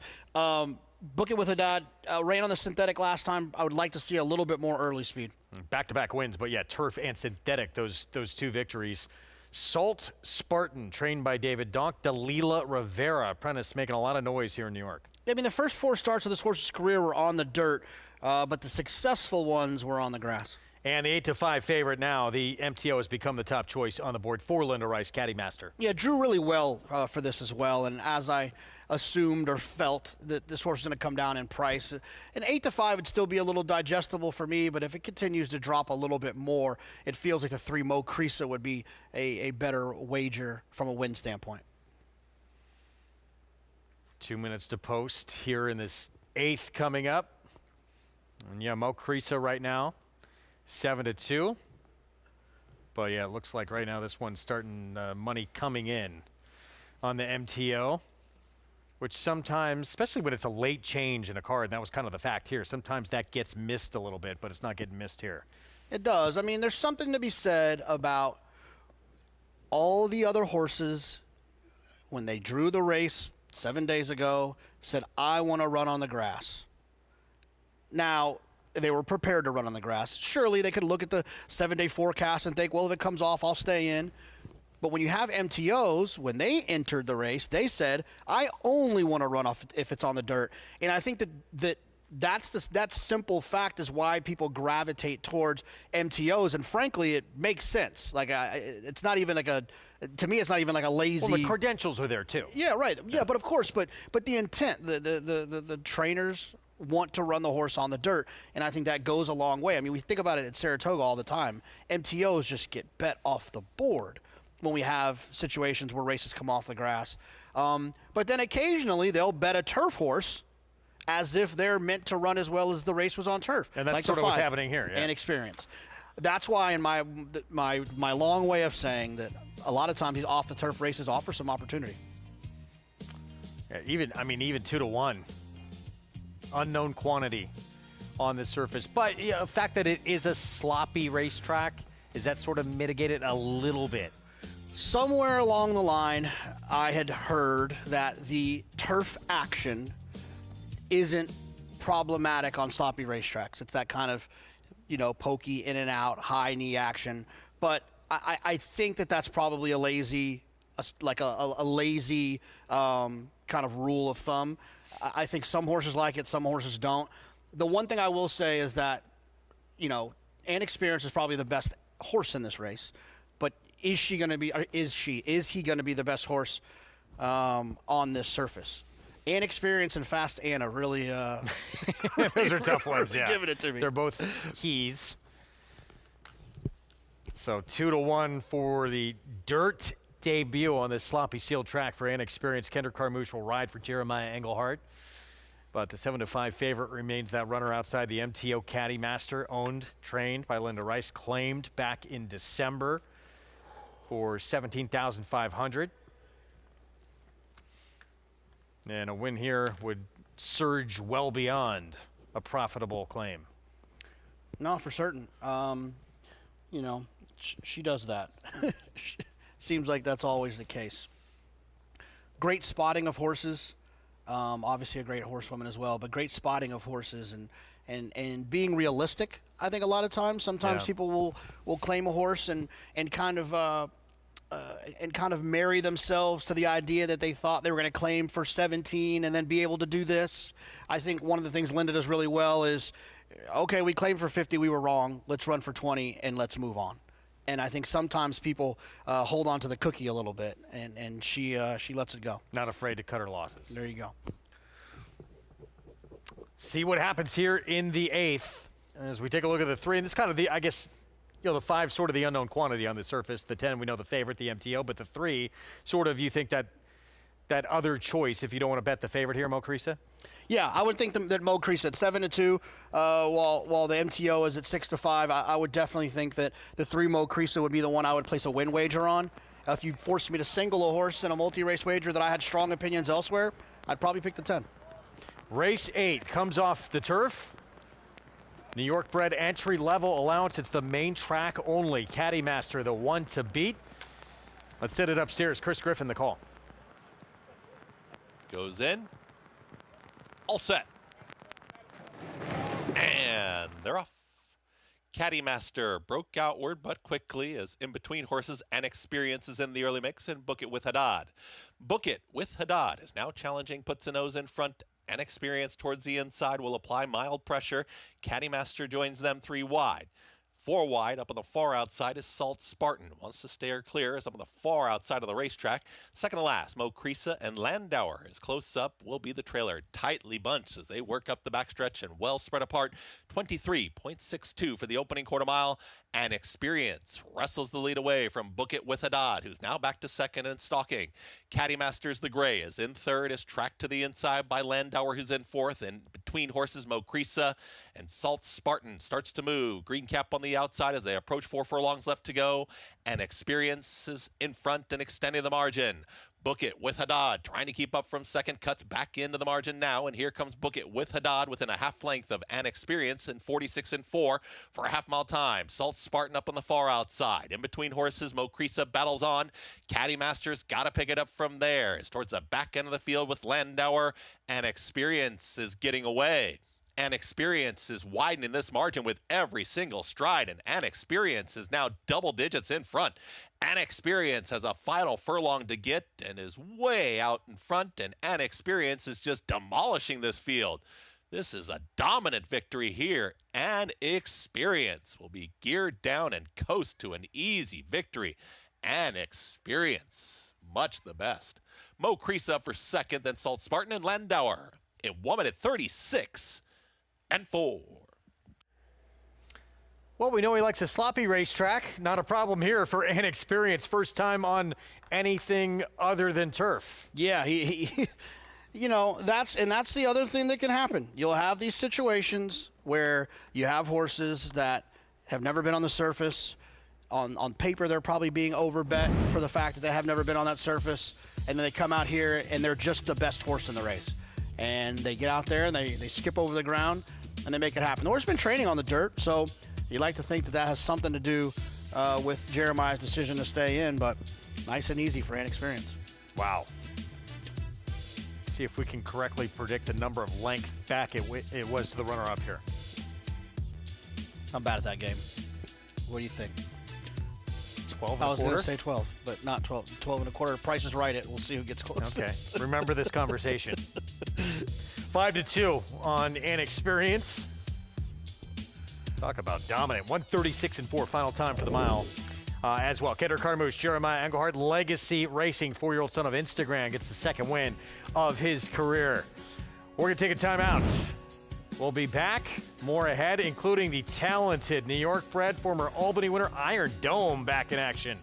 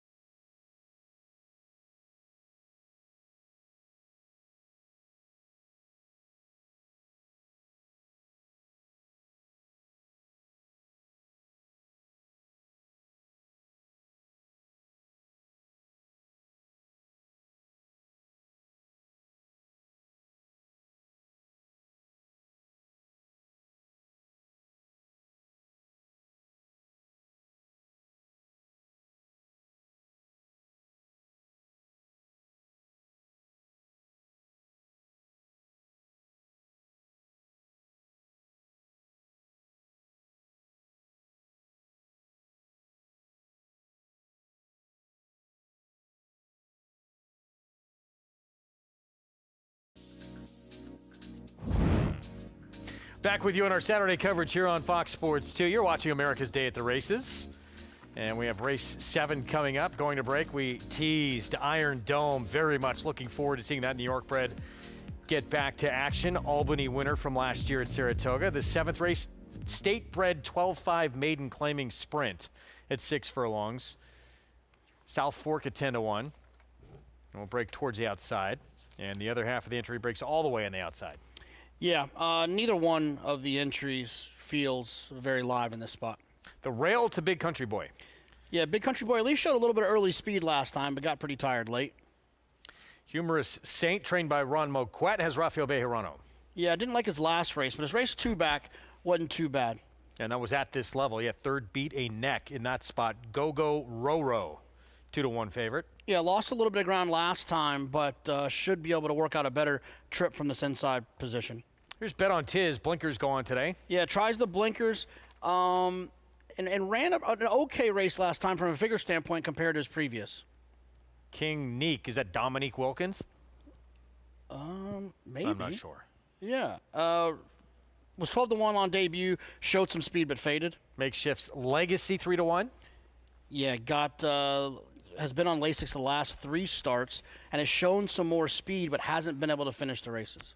Very little running done by the 8 and 3 career starts, but does drop in class. Yeah, it was 84-1 last time, 100-1 before that. The class relief might need a little bit more. All right, let's head out to Hot Springs with Megan. I was just chatting with trainer Ron Moquette regarding the number 3, Humorous Saint, who is now one of your current top choices. And I asked him, hey, do you think this horse would like that green stuff on the turf? And he said, yeah, I do, but they do not have that here at Oaklawn, as he is in a dirt sprint. He is angular behind. He's got a big, pretty good-sized hoof on him, indicative of those grass runners, and a bit slacker in his pasterns. Just overall, I looked at him, I thought maybe he would probably be better getting on to the grass, as he is taking money in this spot. But he did run a race 2 back sprinting that could very well get the better of this particular lower quality in general type group. As I mentioned, has that grass pedigree. I'm not going to take him at a short price given those circumstances, but there won't be any shock when he does win this race. The number 4, Go-Go Roro. This is the kind of horse that I want, because he's going to be that tactical type placed horse where this is an interesting field. We've got many horses in here who have shown early speed, and then they completely come apart late. He's one of those that can kind of be tactical and right there catching them in that second flight when those horses do start coming back, which was interesting, not to mention he sports the 58 buyer speed figure, the last best of this group, and it seems as if more ground would be his fancy, but at the same time, giving horses less work to do around this level, never a bad thing, in my opinion. Number 7, Makeshift's Legacy, is the dynamic that I just described. A horse that has shown speed in the past and then completely unraveled late. He's very petite, he looks fast, he was very unassuming in the paddock, and then he got onto the track underneath Keith Asmussen and woke up and just completely sharpened and was ready to roll. So I do find he's going to be yet again on or near that pace. But a lot of times at Oaklawn, we describe races as bomb races, those huge prices. And that tends to happen when things come apart on the front end and horses just kind of completely unravel, as I described. This sort of feels like that scenario, Greg. I'm going with the number 4, Go-Go Roro, but this could be a bombs away type situation, all too familiar of Oaklawn Park. Yeah, look, you just don't get a lot of consistency at these lower level races, and this is pretty much the bottom. This state-bred $12,500 maiden claiming race. It's going to kick off the late pick 5. Back to New York, and I would say at least wet tracks and experience love the dirt today. We'll wait to see if he gets an opportunity on a fast track in the future. But this was dominant. Well, he's run so well on the grass. I think it's a situation where, you know, you keep entering him in grass races throughout the year, and when it comes off, keep him in. We might have, well, I shouldn't say that, but we saw Nitrogen have a race come off the turf. She ran so good on a wet track. That sort of was the impetus to move her to the dirt. She wound up winning the Alabama. She wound up becoming champion 3-year-old filly. Yeah, look, you learn something every time you try something new. Sometimes you learn that they don't want to do something, And I think that Jeremiah realizes he's got a double-edged sword now. And like I said, he can enter grass races, and if they come off, you can stay in there for the purse money and be competitive. I'm not trying to imply that horse is the talent of a nitrogen, but it may like the surface, the point. Back to Oaklawn here. Yeah, the 9-5 favorite, Go Row Row for Kelly Bainham. Matt Dinnerman, the call. Bernardi coming up. Post 1. 2 back, bet on Tiz. Into the outside, Bernardi. South Fork is loaded, Bernardi to round out the field.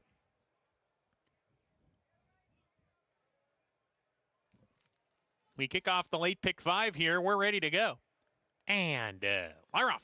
Humorous Saint away just a little bit slowly there. Makeshift's Legacy, he's up on the pace with King Neek. King Neek on the lead now. Makeshift's Legacy takes back, will track right behind on his tail. Second, Big Country Boy moves inside of Makeshift's Legacy. Go Row Row. He's in the 4th position, 4 lengths off the pace. Bernardi racing on the outside of horses. Steel Thunder, the Gray, and Humorous Saint. That group in a line here. Bernardi next, and a gap of a length and a half to bet on Tiz as they approach the 4-turn run.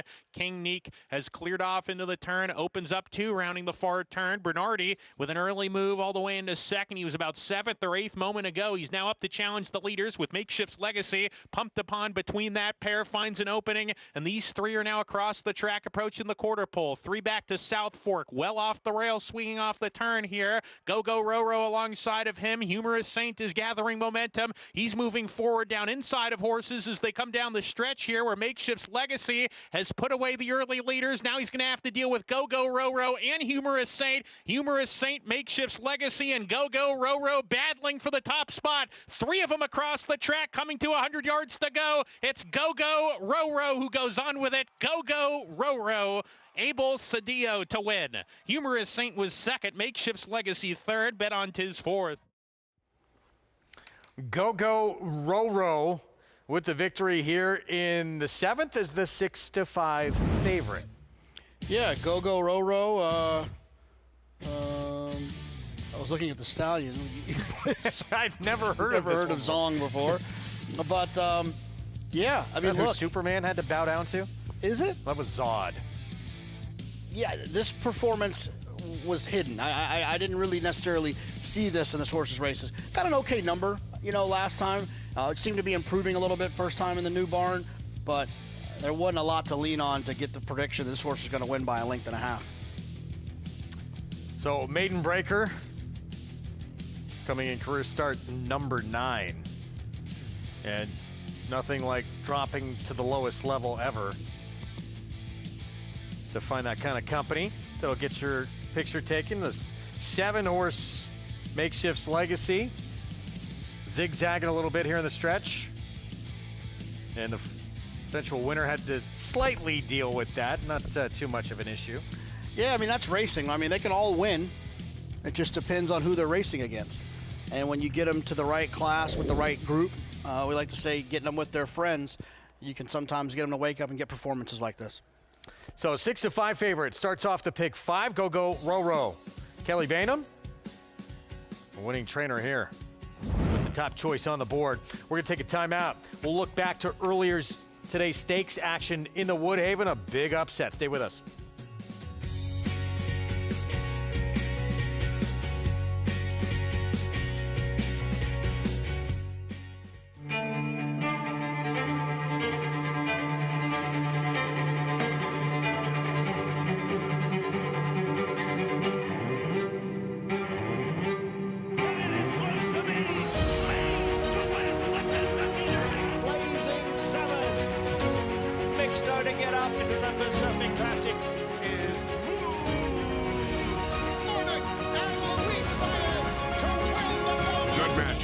Classic sire. You bet with Naira Bets. Bet any track, anywhere, anytime, including all 3 legs of racing's Triple Crown. Download the Naira Bets app to play today and get a $25 free bet plus $200 deposit match bonus. Watch live horse racing, get expert picks, boost your bankroll with daily promotions, and hone your handicapping skills with exclusive tips and tutorials.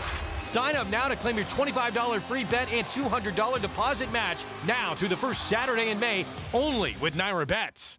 Every 2-year-old champion has precocity, but only one can be called fierce. Fierceness! Brilliant at 2. A powerhouse win! Dominant at 3. Fierceness is putting on a show in Hallandale today. Fierceness to win the Travers. Tenacious at 4. Fierceness has won the Pacific Classic. All the makings of a champion. Fierceness. New to Coolmore America. Oaklawn Hot Springs is here for when you need to break away. When you want to reward yourself. When you deserve to indulge. When you want to be close to the action. It's all here.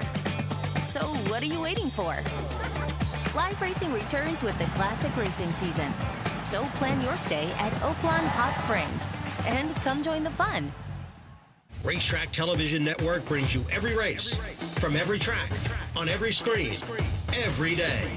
With monthly packages starting as low as $5, RTN gives you great value and access to more live HD streaming and race replays than anyone. Visit RTN.tv today to sign up and watch on almost any device, including Roku and Amazon Fire. RTN has packages that start at $5 per month.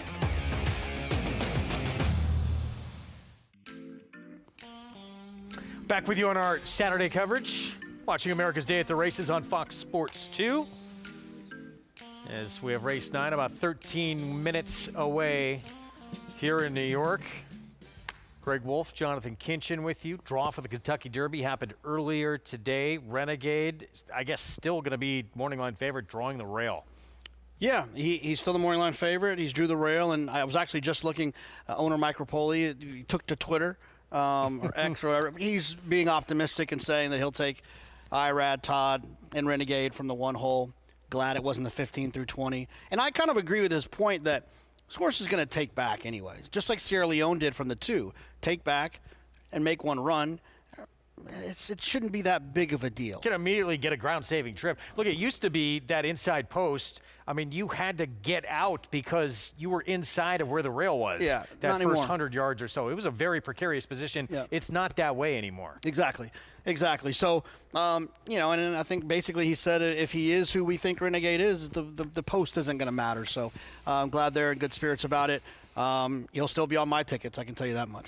Let's look back to stakes action earlier today on the card here in New York in the Woodhaven. A lot of talk about instability, that big debut for Chad Brown. Runs a good race here. Flavien Prat, though, said took a while to find his best rhythm and blackmail with a ground-saving trip under Javier Castellano. These surprises and upsets here. And what a move to scratch out of a turf allowance sprint on Friday. Go after this more aggressive spot today, and it pays off. Yeah, he obviously must have been doing well. And another notch in the belt of Not This Time, who just seems to be a super sire at this point. Got an inside trip, saved a little bit more ground than the second-place finisher, and was able to get it done. You also got to take into consideration, not that I think that the 1 would have any problem with giving the ground, but, you could see for a little while there was some, little clumps getting kicked up a little bit. Maybe that was a difference maker. Maybe it wasn't. Maybe that moved blackmail up. But a good performance nonetheless. Well, Connection said had been training great leading up to this spot. That's probably why they got aggressive with where they put this 3-year-old. Now potentially very big things to come. They're excited about his prospects the rest of the year here for dual Hall of Famer Mark Casse, Hall of Fame rider, of course, Javier Castellano in the irons for that victory. Tomorrow, Memories of Silver coming up on the card. We'll have coverage on Fox Sports 1. 3-year-old fillies get their turn over the inner turf. And Ultimate Love, John Velasquez, 2-1 morning line favorite. Yeah, Ultimate Love, you last seen in the Breeders' Cup Juvenile turf, Phillies turf, and when you qualify for a race like that, there obviously has to be some ability. And her race here, you're going to see in the Salima down at Laurel, where she ran extremely well. She was on a 3-race winning streak until she got into that race at Del Mar, and it didn't work out. She didn't run bad. She was beating 3 lengths. And a lot of times you get to see these horses grow up now from 2 to 3 and have an opportunity to take another step forward. She showed enough talent as a young horse. You'd like to think that that'll still be there. All right, that coming up on our Sunday coverage. Again on Fox Sports 1, 3-year-old fillies. Mile over the inner turf. And did you have any? You're single. Did you want to add something? You had something big to say, I guess. Was this a breaking news? No, I was just, I just wanted to make sure my shirt was straight. Okay, good. Oaklawn, that's 7th in the books. We're going to get to the 8th race, approaching the 20-minute mark to post. It was Go-Go Row-Row. Kelly Bainham. And this 4-year-old by Zong. I'm gonna look up 6-5 favorite. I'm gonna look up Zong in the commercial break. I mean, it's rare. We've been in this game for a little while to not have heard of a sire. $4.40 for the win. Pick 4, ending in that 7th, comes back $154.45. And Humorous Saint Makeshift's Legacy. Complete that trifecta. Pick 5, modest, $246 and change. Completed here in race 7. Back to New York. And race 9 approaching the 8-minute mark to post. Braving the elements, Maggie Wolfendale. Yes, Greg. So is everybody else here in the paddock, all the horsemen, pony people, outriders. Well done, gate crew. And the riders, of course, as we'll take a look here at the horse that's making his comeback in this New York bred other than, I should say, 2X. And that is number 3, Hit the Post, as he is one that has run really well last year as a 3-year-old in some, salty spots. And this one try against older company later on in the season in the Hudson, it was a really tough field. And I don't think he ran that badly, but it was pointed out to me that his better races have come when going in Finger Lakes and at Saratoga, where Mel Giddings is generally based. She goes to Florida for the winter and then she ships to Saratoga. This guy has been preparing for this start back at Palm Meadows, and it shows. He looks as though he's coming from Florida, from warm tropical climates, as he looks fantastic here from a flesh perspective. And I like the fact that he has really good energy here in the paddock, as he potentially could be the lone speed in here. I do think that the horse who has been flirting with favoritism throughout the wagering, though, might have something to say about that with number 9, Unbroken Chain, especially with Flavien Prat climbing aboard, because he's a horse at times that can be forward. And we saw last time taking advantage of what played out to be a slower type of pace, but he occupies that outside post position. And I just think, given his demeanor, why not play upon that? Why not use that to your advantage? Because he is a horse that is frequently very forward, very lively, and let him kind of roll away from there. It feels like he might be in good form here for Eddie Barker. He was definitely flattered when Kenny B came back with a big performance second off of the layoff and ran an 84 buyer for Dave Duggan. Now, a horse that might take advantage of them heating things up, however, is number 5, 3Bs. He's one that is actually kind of turning back in distance, but he's been successful at the 7 furlongs in the past. I think it is a good distance for him. He's not the biggest type. He's a little bit smaller, kind of unassuming type, very laid back in the paddock, as you can see, but he's also a horse that is 1 for 1 over a wet track. You can see why he may prefer some moisture in the racetrack, because he has those really small feet. He might be able to skip over it quite nicely. So we'll see. Linda Rice, always dangerous, no matter what she's sending out, Greg. Yeah, no question about that. Thanks, Maggie. 6 minutes away now, 5 minutes to post here on this 9th here on the card. Race 10, by the way, if you're just tuning in, as the riders come out off the turf. If you did not know, race 10 will come off the grass. You can play all the action at Naira Bets and get that $25 free bet for the Kentucky Derby and a $200 deposit match sign-up bonus when you put in the code DERBY25 at sign-up right there at NairaBets.com, and bet any track, anywhere, anytime. And a look at 3Bs for owner-trainer Linda Rice. Jose Lezcano will be aboard 4-1 here on a 4-year-old who's 9 of 19 starts, been first or second. Let's look at Hit the Post. Be returning for the 4-year-old debut coming up. Yeah, and the one thing about Hit the Post is one of Hit the Post's best performances was that wire-to-wire win back at Saratoga in the slot was on Lasix. Back on Lasix here today. Same kind of racetrack too, though. Big point, yeah. Yeah, so I think that you know, based on that, you'd like to think you have a chance to see the best that Hit the Post has to offer. Hasn't run in a while. I'm not crazy about the price in a race that I thought was, I mean, you can make a case for basically every horse in here except for the 4. Not just that race we just showed you, not just a huge performance on the same kind of racetrack that he's going to get today. He also clobbered a horse who we're going to see coming up in the next race at Oaklawn, who's going to be the 9-5 favorite who wound up winning the Albany Iron Dome. Yeah, I mean, it's very impressive. Very impressive performance. Now, I will say that he hasn't come back and duplicated that, but maybe he will with the circumstances he has here today. Here's Barry Funny, Bill Morey trains. Yeah, Barry Funny down on the inside. I wish he had a little bit more speed from down there. Here's Trust Fund, Jorge Abreu. This is where I'm going to land. I thought his race 2 back was pretty darn good. In a wide open race, I want a little bit of a price. One we just showed you in action, Hit the Post on that sloppy sealed track. There's a couple of things in his favor that feel like he could duplicate that, but he's still too short of a price for me with this group. Sanzio, big number for the Jimmy Ferraro barn. Yeah, I picked on Sanzio a little bit as one that probably can't win this race, but he probably can't. Race 2 back was not bad at all, and that was on a track with some moisture in it. Here's the 5 3Bs. Yeah, 3Bs for Linda Rice. Ran a lifetime best last time, going in the right direction. Sheriff Bianco, 900,000 plus in earnings. I actually thought Sheriff Bianco was kind of on the way out, and he's rolled off back-to-back wins. Elysian Meadows, Bill Mott, and Eric Cancel will ride. I wanted to pick this horse, but I realized that it was a lot more hope than it was what I thought was actually going to happen. This horse has some good back numbers, but the comeback race, although it was off a layoff, wasn't great. Something you always do. Rock the weekend. No, I went to sleep early last night. 26-1, any kind of chance? I mean, they all kind of have a chance, but I don't think that one will win. Here's Pratt on Unbroken Chain. Yeah, I'm interested to see what Flavien decides to do with this outside draw, this tactical speed. I'd like to think he'll be pretty aggressive to try to get some position, see where he ends up.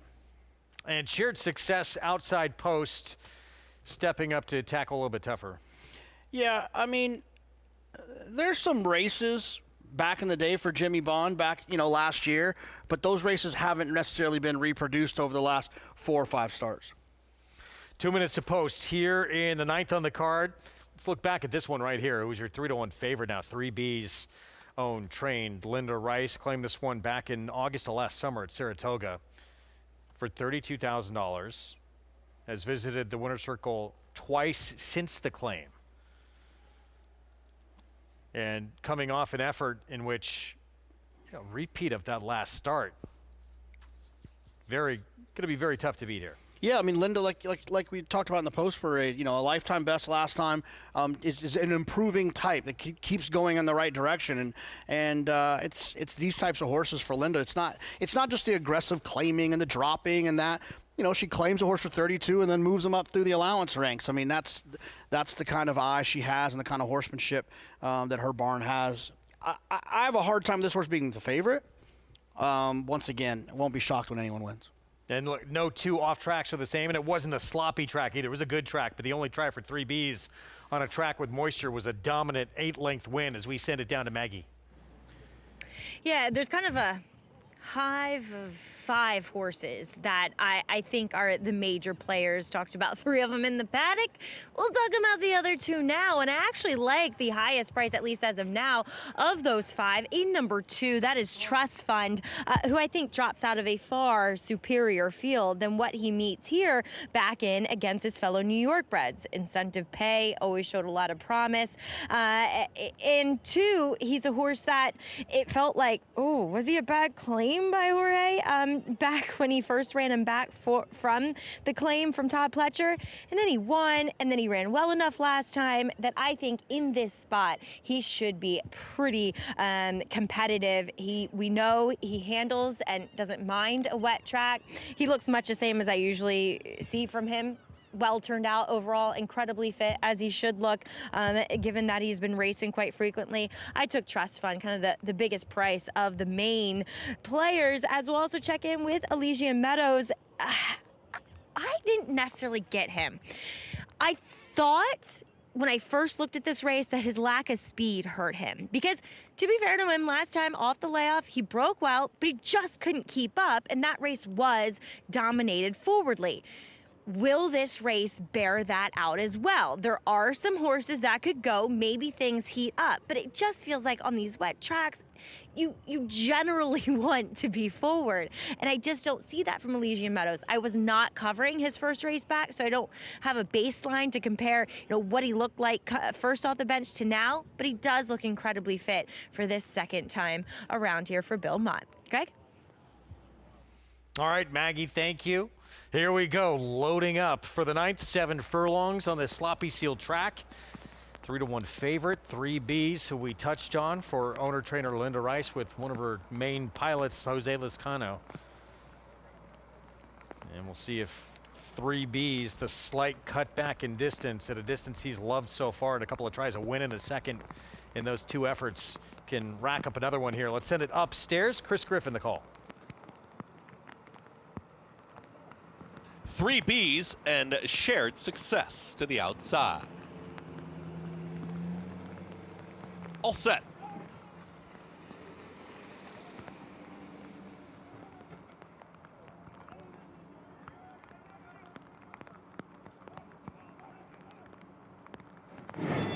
And they're off. Trust Fund off a step slow.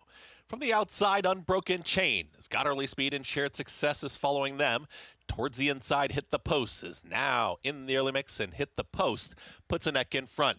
Unbroken Chain back to second, as stalking second, and out wider. Here comes Sheriff Bianco to join them 3 wide. Shared Success is 4 wide. Trust Fund, after breaking slowly, is now moved up into the 5th spot. Sanzio, the big long shot in an orange cap, is in the 6th position. Barry Funny is tracking in behind them in 7th. Then in 8th to the outside comes 3 Bs. Further back in the field, the 2 trailers rock the weekend with Elysian Meadows.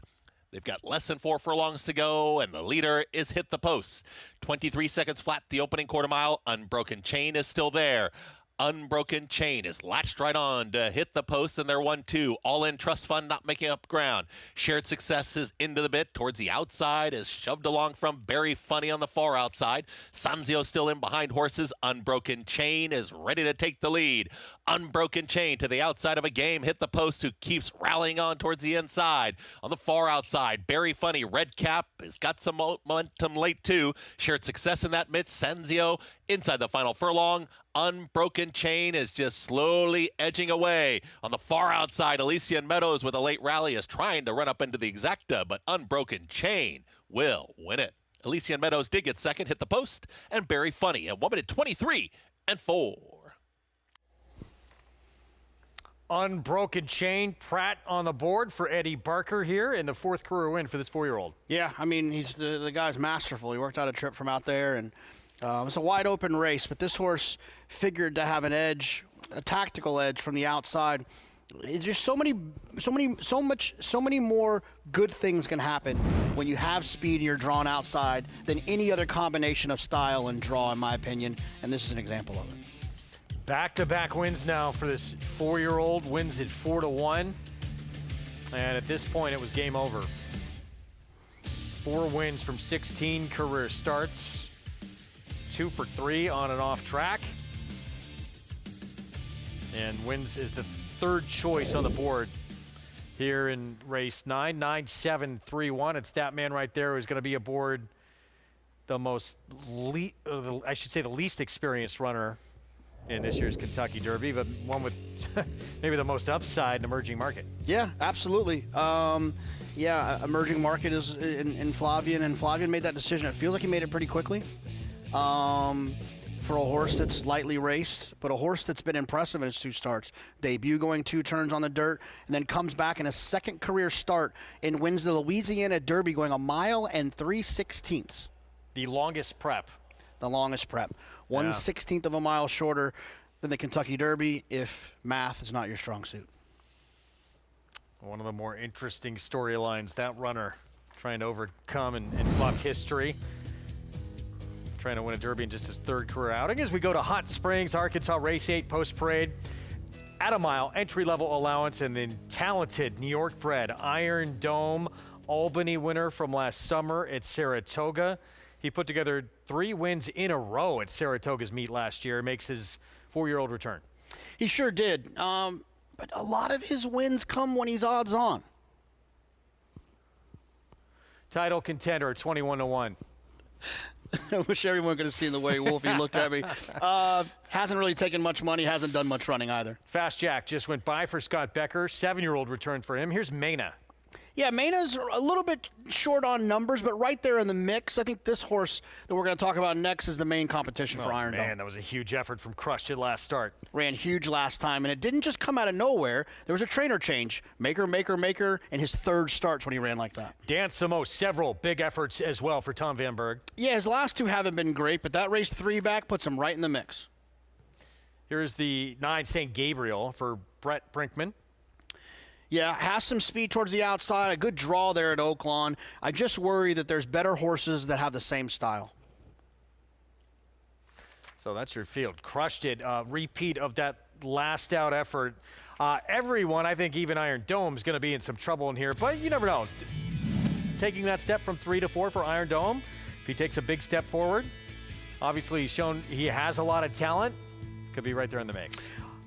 Well, I mean, you giggled at me, but Iron Dome has 3 wins by 9 lengths, 11 lengths, and 7 lengths.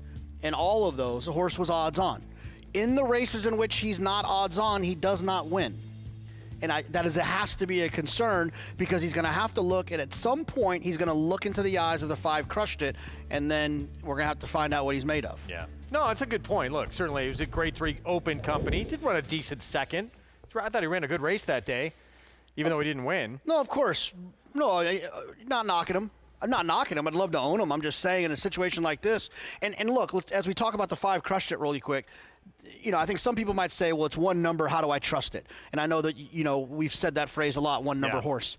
But when you look at 1 number horses, if you can find a reason for that 1 number, then it's much more digestible. And to me, it was a trainer change. He's been with Maker for 3 times. Maker figured him out. That's why he ran so fast. Yeah, and he was sort of building to that performance as well, as we said it out to Megan.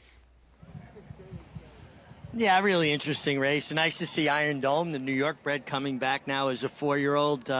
Co-breeder Chester Broman still involved as a partner in this horse. I'm glad to see Mr. Broman stayed in on him. I think he looks good. I don't think he changed considerably from 3 to 4, but I will say I do think he'll be better for a race under his belt. And I'm not saying he's not fit enough to win, but I do think a race will help move him forward. I agree 110% with you, Meg. And just going back through, because I've never seen this horse in person, going back through shows in the summer, listening to some of Acacia's comments specifically, he's always been a burlier, good doer that's carried that weight and condition. So that's a positive signal because, I mean, last year, Meg, she said this back in the latter end of his campaign after he had a sustained campaign. I mean, he ran 4 times in Saratoga last summer, so he kept himself incredibly sturdy through that stakes win and beyond, and needed the time away. I think he's going to stack up favorably considering his tactical speed from the inside. Well, and I think that's just what you said, the tactical speed. I think he's going to get a really good trip because Fast Jack is a sprinter, looks like a sprinter. He's coming off a layoff. He's going to have high speed. The 5 Crushed It should be close, particularly coming out of 1-turn mile races at Aqueduct, where they go considerably faster than a 2-turn mile like we have here. So if Crushed It goes after Fast Jack a little too early, maybe it sets up for a horse like Iron Dome. But we both kind of were enamored with the 4-horse Mena from the Ron Moquette barn, as he'd probably get the paddock check mark as far as appearance. 100%. He looked fantastic. He was incredibly sharp in the paddock. He had 2 handlers, as I mentioned earlier on the show. It's very loud in there today. But Ron Moquette actually mentioned something pretty interesting when we were talking with him before the race, that this feels like a kind of race where it's timing and when to move your horse at the right spot, especially with some of the speeds that might be very unreliable. And this horse, a very similar running style to the current favorite Iron Dome, has been doing well and showing up.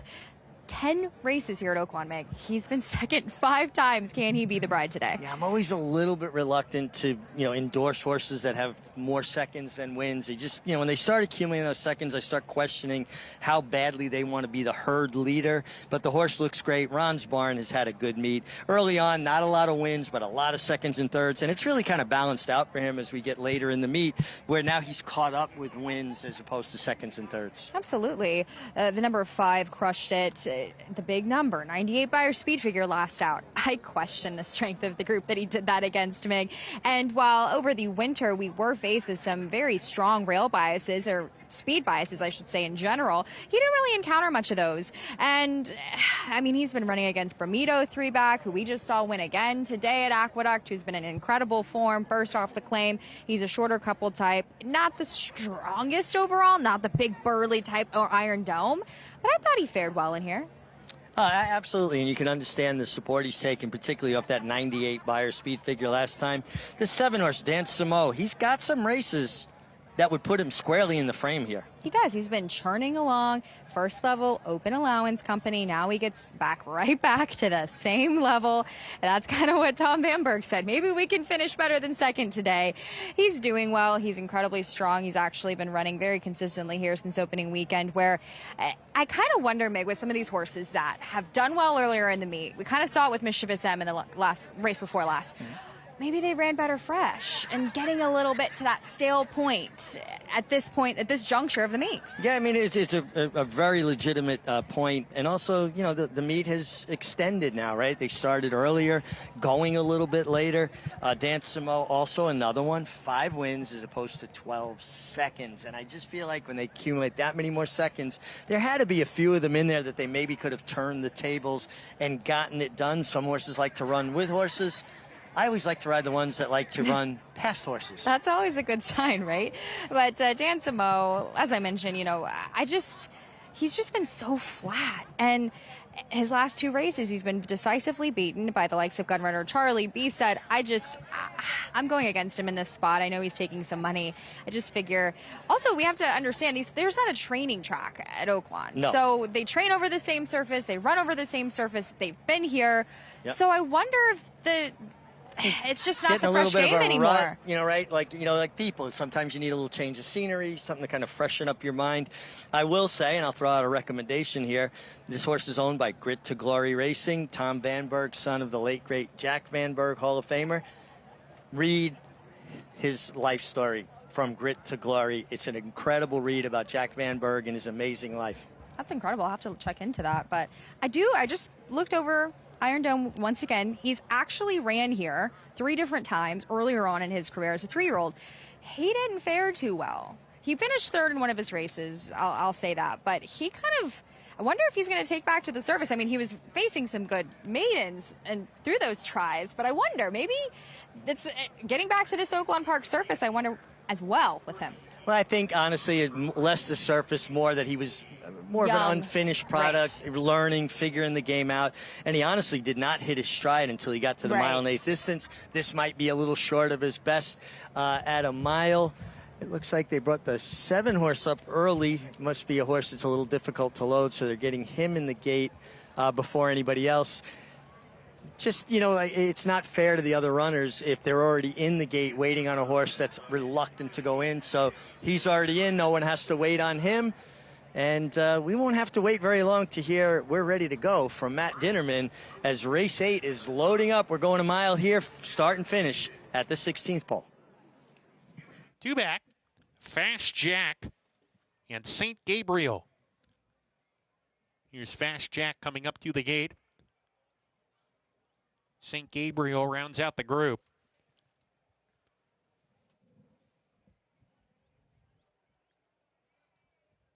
We're ready to go. And we're off. Good beginning for all. Fast Jack is fastest in the first 16th of a mile, takes a hold of the bit and leads the way early on. Title Contender tipping outside. Mina in a tight spot, really tight. Going to have to tap on the brakes there, Mina, going into the first turn. In the meantime, on the lead, it's Fast Jack. St. Gabriel takes the second position. Title Contender off the fence third with Iron Dome, who joins him from the inside, and Crushed It, who's 3 wide. 2 back to Dan Samo, and Mina drops to the back as they approach the backstretch run. Fast Jack, naturally quickest, leads a length from St. Gabriel in second. Crushed It a little bit keen. He's taking the third position. 3 wide, 2 off the lead. Length back to Iron Dome. Then Title Contender. Dan Samo patiently ridden. He's 5 or 6 behind, and 6 back to Mina, who's detached from the rest as they speed down the backstretch. Remember, this race will end at the 16th pole. It's still the gray. Fast Jack leading a length and a tail. St. Gabriel, no excuses, second. Crushed It third. Iron Dome alongside of him. The 2 favorites together going into the turn. Dan Samo in the 5th position. Title Contender has given way. Mina under a hard ride at the back of the field. St. Gabriel's got the lead. Crushed It moving up alongside now as Fast Jack has retreated to third. Iron Dome's in an all-out drive, and now so is Dan Samo as they hit the quarter pole. It's a match race on the lead between Crushed It and St. Gabriel. Crushed It trying to make a one-horse race coming off the turn. Crushed It off the turn, opens up the lead to a length as he's clearly ahead now. St. Gabriel's second, then Iron Dome and Dan Samo. It's Crushed It hitting the 16th pole clear. Crushed It by 3, opening up late. 2 wins for Mike Maker, 3 wins for Francisco Arrieta today. It's Crushed It who did just that, was much the best. Iron Dome second, got up over St. Gabriel and Dan Samo, who was 4th. Crushed It does crush it here. Back-to-back wins. Obviously, that last out effort was for real. Mike Maker, Francisco Arrieta chipping away at that lead of Ramon Vasquez for the riding title with another win here. And Iron Dome, credible return here first off the bench as a 4-year-old. Yeah, he ran well enough. And look, I don't want to knock the horse. You know, you win by open lengths like that, I think expectations get pretty high. I just worry that he might have kind of tricked us to how good he actually is, and I think he might need softer company. Well, he didn't get anything soft about the number 5, Crushed It, who I thought was outstanding today. Mike Maker's got this horse going in the right direction, and I would imagine it's on to bigger and better things with him. Very good effort. It was a $75,000 claim back in November of last year, and now back-to-back victories, but that last one, $75,000, you beat a pretty good group in here, entry-level allowance, but the way you do it, too, you start thinking bigger and better things. It's 2 pretty impressive wins, if I'm not mistaken, in the last 3 or 4 races from Mike Maker from horses that he's claimed. Yeah. This isn't even what I think he's the best at. I think he's really good at claiming horses and stretching them out on the turf. Yeah. Did it in back-to-back dirt races. Let's get back to New York, wrap up what we just saw from Unbroken Chain. Sorry, I cheated. Flavien Prat, he won obviously early on the card as well. Second win today for him as he wins here with Unbroken Chain. Eddie Barker teams up with that trainer for the victory here. Unbroken Chain winning for the 4th time, 16 career starts. Yeah, Flavien Prat seeing the ball well. A lot of these riders, it's a big week for a lot of them leading up to the Kentucky Derby and getting into that groove, seeing the ball well. If you've ever played a sport, just sometimes you get in that zone. You want to start that zone as early as possible and try to stay in it as long as possible, and Flavien looks like he's in that. It's been in a pretty long zone, back-to-back Eclipse Award winners, outstanding rider. Rarely makes a mistake, good at everything. And, of course, he'll be on emerging market in the Kentucky Derby, as we touched on. Pick 6 carryover today. We got 1 leg remaining. As you see how it's played out to this point, fairly formful with the remaining leg coming up in a race that has been taken off the turf. 6 furlongs now, main track in this $55,000 maiden claiming group.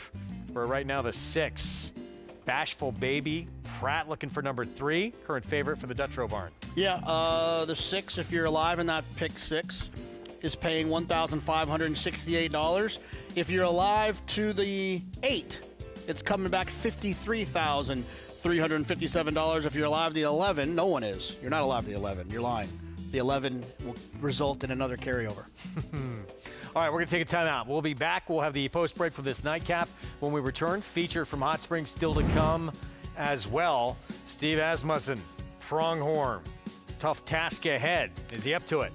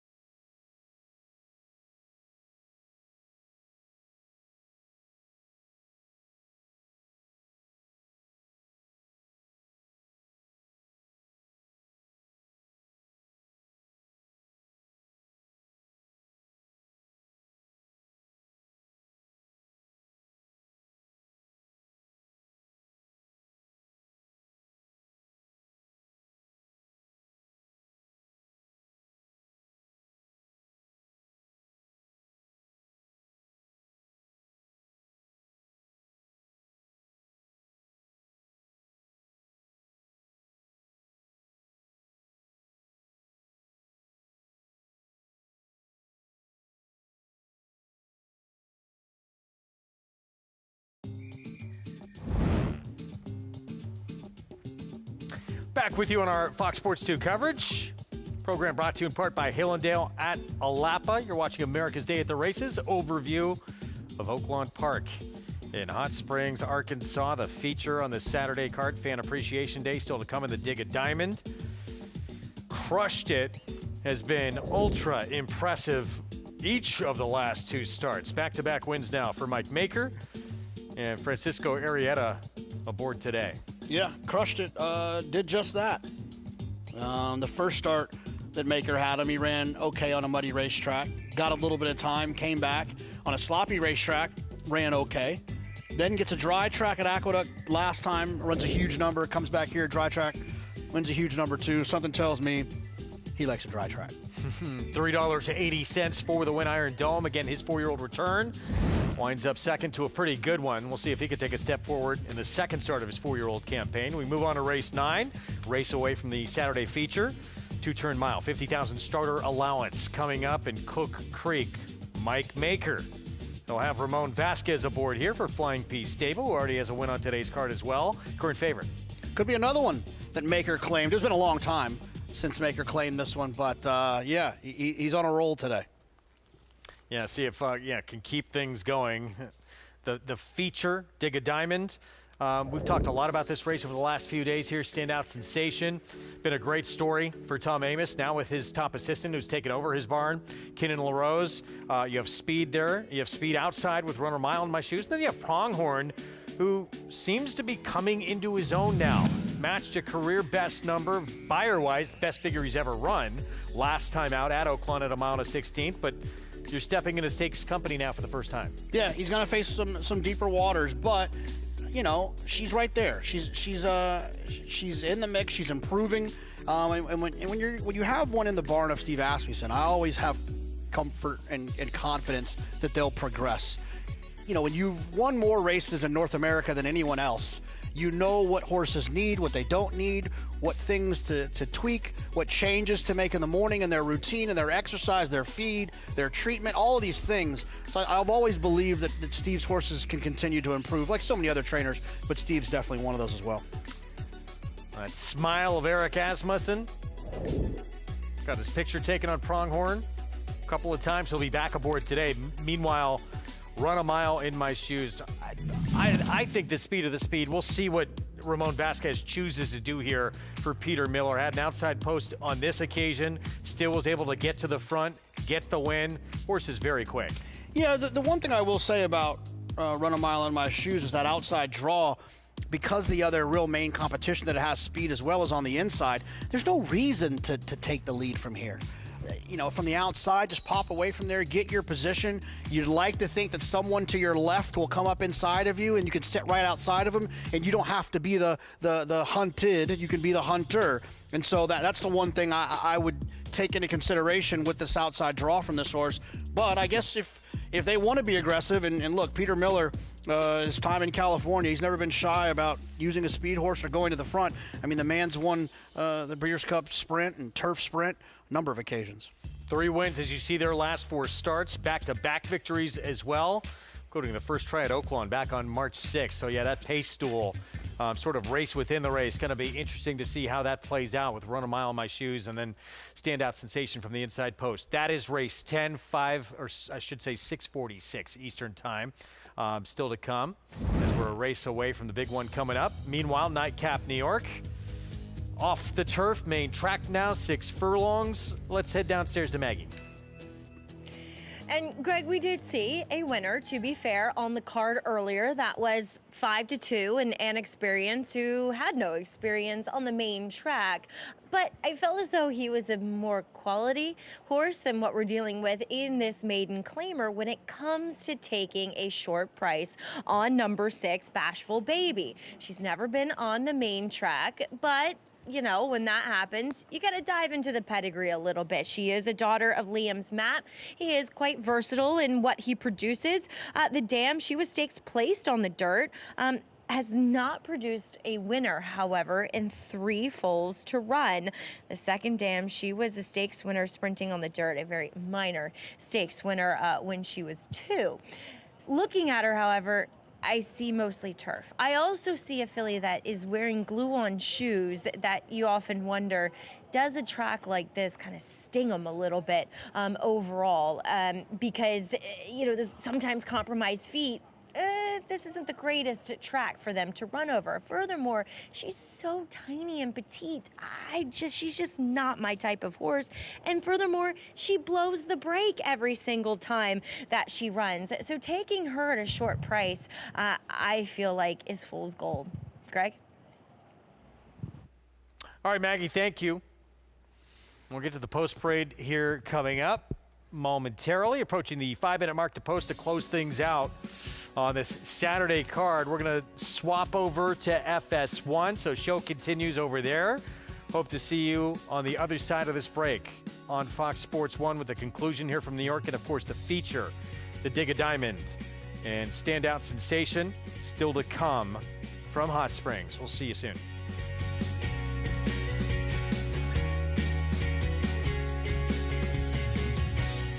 Standing at McMahon of Saratoga Thoroughbreds, top young stallion Solomini, a Grade 1 son of Curlin and sire of 2026 graded placed New York Stakes winner National Identity. Inside the final furlong, National Identity. Acoustic Ave is making up some ground. National Identity is almost home. Acoustic Ave second. National Identity wins the Safe Florida Sandy. Solomini, standing for $7,500 in 2026 at McMahon of Saratoga Thoroughbreds.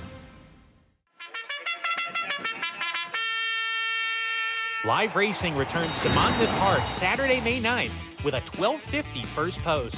Watch and wager on world-class racing from the iconic Jersey Shore each weekend all summer long. Check out the country's best handicapping contest schedule at monmouthpark.com with a wide variety of tournaments taking place monthly. Joining us on site, lock in your odds with fixed odds wagering at Monmouth Park Racetrack. And Adair Manor will take the Clementelle Hirsch. Archangelo, the Belmont winner in charge. The Grade 1 Whitney to Arthur's Ride. Olympiad gets the gold. Tap it twice! Tap it twice! It is Timberlake who's going to win. She's so speedy in that sprint. Sierra Leone in the Breeders' Cup Classic.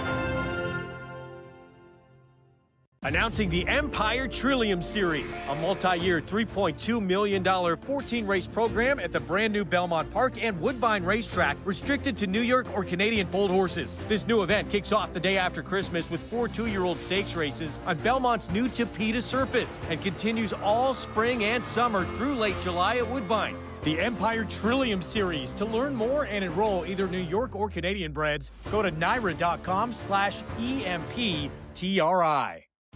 It's America's original sport, and no one covers it better than americasbestracing.net. From the sport to the lifestyle, the best races, horses, and destination venues, cocktails, gambling, fashion, and more. americasbestracing.net is a sport for you.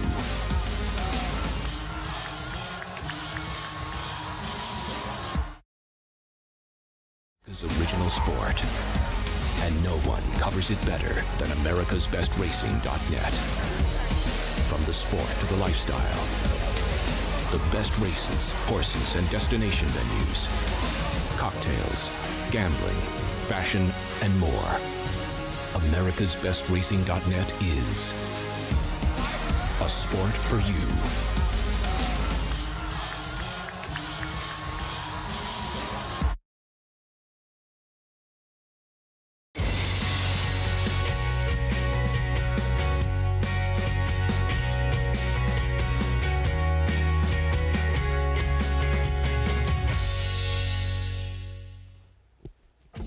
Good to have you with us on Fox Sports 1. You're watching America's Day at the Races. Feature to come from Hot Springs, Arkansas.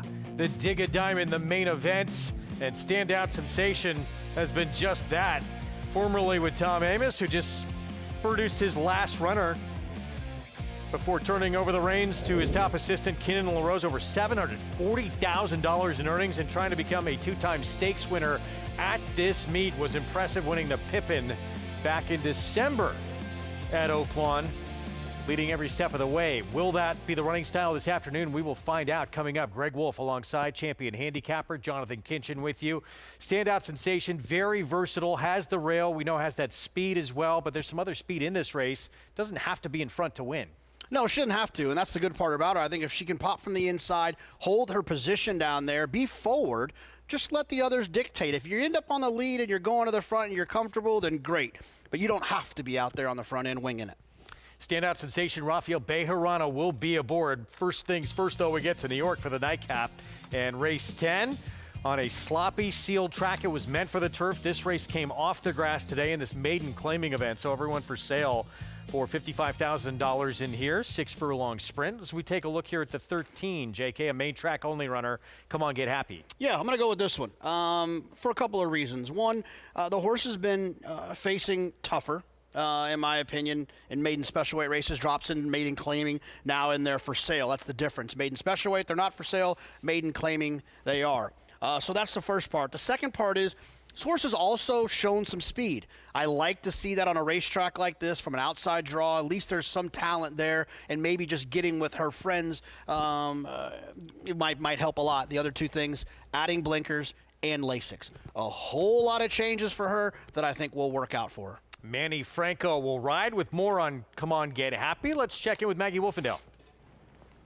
I feel as though Come On Get Happy should be the favorite in here. You know, there's opportunities when people get lured by maybe connections or horses that have good turf form when the races come off. Well, Come On Get Happy has, relative to this field, pretty decent dirt form. That's what we're doing today. And as she comes back off of a layoff, she looks incredibly fit here for Michelle Nevin, much like she did in her debut, as Michelle is a trainer whose horses do tend to carry that conditioning, and maybe by design she doesn't have them necessarily cranked up to win first time out and or off of a layoff. But she does look ready here. JK pointing out the equipment changes, getting a pair of shortcut cheater blinkers, and on top of all that, she's moving incredibly well, and she's a very light on her feet type of filly, which I think translates well to dealing with a very wet, sloppy racetrack like we have today. I was really excited to try to take a stab at number 7 in here. That's Bow Hill. If this race had remained on the turf, she does have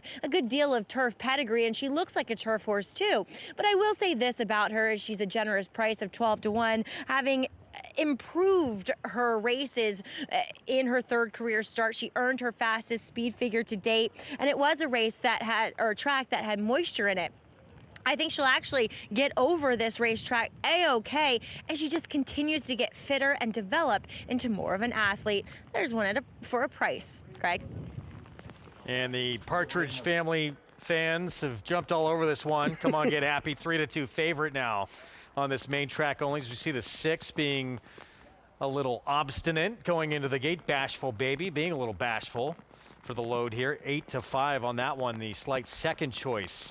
Prat looking for number 3. Flavien Prat, the 2-time running Eclipse Award winning rider, will be aboard for Rick Dutrow Jr. Nightcap from New York with the call. Let's send it upstairs. Chris Griffin. Manny Franco aboard, and Sylvain last to load. Goes in, all set, 10th and final.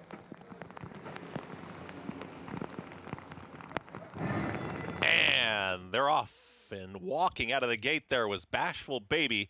Bashful Baby, one of the top choices, is at the back end of the field. The lead in between horses. Here comes K Road in the early mix, and towards the outside, Come On Get Happy. Sylvain is going to join them 3 wide. At the rail, further back is Fairy Godmother in 4th. Then in behind horses, looking at Annie. Rushing up is Bow Hill in the red silks. After the beginning, Bashful Baby has caught up with the leading pack, and the trailer, Tis Improbable, 22-4 for that pumped up opening quarter mile. Come On Get Happy has to wrestle on down towards the outside. Here comes Sylvain, and Sylvain puts a nose in front. Come On Get Happy trying to come right back. These two sizzling fractions early as they approach a quarter mile left to go. Bow Hill starts to make up some late ground in behind them. K Road has dropped out of it. Bashful Baby. The top two still go at it. Come on, Get Happy. So Vain just keeps running after this leader, and they are nose and nose with a furlong left to go. They just brush there as Come On, Get Happy is rallying on So Vain. So Vain has now put a nose in front. It's So Vain trying to edge away late. Come On, Get Happy not done. So Vain wins the finale. Come On, Get Happy second. Then came a late run there. Fairy Godmother and K Road in 1 minute 12.70 seconds. Well, if you love hits from the 70s, you just crushed this exacta. So Vain, the upset score, and the two main track onlys run 1-2. 12-1 on your winner. So Vain had three opportunities, running for 20. And couldn't get it done. I guess they, Come On, Get Happy. They both would have won without each other there. It would have been a much more comfortable trip for either one of them. They both got pressure, but So Vain took all the pressure, put away the 7-5 favorite and Come On, Get Happy, and held off the closers.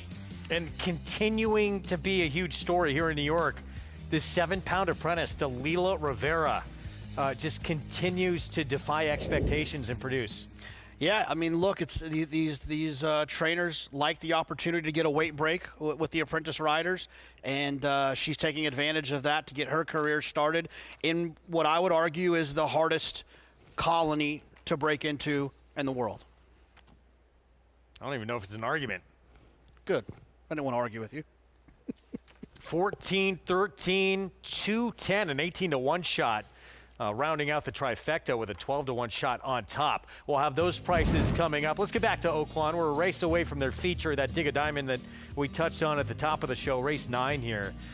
2-turn mile. It's a $50,000 starter allowance race.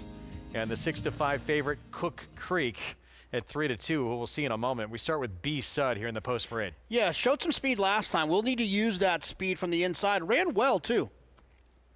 Those Silks we saw win earlier on the card, Flying P Stable, and Mike Maker, for that matter, the trainer with Ramon Vasquez aboard. Yeah, let's see if they can get another one, these connections, Flying P, Ramon Vasquez, and Mike Maker. Here's Notary at double-digit odds. Yeah, this one probably needs to get a little bit quicker to beat the main competition in here.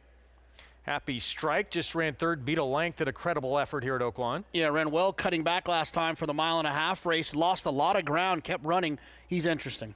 Oscar Eclipse went by. Here's Fort Sam. Yeah, Fort Sam, another one who's got some speed. See if he can take advantage of being drawn outside of some of the other speed horses. Winner's Lion comes in from Will Rogers down off a victory. Yeah, probably needs to get a little quicker. Does have some faster races back when he was with Joe Sharp. Hasn't shown as quick of a race since then. And this one likes to win. Keen Cat, 11 for 44 lifetime. Keen Cat, the son of Keen Ice, who beat American Pharaoh that year. Incredible. Goodness. In the Travers, shocking upset, beating a Triple Crown winner. Get signed up, started, play this year's Triple Crown with Naira Bets. If you're a new member, punch in Derby 25, get a $25 free play for the Derby and that $200 deposit match sign-up bonus right there at NairaBets.com. Week away from the Kentucky Derby. Of course, that post position draw took place earlier today. We'll talk about that in just a little bit. First, we're going to set it out to Hot Springs and check in with Richie Migliori and Megan Burgess. Yeah, thanks, Greg. And JK, didn't really get to say hi to you guys yet, but turned into an absolutely glorious day here. Sun came out, we get a nice little breeze, and as usual at Oaklawn Park, an enthusiastic crowd.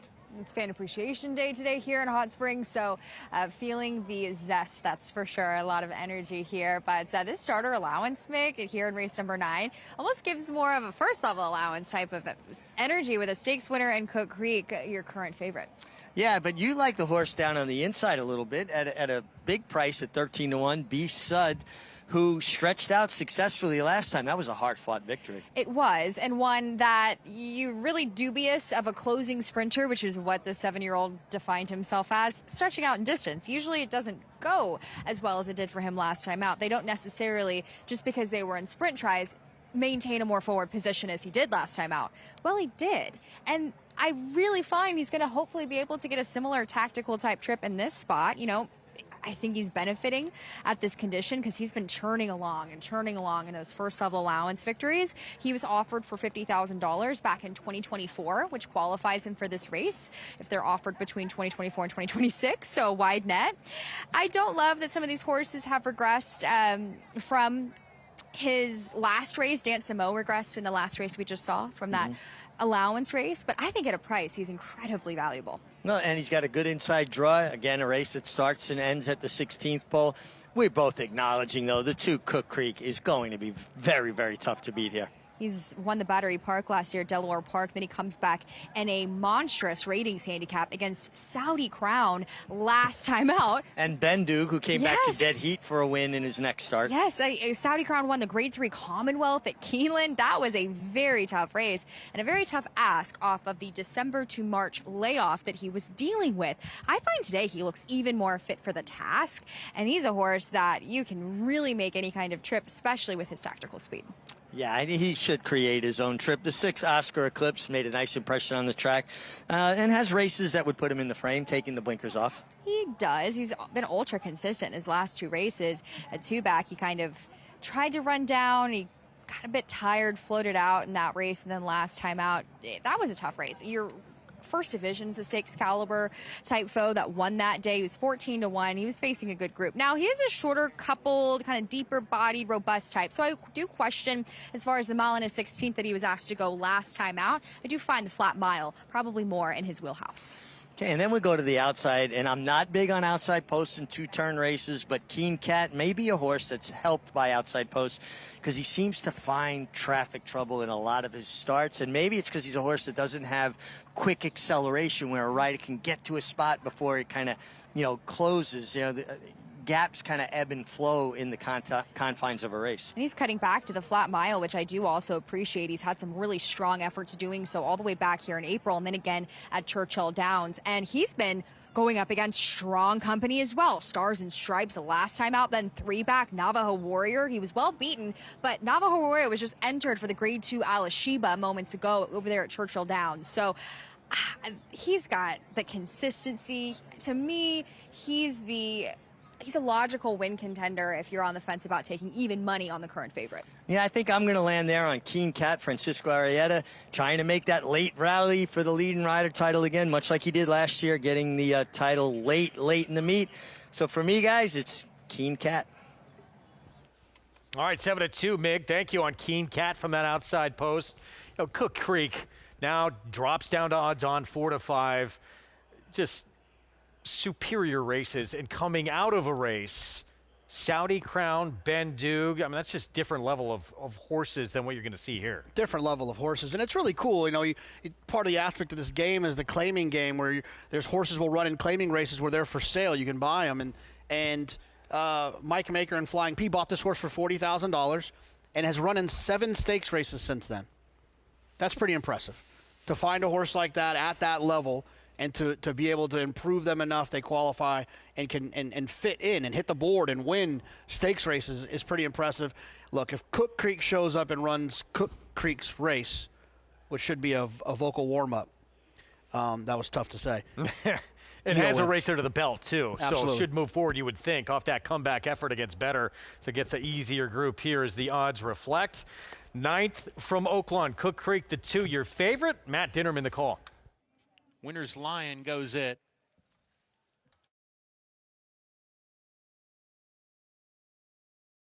Two-back, Notary. Post 4 into the outside, Keen Cat.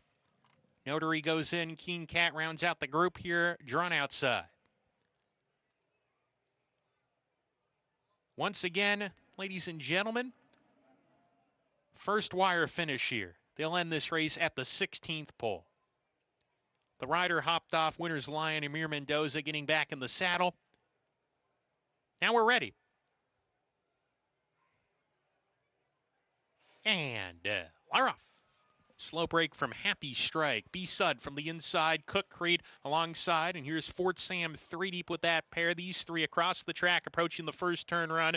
B-Sud narrow lead now on Cook Creek and Fort Sam, who's right outside 3 wide going into the turn. Then in the line of another 3. Winner's Lion, Notary, And between them is Oscar Eclipse easing off. He's about 4 behind, along with the Gray Winners Lion. Gap of 4 to Keen Cat, binding his time in the second last spot. Happy Strike is at the rear as they approach the backstretch. B-Sud at 20-1 paves the way by a half length. Cook Creek, the 6-5 favorite, is pressing on the outside, just a neck behind. They're moving right along here up top. Fort Sam stalking the pace today. He's 2 lengths off the lead. A length to the Old Pro. There's Notary on the fence. Then Winners Lion, Oscar Eclipse to the inside, 2 clear of Keen Cat, and Happy Strike, who's sent upon a little bit as they approach the 4-turn run. It's still B-Sud up top. Shown more rain to keep going. Cook Creek in a good gallop second going into the turn. Fort Sam 3 wide, shown the stick, and now he's pumped upon rounding the turn. Notary is waiting on the fence. Happy Strike is trying to make a dash from last. He's moving up to come and challenge those leaders, Happy Strike,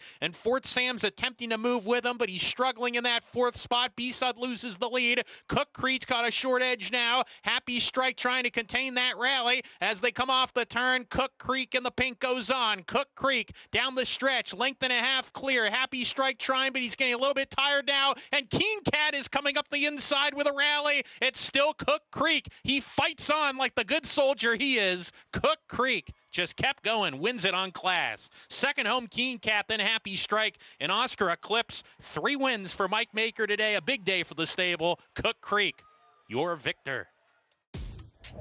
And these Silks back in the winner's circle again this afternoon. Cook Creek just too good for this group. But if you like this horse who was the standout here, actually floated up the right way. Odds go up to 6-5. Was as low as 4-5 at one point. That's free money. There's nothing like hitting a bet leading into Derby week.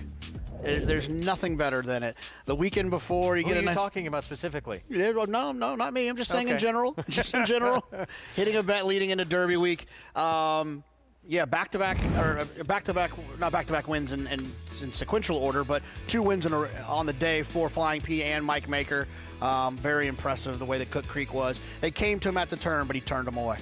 So Vain takes the nightcap here in New York. Delilah Rivera, 7-pound apprentice, came into today winning at close to 30%. It's just been tremendous here on, as you said, arguably the toughest circuit there is in the game. Picks up the nightcap here. An awesome situation for her as well, right? To establish your competence on this circuit before some of the big riders start to come back. Now you've established yourself. You make Angel's job a lot easier. Angel Cordero, her agent, an easier job when they make the phone call to say, hey, I got somebody for you. It's awesome. It's hard to win 30% if you're Flavien Prat or Irad Ortiz around here, let alone an apprentice. Pretty impressive. $26.50 to close things out. And pick 6 comes back $17,785. Congratulations if you were able to put that sequence together on a light pick 6 carryover day. $12,100 carryover coming in. And really, just one price. I mean, Unbroken Chain, I guess, but that was what, 3rd choice on the board? It was Pratt. One number really resulting in that. Yeah, those the littler carryovers are sneaky. They really do help. They bring some more dollars into the pool, but they also can help kind of negate the takeout by adding that little 12,000. They don't get astronomical. The $300,000 carryovers everyone's playing, but the sneaky ones, those are fun to play sometimes. We're going to take a timeout. We'll be back. We'll talk Kentucky Derby just a week away. Draw happened earlier this afternoon. Brad Cox, they'll have 3 chances at it. And what a pickup mount this is for a man who's won a couple of derbies already, John Velasquez. Further ado, maybe the most impressive prep to this point. We'll talk his chances next.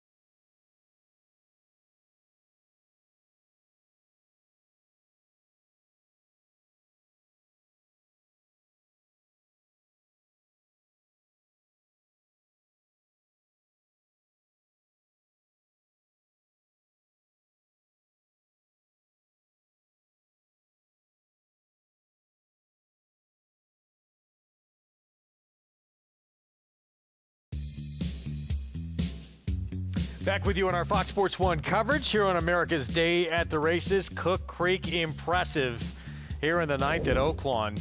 Mike Maker, 3 wins Saturday. A couple of wins for Flying Peace Stable, and Ramon Vasquez, the meet's leading rider, adds another. What a cool horse. You know, you claim a horse like this, and then you get to run them protected after that. You don't have to worry about dangling again for a tag. You run them in stakes races, you run them in protected races, and you get to keep Cook Creek around. I know he's a fan favorite and a barn favorite as well. Saturday feature, the Dig a Diamond, $200,000 purse, Phillies mares 4 and up. It's a 2-turn mile, and this, wow, standout sensation. The early money all over this 5-year-old mare. She's won over $740,000 in her career. She already won a stakes at this meet. That was the Pippin back in December. Very short price to open up here. Yeah, but it makes sense, right? She's established. She, like you said, she's won on the surface. She's got a tactical edge, I think, in this race from that inside post. There are some other horses that could annoy her, but I worry that if they annoy her, they're also annoying themselves. They're not making their jobs any easier trying to mess with her. I think she's going to pop away from there. If someone is aggressive to want to get the front, then she'll be able to sit right in behind them or flop out to their outside. All right, that's going to be, this sort of race within the race, how this pace duel is going to play out early on. Certainly the 7 run a mile in my shoes very quick from that outside post, and those two figure to battle it out on the front end. Kentucky Derby draw happened earlier today. The biggest news of all, the morning line favorite Renegade drawing the dreaded inside post, which is not as dreaded as it used to be since they got that new starting gate. Yeah, look, it's the Saturday before the Derby. We need something to talk about, and yes, that would probably be the headline, is Renegade drawing the inside. But Renegade's style, to me, is not problematic for that inside draw. Like you said, the old gate, when it was the auxiliary gate, it was a little bit larger than the new gate they have now. It takes the one off of the direct path of hitting the rail.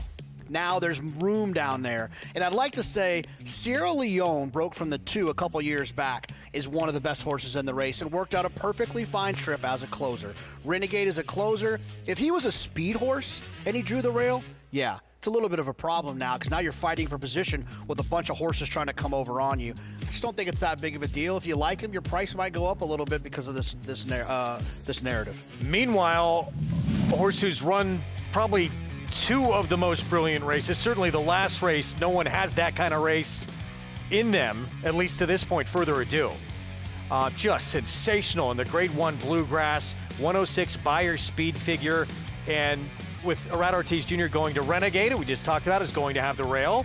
John Velasquez, the Hall of Fame veteran, will hop aboard for Brad Cox. I think if you think Renegade didn't draw great, I think Further Ado drew perfectly. Drove from the 18. He's got all the other speed horses to his inside. He's got 2 closers to his outside. He's got the exact same style as another horse that won from the 18 back in 2015, American Pharaoh. I think Further Ado drew perfectly. And if you're one of those folks that thinks he needs a perfect trip to win this race, he might just get it from that post position. He's had 2 just out-of-this-world performances. They both came at Keeneland, but he's also won a graded stakes race at Churchill Downs, not quite as fast as those Keeneland races. As for the man who will get the coveted pickup mount on this one, Maggie Wolfendale caught up with him earlier. Here with the ageless wonder, it's Hall of Famer John Velasquez. And Johnny, no rest for the weary. As you were down at Churchill this morning, working your Derby mount, Further Ado, first time getting on him. Talk a little bit about what you felt. Obviously, he's a horse that has that natural big stride, so he covers a lot of ground. He does always work by himself, as he did this morning. I was very happy the way he did everything. You know, I was very concerned, a little bit nervous. You know, I didn't want to go too fast. You know, so I'd never been on him. I had been watching him gallop in the morning and watch the last work. So talking to Brad, and maybe about 101. You know, I don't want to do too much. And he did put it ready on me, and I was like, don't let me go too fast. Yeah, but it worked out perfect. I mean, he was easy though. You know, I mean, went 12 and changed the first bar, 12, 12, 12, and kind of let him a little bit right before the wire, let it stretch out a little bit and gallop out very nicely. So I was very happy. Did it very, very easy. Mm-hmm. My brain isn't working. Were you ever on Animal Kingdom before? Ah, so this could be the same thing. No, I never got on him. At least this one I worked him, but no. Animal Kingdom, I only got him I got on him the day of the Derby. So, Wow. I mean, I'm used to that. It's like when I won my first bout when it was 17 week rush to races, I never, got on him before. Even the Todd had it, but I never worked her. Same thing. So I'm kind of used to these things, that you get on different horses, just like riding babies. You never ridden before, and there you go. Well, you are a master. Congratulations. Obviously winning a race today, but getting the Derby mount with a big shot. Yeah, I think I'm very happy with my mount, and really, I mean, he was very impressive last race. If we can do that, I mean, we'll be in really good shape. Johnny, thanks again for your time, and best of luck next Saturday. Thank you so much. Guys. Pretty incredible to get that as a pickup mount because Arad Ortiz Jr. committed to Renegade. Obviously, she brought up the Animal Kingdom question, and that's one that he had never been on before. Wound up getting that mount because of an injury to another rider, I believe Robbie Alvarado. Yep. And wound up winning a Kentucky Derby. And an illness to Uncle Mo. Uncle Mo, so it kind of worked out perfectly for Johnny to get his first Kentucky Derby. Animal Kingdom was his first Kentucky Derby, a pickup mount. So why not get another one with a pickup mount? 3 Kentucky Derby wins for the Hall of Famer, and now whether he's the favorite or not, people think it's going to be Renegade. We'll see. He has the fastest race anyone's run. That is quite a mount to pick up. And I'll also say, too, you look at all the riders in the room, or in the country, based on Further Ado's style, the trip he's going to have to get to win, there's not too many riders I'd rather have than Johnny Velasquez. How many races has Johnny won over his career, sitting 3 wide, stalking a pace, and winning the race? I couldn't think of a better rider to fit him for this situation. Meanwhile, we talk about sort of the toughest preps coming into the Kentucky Derby, and I think that path through Florida, most believe that has been, where the toughest ones have come. Fountain Youth, and then certainly the Florida Derby. Commandment won them both.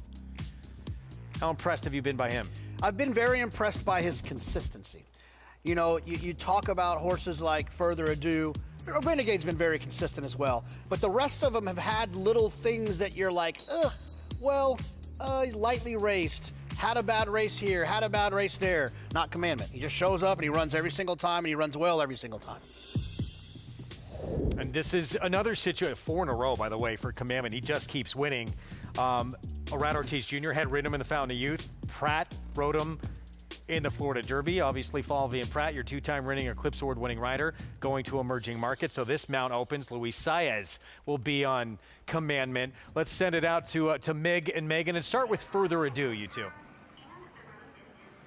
There's a lot to like about Further Ado. Obviously, his tactical speed, his natural speed.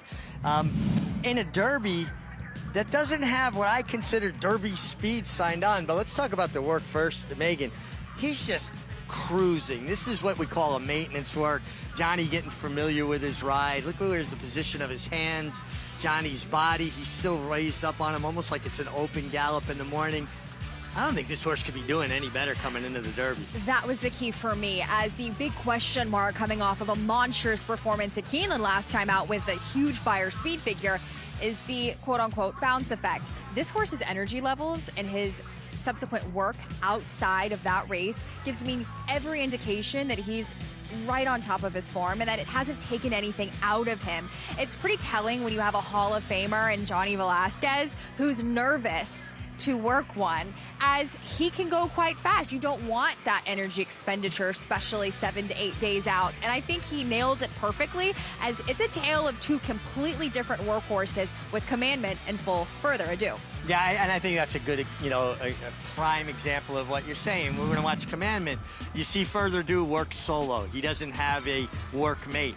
Commandment has a workmate because he's a horse that has a tendency to look around just a touch. Yes, and he's a laid-back sort. He's almost a little bit of a puppy dog when you're around him, from what I've seen.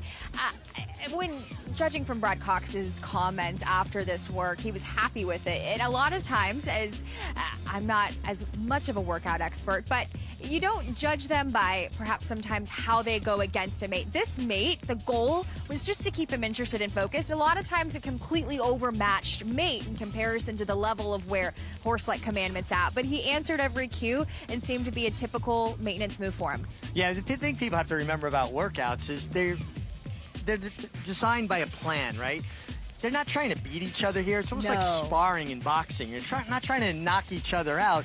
You're trying to work on technique. You're trying to work on fitness. You're trying to work on, parts of the game that you can improve on. It's not about winning or losing a workout. You don't get paid in the mornings for winning a workout. 100%, and galloped out well, but a horse that has been continuing to impress me coming out of the Jeff Ruby Stakes is the third Brad Cox contender in the Kentucky Derby. He's the black sheep just from the two prime duo, but he worked fantastic as well. Was quote unquote more than what Brad Cox expected. So keep your eye out on Full Effort. I believe he'll put in a solid race in this Kentucky Derby. Guys, I think this Kentucky Derby has really come together. There's 5 or 6 horses that I feel are in that A tier of horses that could win. And then there's some horses with puncher's chances as well. I think this Derby really came together.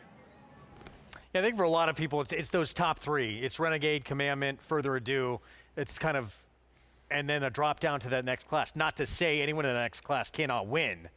Some are certainly huge long shots, but there is that next tier.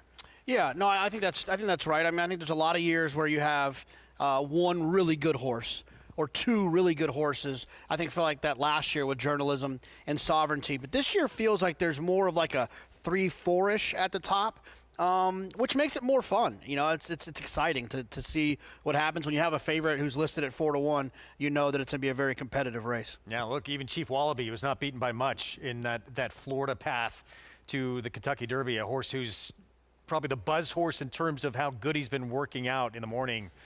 He's right in the mix as well. Yep, and those horses that work well in the mornings at Churchill Downs leading up to Kentucky Derby week typically run well. That one, of course, for connections. The winner last year was Sovereignty, Bill Mott Jr. Alvarado, Chief Wallaby. Get signed up, play the Derby and beyond with Naira Bets. Use that promo code at sign up, Derby25. Get a free $25 play in the Kentucky Derby, plus that $200 deposit match sign up bonus. Right there at NairaBets.com. We got you covered all Triple Crown season and beyond. Feature race on this Saturday from Oaklawn, still to come. That's the Dig a Diamond. As for Saffie Joseph Jr., having a tremendous meet in Hot Springs. What a performance from White Abario, beating the reigning Horse of the Year Sovereignty and Journalism when they met in the Oaklawn Handicap. Stay with us. He looks like a horse that breeders would love. He's just a perfect silhouette of a horse. Citizen Bull, his speed is his weapon. Citizen Bull in gate-to-wire fashion. When the real running starts, And he kicks away. you need that brilliance. You need that speed to carry you on. Citizen Bull to win. To me, the best sires are the milers. I want a sire that's a miler. Citizen Bull leads them all the way. He's a colt with every single ingredient you want in a stallion prospect. You bet with Naira Bets. Bet any track, anywhere, anytime, including all 3 legs of racing's Triple Crown. Download the Naira Bets app to play today and get a $25 free bet plus $200 deposit match bonus. Watch live horse racing, get expert picks, boost your bankroll with daily promotions, and hone your handicapping skills with exclusive tips and tutorials. Sign up now to claim your $25 free bet and $200 deposit match now through the first Saturday in May, only with Naira Bets. Deep in the heart of horse country, from these Kentucky hills has sprung a legacy rivaled by few. From the all-time greats of yesterday to the breed-shaping bloodlines of today, our roots hold strong with the promise of tomorrow. For over a century, our passion has guided us to where we stand and everything we stand for. Claiborne Farm, the tradition continues. Untimed workouts, limited crop use, and the only major U.S. 2-year-old sale held over a dirt racetrack. No other 2-year-old sale showcases each horse's natural athleticism like Mid-Atlantic May. Recent grads include graded stakes winners Explora, A Fine Chardonnay, Charlene's Dream, Ground Support, and Mendelssohn Bay. New year, new format, same quality. Phasing-Tipton Mid-Atlantic May 2-year-olds in training. May 18th and 19th in Timonium, Maryland. Where will you be?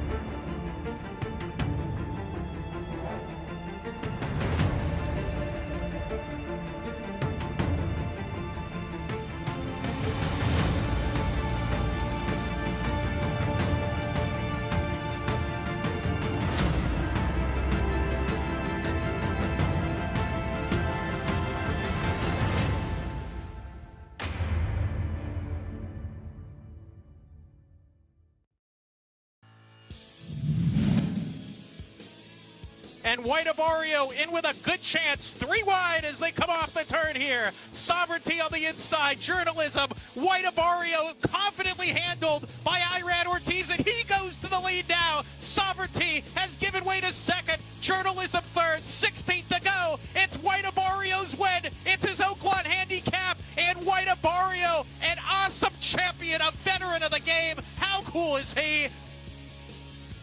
First race back for the reigning horse of the year, the Kentucky Derby, Belmont Stakes, and Travers winner Sovereignty, but White Abario, the old veteran, the 7-year-old, steals the show with a throwback performance, the best race he's ever run in his career, and now, as good as we were billing that matchup to be with Sovereignty, Journalism, and throw in White Abario, trained by Safi Joseph Jr., Sovereignty now and White Abario could meet again. It looks like both targeting the Stephen Foster, June 27th at Churchill Downs. What a meet for Safi Joseph Jr. Oaklawn handicap. Apple Blossom with that upset with Claret Beret. And of Skippy Longstocking, he was huge in the Essex. White Abario won the Florida Derby in 2022. He's won a Breeders' Cup Classic in between. Shows up and beats the reigning horse of the year and one of the best 3-year-olds we've seen in the last couple of decades. The longevity of this horse and the ability that Safi has shown to keep him around the races with Pegasus World Cups in the mix, and it's very impressive. We're seeing a lot of the horses he ran against in that Triple Crown season back in 2022. They're producing runner progeny on the racetrack now, showing up with babies. Yeah. Who's there? Who's behind him? Let's see. Charge It. Yeah, Simplification. Yeah, some horses that have gone on to do other things. That kind of performance, that was just off the charts, obviously, the way he ran that afternoon. I think Bill Mott had said with Sovereignty, he was a little surprised at where he wound up being on the lead. We've never seen that from him before. But first start back for him, would you expect to see a lot better going forward? Yeah, I would think so. I mean, this is no offense to the Oaklawn handicap. I don't think you bring back a reigning horse of the year and you circle Oaklawn handicap as the biggest goal of the year, right? I mean, it's obviously to come back and to win the Breeders' Cup Classic again, which won't be until November. So you have to have a starting spot, and that was his starting spot. And I also think, like you mentioned, like Bill mentioned, the dynamics of the race were a little bit tricky. Wasn't really his style. Now, I will say this, that the Sovereignty that I saw run last would have won that race no matter what, but I will give him another opportunity to kind of find himself and to step forward. It was the fastest, by the way, fastest Oaklawn handicap run since Cigar won it back in 1995. Feature race coming up here, this Dig a Diamond on the Saturday card for fillies and mares 4 and up, and that was a quick look at Standout Sensation. We'll get a look at again here coming up. Opened up, we saw, I believe it was even money. Not the favorite right now. The second choice at 8-5. It is Run a Mile in My Shoes, the 7. Speed outside for Peter Miller, who is the 7-5 favorite right now. The way I kind of look at this is that if the 1 doesn't win, to me it's because the 1 and the 7 went too fast and they set it up for someone else.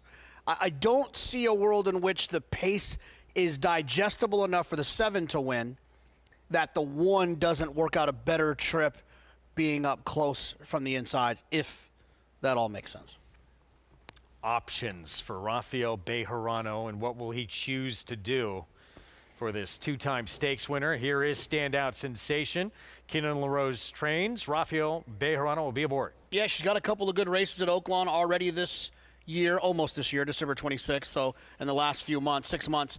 If she can duplicate those 2 performances, I think she could be tough. It was those silks that gave Kenan LaRose, former top assistant for Tom Amos, who just retired, his first ever stakes win earlier this month. The 2, Mad About Marie for Ike Green. Yeah, her best race she shows pace. I'm worried about that with these other speed horses in here. Sprinter stretching out, Queen's Martini. Yeah, she's one that could try to take back and make one run.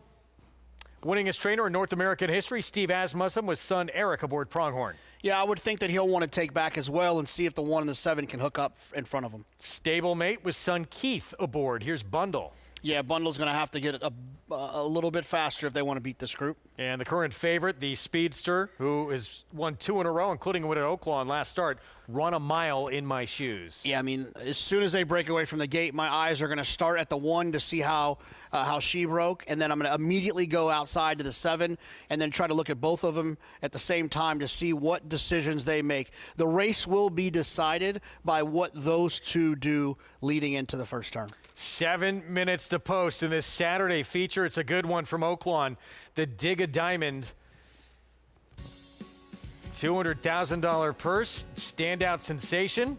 Trying for a second stakes win this meet when we come back.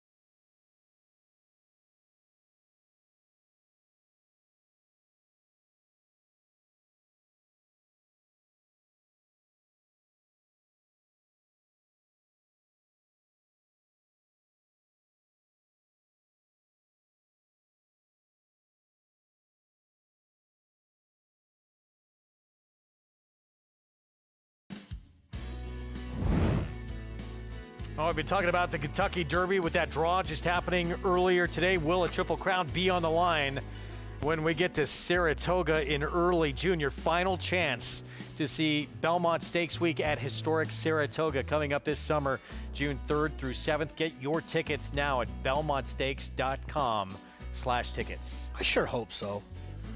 I mean, it's already like the buzziest week and just like really awesome to be up there the last 2 years when we've done it. But could you imagine if there's a Triple Crown on the line? Be fitting, wouldn't it, for the final time, Yeah. having the Belmont Stakes at Saratoga, to have that on the line? What an incredible week it's been, the first 2 editions. And this is, again, your last chance for that to happen with the brand new Belmont Park set to open when we return from Saratoga. Let's get it out to Hot Springs with this feature upon us, to Richie Migliori and Megan Burgess. I think it's a really interesting edition of the Dig a Diamond. Now, full disclosure, Megan, I did go mine for diamonds about an hour and a half from here on a day off. I went off exploring. There's a lot of places you can go mine other things other than diamonds around here as well. It is called the natural state for a reason. Wow, Mig went for a dig. Put that on a put that Well, on a I cap. didn't think of it quite like that, but we'll start with the one-horse standout sensation now, trained by Kinnan LaRose, formerly by our colleague and friend Tom Amos. And this was her winning the Pippin Stakes back in December. And she doesn't need the lead. but she does her best running up on the pace, and she has post one. So doesn't that kind of set in stone what she needs to do? Yes, and she, as you mentioned, is a tactical sort who's better when forwardly placed. I will say this about Standout Sensation. She has her race, and she has her ceiling. And she usually runs that each time. She's incredibly consistent, but it won't, to me, take a Herculean effort for somebody else to bypass her ceiling. Yeah, but she is ultra consistent, does show up and give you that effort pretty much every single time. I know you and I are both very interested in the 5 Pronghorn because of the way this race could be run. She's a filly that will be lurking from just off the pace. Eric Asmussen's riding in such good form for his dad, Steve. Last time out, I thought she looked incredible. She follows that right back up again today. And last time out, it seemed as if she sat off of glacial fractions that day. And then she kind of got that pocket trip. Looked flat to me in the turn, Meg. And then angled outside and really had a nice run. That is, I did pick her in this race, as did you. But do you wonder if she's just a horse that really has to be gotten after and kind of try? It doesn't seem like she's the easy breezy type, that's for sure. No, she's what I term a bicycle horse. If you're not pedaling, she's not running. She kept finding. But, you know, something that JK talks quite a bit about, horse closing into a lack of pace. She fit that bill. That was a step forward. She'll need another step forward. But we both think that the 7, Run a Mile in My Shoes, is going to have a lot of pace. And she is, at the moment, 3-2. The 1 horse, Standout Sensation, 7-5. That's when you get a speed duel because they can't let go of each other. They have to kind of keep each other honest. And when you have 2 quality horses that have a similar style, things could heat up. She went straight to the front last time out, as she is an undefeated 4-4-4 on the dirt. But she's campaigned on the synthetic and the turf for most of her career out in California for Peter Miller. And she just put this field to bed last time out using her speed, as she's done on the last 2 tries. I wonder, she's incredibly vulnerable if she doesn't get the lead, Meg. Or if things heat up with her and Standout Sensation from the inside. You know, again, when you have 2 quality horses that are shorter prices and have a similar style, I think that's when you can get a contested and maybe faster pace than you want. Run a Mile in My Shoes certainly has faster races than anybody else in her past. She does, and I will say the only problem that I had with her in the paddock, she's kind of a rangy filly. Honestly, she looks the part, but she was getting pretty amped up. She was bouncing around, and I didn't actually see her in the paddock for her last start. We were on the set that day, and I didn't get to have kind of a starting off point. Maybe she just has done that. She's wearing wraps on all 4, including on the front, and I wonder with her, maybe she's kind of being used a bit in the paddock. She was able to get a little bit more settled here now that they're on the racetrack, but Standout Sensation's another that has the propensity to get very bubbly, and she actually was within herself and well composed today. And she held it together even better than normal. A horse that I want to talk about, longest price in the race at 22-1, the 6 Bundle. Her last 3 starts, excuses. She was pulled up, 2 back in Fairgrounds. The start before that, a lot of traffic problems. Last time, she was basically eliminated into the first turn, clipped heels. And the fact that she even got back into the race at all, against much easier, I understand all that. She is a daughter of Love and Pride, multiple Grade 1 winner, cost $1.15 million at auction. I think Bundle is going to outrun her odds. I don't know if she's good enough to win, but if you go back and watch her last race, I think you can make a case that she could hit the board here. And I've always fancied her physically. She's a smaller, more petite type, so definitely seems as if the 7/8 smile is her distance, is her ceiling, is those volatile progeny are best at usually. Her dam, as you mentioned, was an incredibly accomplished dirt router, so has a mix of both, but she's just well put together. She's just got so much muscle mass on her. She's continued to impress me now, specifically second off of the bench. I think she's primed for a good effort as well, and you're getting 22-1 on her currently. Yeah, again, I don't know if she's good enough to win, guys, but if you watch her last race, you can make a case that she will outrun those 22-1 odds. See what happens coming up. Obviously, look, the top 2 on the board, and then you throw in that Pronghorn as well, but it looks like this race goes through Standout Sensation and Run a Mile in My Shoes. And the most interesting part of this race, and you brought it up, is that battle we're going to see early on and who decides to make that first move and take command of this race early. Yeah, I mean, I think races like this are fascinating. They're perfect races to test your race design skills, where you have a speed drawn on the rail, a speed drawn outside, a stretch out horse somewhere in the middle, and to just identify what's going to happen here. My prediction is the 1 breaks away from there, gets their position moving forward, and the 7 ends up sitting off of them, and the 1 makes the lead, and the 7 is sitting second. See how it plays out coming up. Standout sensation, the Pippin winner from earlier in the meet, trying to add a second stakes victory here in this Saturday feature. The speedy Run a Mile in My Shoes, the one that will try and challenge on the front end. The Dig a Diamond Saturday feature here on our Fox Sports 1 coverage. Matt Dinnerman the call. Here's Run a Mile in My Shoes. We're ready to go.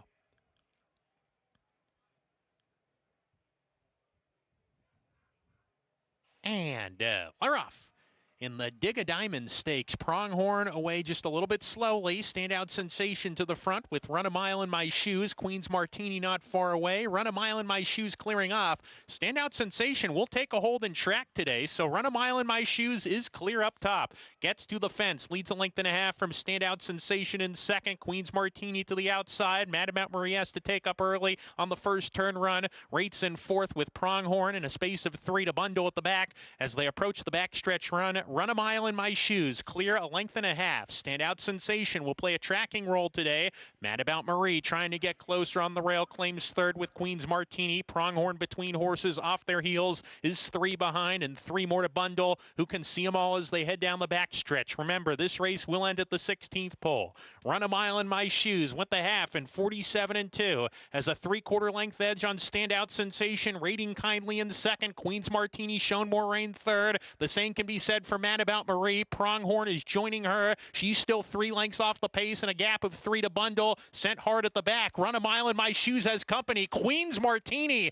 striding to the lead, and Run a Mile in My Shoes has given way to second. And Standout sensation looks like she's beaten. She's in trouble. Loses third to Pronghorn as they come off the turn. Queen's Martini 8-1, trying to pull off the upset here. Pronghorn on the outside, bearing down for a stretch battle. 1 furlong to go. Queen's Martini. Pronghorn on the outside, a length behind Queen's Martini. Pronghorn lunging, one last lunge. Here she comes. It's going to be tight. It's a photo finish. A photo between Queen's Martini and Pronghorn with Standout sensation third and Run a Mile in My Shoes fourth. Queen's Martini, did she steal this race or did Pronghorn come and nail her at the wire? Let's take one more look. Yeah, it's close, very close. There's an angle where you're, in my opinion, you're a little bit behind the wire, so it always looks like the inside has the edge. I think it's probably inside. It just didn't look like the 5 quite got there. That's my prediction, not the official. Yeah, you called it, Wolfie. Now, about the race, while we wait for them to sort this out, the 3 Queen's Martini, what an aggressive early move into those 2 horses, and it worked out great. Whether they won or lost, that was the right move. And then Pronghorn obviously just kept grinding away to get themselves into the possibility of winning this race. David Cabrera for Ron Moquette. Let's send it out to Megan. Megan, it is the 3 Queen's Martini at 8-1, your unofficial winner. Really nice effort for her. Ron Moquette closing out a really strong Oaklawn Park meeting. A little bit slow starting, a lot of seconds and thirds, but his horses have been running well, and Queen's Martini just did hold off Pronghorn. Megan and Pronghorn missed the break, maybe would have been a little different. Perhaps, but I believe that the key to Queen's Martini is that she runs well fresh. She ran well fresh in December, and I believe it's an incredibly astute observation on Ron Moquette's part to get her primed for this race, and she's gotten a little bit of a freshening in doing so. And having her ready to, run this well, going a mile, hasn't been seen since late February. Great training job, terrific ride by David Cabrera. Gets it done and holds off Pronghorn. I guess the 2 favorites were a bit disappointing, but again, 2 favorites that had very similar style. Exactly put, and there wasn't exactly a pace duel on the front end either. Run a Mile in My Shoes looked pretty comfortable, but ended up fading Greg and an upset here in the Dig a Diamond. Yeah, the sprinter stretching out. Queen's Martini, who previous 2 tries at a mile had not won, did have 1 runner-up finish, but beating a group of this quality, next level performance from this 5-year-old mare.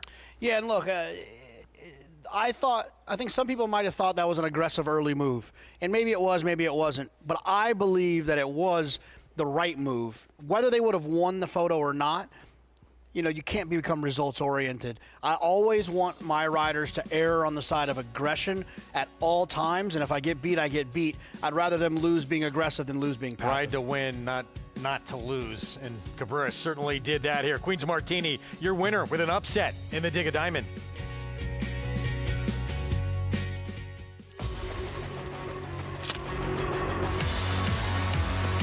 And it's lights out, locked. Pouring it on, running aggressively through the stretch to win by 7 easy lengths. Here is Locked. Locked racing by on the outside for the lead. Locked, the wine steward, it is Locked. Here comes Locked after Mulligan. Locked catching with every single stride, and Locked will win the Cigar Mile.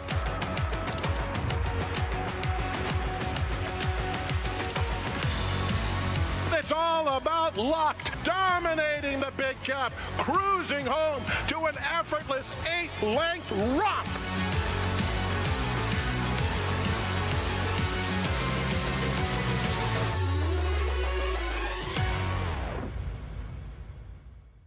You bet with Naira Bets. Bet any track, anywhere, anytime, including all 3 legs of racing's Triple Crown. Download the Naira Bets app to play today and get a $25 free bet plus $200 deposit match bonus. Watch live horse racing, get expert picks, boost your bankroll with daily promotions, and hone your handicapping skills with exclusive tips and tutorials. Sign up now to claim your $25 free bet and $200 deposit match now through the first Saturday in May, only with Naira Bets.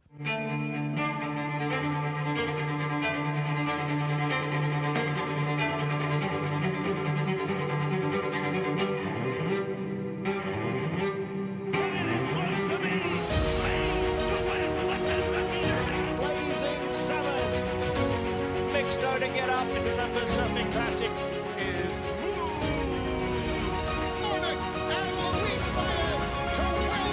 Good Magic, the classic sire.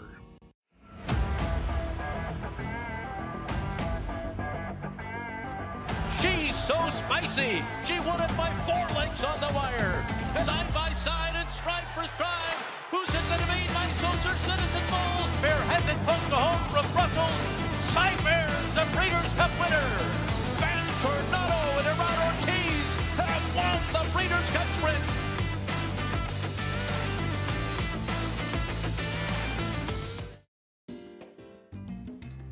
Back with you on our Fox Sports 1 coverage, and if you're in Hot Springs, come for the racing, stay for DeLuca's Pizza. It is quite, you wouldn't think Hot Springs, some of the best pizza you can get in the country, but it is. Well, he is from New York, though. So. Well, he learned, so he actually was in Italy and stayed with someone who taught him how to make the best pizza you can make. And that's where they brought it back to Hot Springs. Yeah. The last time I was there, I think I ate there 3 times, and I was there for 2.5 days. It's a good move. Queen's Martini with the upset score, 8-1. Ron Moquette, trainer David Cabrera, aboard for the winning ride for Fleur de Lis Stables. And the Dig a Diamond winner returning $19.20 for the victory. Let's go to Megan. Well, joined by one of my favorites to catch up with here at Oaklawn, the mayor of Oaklawn, I should say, and Ron Moquette, and Queen's Martini. You're so astute in how you've handled her, because it really seems as she runs her best efforts when she's a bit more fresh. Yeah, she tells us when she needs a little spacing, and we like to listen.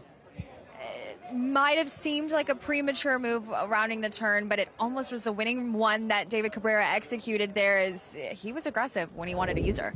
Yeah, I thought that the winning move it worked this time, but a premature move here kind of works at a mile. That's for sure, but she's certainly taken to this mile, as she is a horse that maybe was an allowance dweller. How much confidence to see her be able to take on a group of this caliber? Well, it's very rewarding. When we got her, she was a little thin, and she'd kind of wrung out, and the good doctor let me kick her out for a while and do right by her, and I love to see him get rewarded for that. Always rewarding to do so, Ron. Always great to catch up with you. The meet's winding down. What's been the moment for you this meet, Ron? I mean, the Derby was really good. The success overall of the meet was really, made me happy. But I thought the race of the century for me was the handicap as a fan. And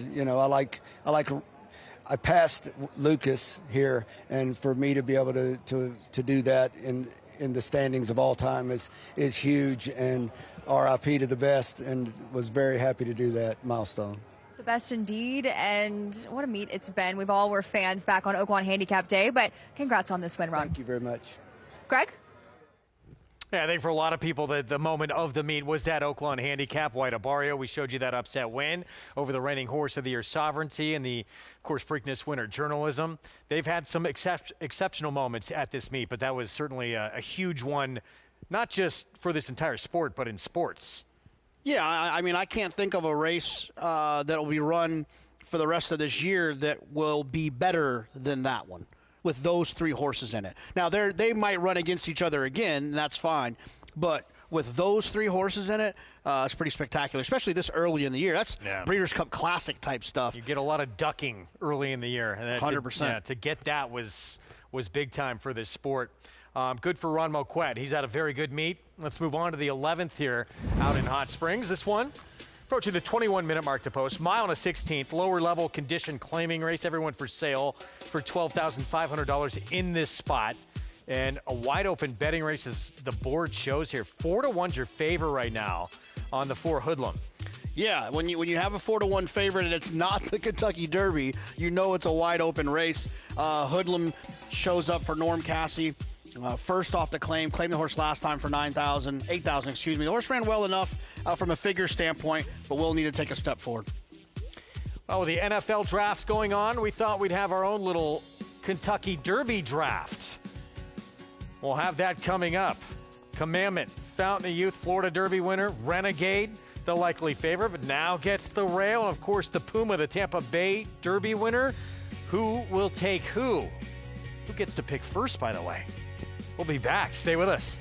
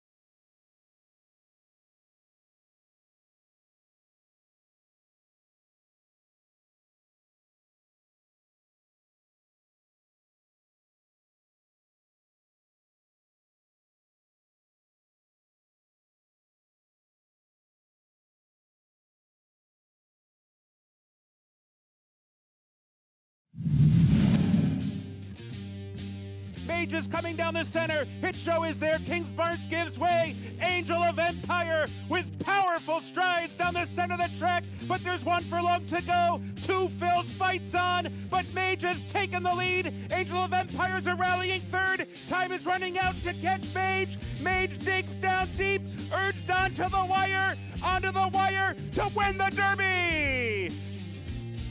Mage lightly raced. What a performance, and these same connections showing up again in this year's Kentucky Derby with the Puma. Yeah. I actually said somewhere that I thought the Puma was better, and one of the owners, Ramiro Restrepo, he sent me a text message, and he's defending his brothers against each other. So, look, I didn't see this one coming, by the way, Mage. I didn't like him in the spot, and he ran so well, and what a big performance he had that day. Well, the Puma from those same connections, as you see, post 9, 10 to 1 on the morning line. Broke his maiden in a graded stakes race. So as we said, it is the draft. Let's get to it with the first pick of the 2026 Kentucky Derby draft. Megan Burgess, you're on the clock. I'm a little nervous, but with the first pick in this Kentucky Derby draft, I'm going with Further Ado. As I mentioned earlier, his energy levels coming out of his absolute monstrous performance at Keeneland in the Grade 1 Bluegrass, to me, is the right kind of energy, the right kind of animal that you're wanting to see coming into what's supposed to be his career best effort in the Kentucky Derby. Now, there's a lot of people out there that are unsure if he's going to back it up at Churchill Downs, but hey guys, he's won there before, and he really could be just that good. A lot of pressure for my first selection, Mig, but I have confidence in you. Well, the lady from Texas Tech selects Further Ado as her first draft pick. And guys, I'm going with Renegade. I've been here all winter, watched him win the Arkansas Derby. Not crazy about his draw. Post 1, not ideal, although it's a little better because of the 1 starting gate as opposed to 2. One thing I know about him, though, he'll be going in the right direction at the finish. It feels like he's finding his legs the further they go. Go back to his Sam Davis. It was like he hit his best stride coming to the wire. Arkansas Derby, his best stride inside the 8th pole. Came home in less than 12 seconds that last 1/8 of a mile. Obviously, from post 1, he's going to have to work out a trip. He's got the right rider in Irad Ortiz Jr., who has just been brilliant. Watching him ride, and to think he's ridden at a minimum of 300 winners a year for each of the last 10 years. It's over 3,000 wins in 10 years. Unheard of kind of stuff. Renegade will be my draft selection. Well, apparently, I'm last man out. You get to, you get pick number 3, JK. You can trade up if you want. I'm good. Okay. Yeah, I'm going to go with the best available, right? You hear that in the NFL draft all the time, just who's left that's available. I'll go with Commandment. I would have been fine with either of those other 2 horses, Renegade or Further Ado. But Commandment has that consistency. He said he's won 4 races in a row. He won the Florida Derby. You can't be upset about that. The Florida Derby, obviously a very productive race. Beat other horses that I think are well meant in this spot, in the Puma and Chief Wallaby.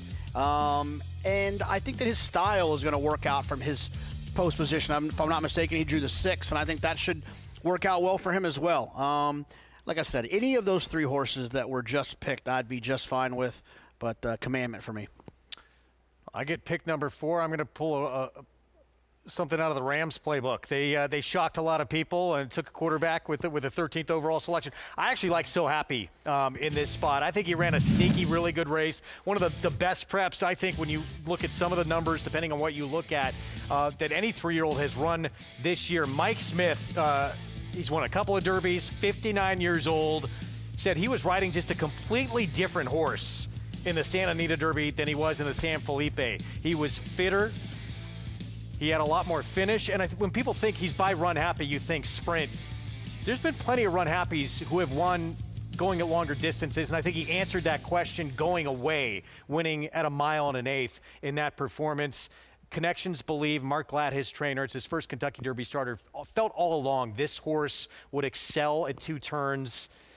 A lot of ability on the bottom side of the pedigree as well in terms of distance. I think this is a horse you're going to get a great price on as well, Derby Day. And the most experienced rider in the room, I think I heard today during the draw, Mike Smith making his 29th start in the Kentucky Derby. And, you know, we talk a lot about works, too. Apparently this horse did not have a work that looked very good the other day at Churchill Downs. That's what he always does. He never looks good working in the morning. I would not be alarmed by that. There it is. All right, sleeper picks for this year's Kentucky Derby. We talked about those three. The three that you know, all of you picked on top are going to be the big three. For you, who's the sleeper to win this year's Derby? To me, it's probably Emerging Market, right? I think that Emerging Market is one that if he ran 4 more times and then did what he did in his last 2 starts, we would all feel warm and fuzzy about his mile and 3/16 victory in the Louisiana Derby.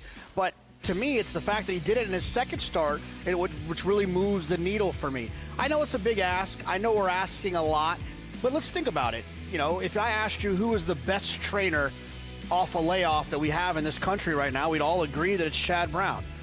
So I think Chad is uniquely prepared to handle a situation like this for a horse that's lightly raced, that doesn't have a lot of experience. And I like where he drew with his style. He could end up kind of getting a nice, clear trip from the outside without having to overcome too much adversity that he might not be ready for.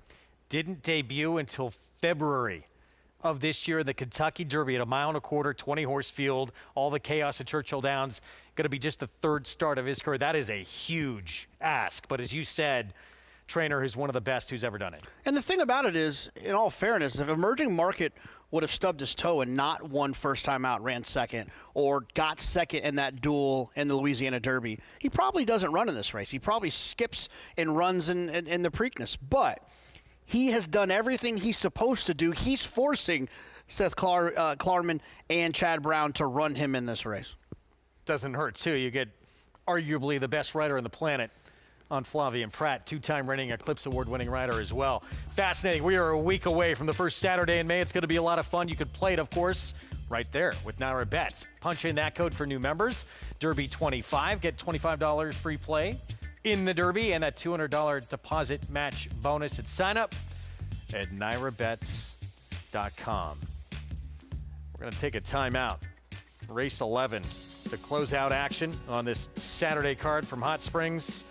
When we come back, we'll have the post-parade bolt at midnight. Right now, the favorite, Christian Torres rides. We'll be back.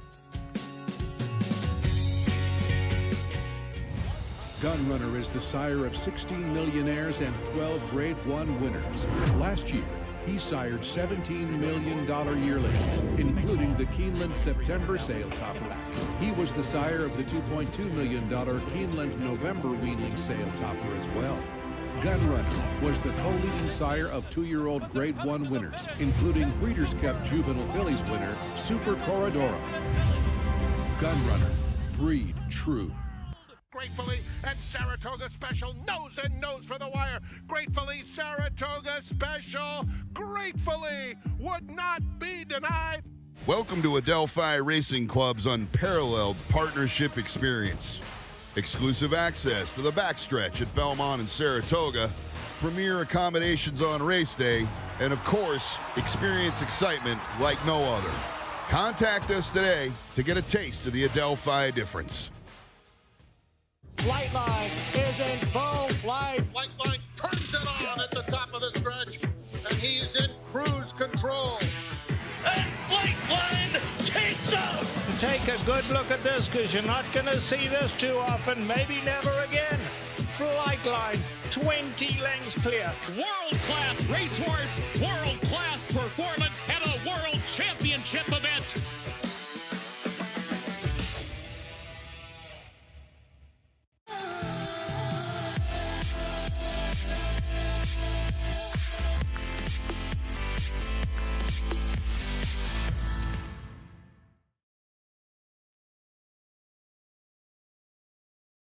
The Belmont Stakes Racing Festival returns for the final time to historic Saratoga Racecourse. Don't miss the Belmont Festival at Saratoga.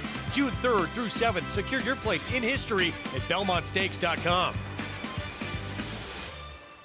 Racetrack Television Network brings you every race, from every track, on every screen, every day. With monthly packages starting as low as $5, RTN gives you great value and access to more live HD streaming and race replays than anyone. Visit RTN.tv today to sign up and watch on almost any device, including Roku and Amazon Fire. RTN has packages that start at $5 per month.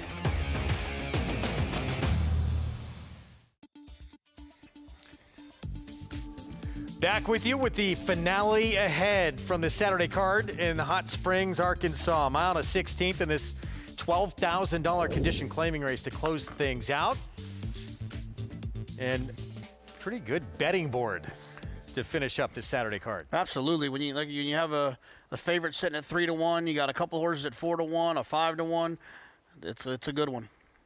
Here's Reveal Valley, Burl McBride trains. 2 for 10 lifetime. Just hasn't been finishing his races. The 2 races ago showed some speed, but no good. Peter Miller trains Batera, second off the claim. Yeah, another one who's got a little bit of tactical speed. If you look at the pace figures, could be close. Here's Hoodlum, Ramon Vasquez, leading rider aboard. Yeah, see if the trainer change can kind of wake this one up to find some of those pass numbers. Big Paper just missed at this level last start. Yeah, was closing in that last race. We'll need some pace in here. Dinner at Crumpy's 9-year-old, 2 for 53 lifetime. I don't think this is going to be the one that makes it happen. Here's Ringside. Eric Asmussen aboard. Yeah, Ringside's run okay in the last 2 or 3 starts. Could be going in the right direction for Danny Pish. The favorite, Bolted Midnight.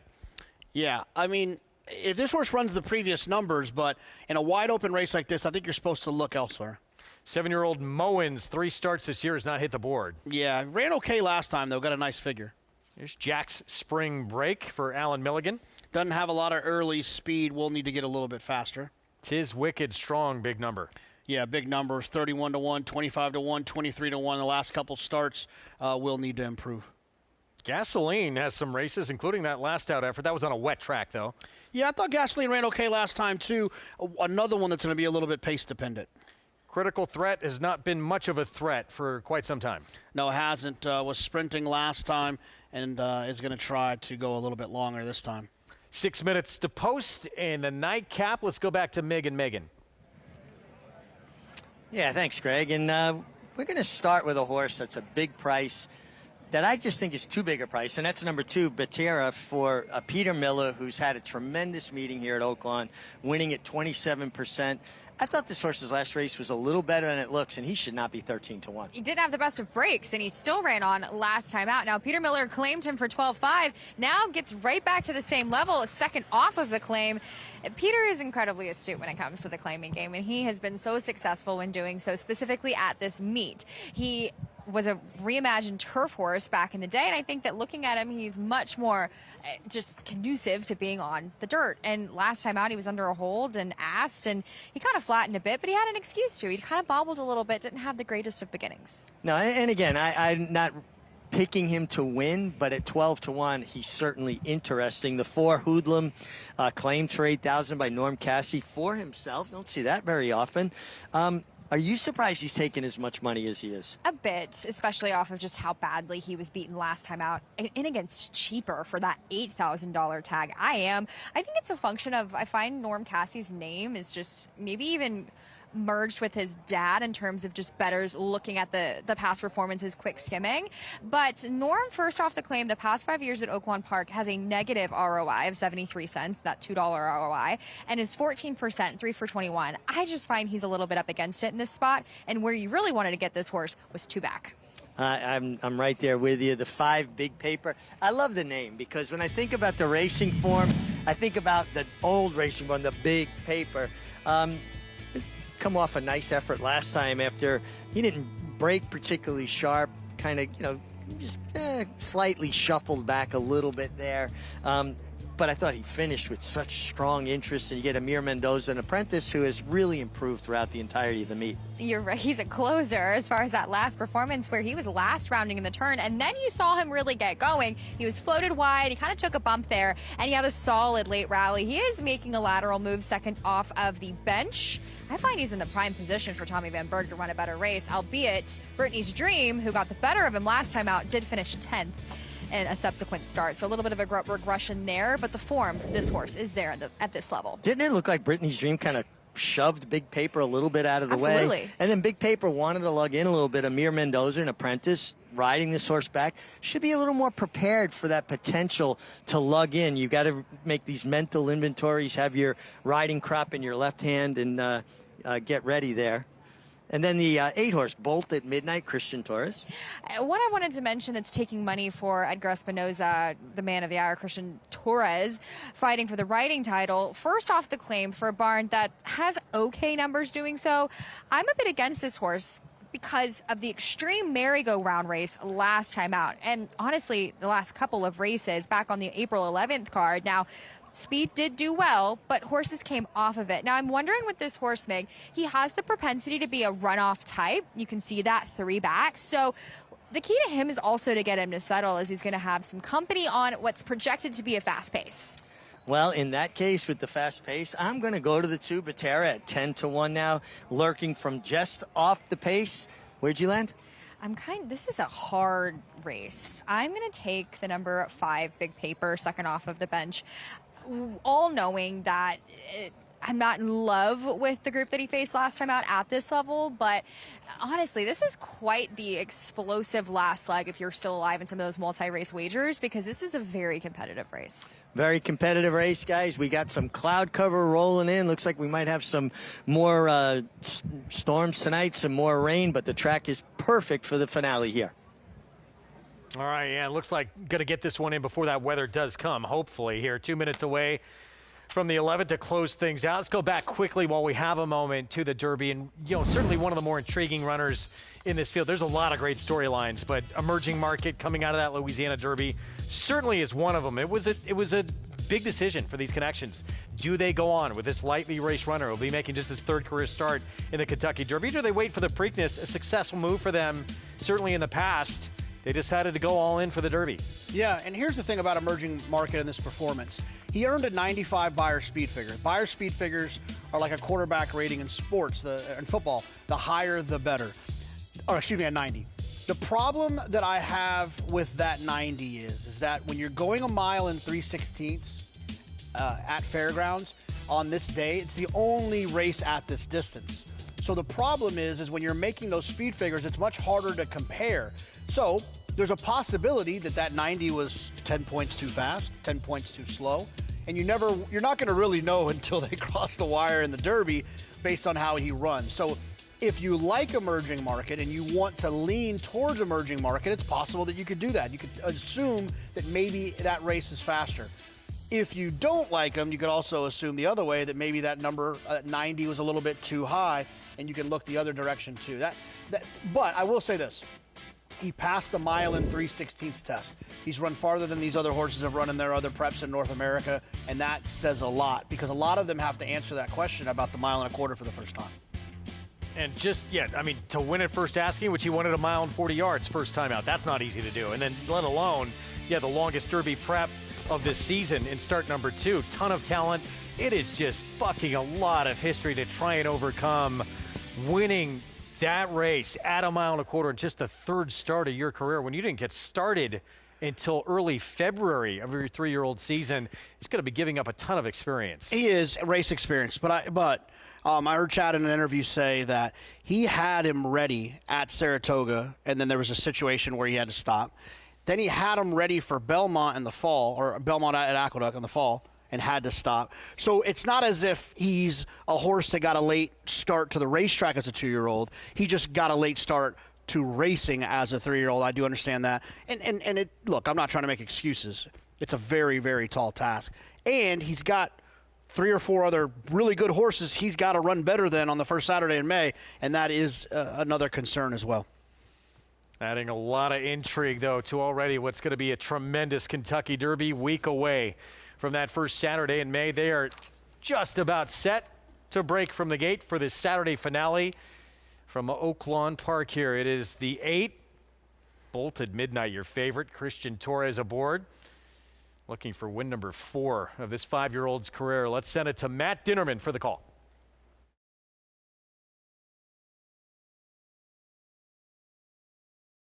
Runners facing up to the gate. Reveille Valley, Bettera, Hoodlum have all gone in. Here's Bolted Midnight, Mo Wins, and Jack Spring Break. Big Paper goes forward.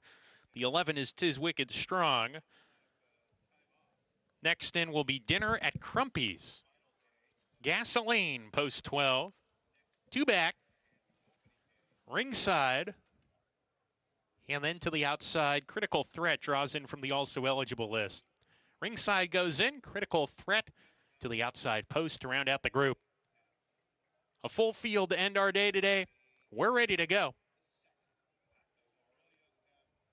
And they're off. Slow breaks from Jack Spring Break and Tis Wicked Strong. Bettera had no problems coming out of the gate. Reveille Valley's alongside. Bolted Midnight right behind in third, stalking the pace early. Mo Wins next with the Arkansas bred. Dinner at Crumpy's going into the first turn run.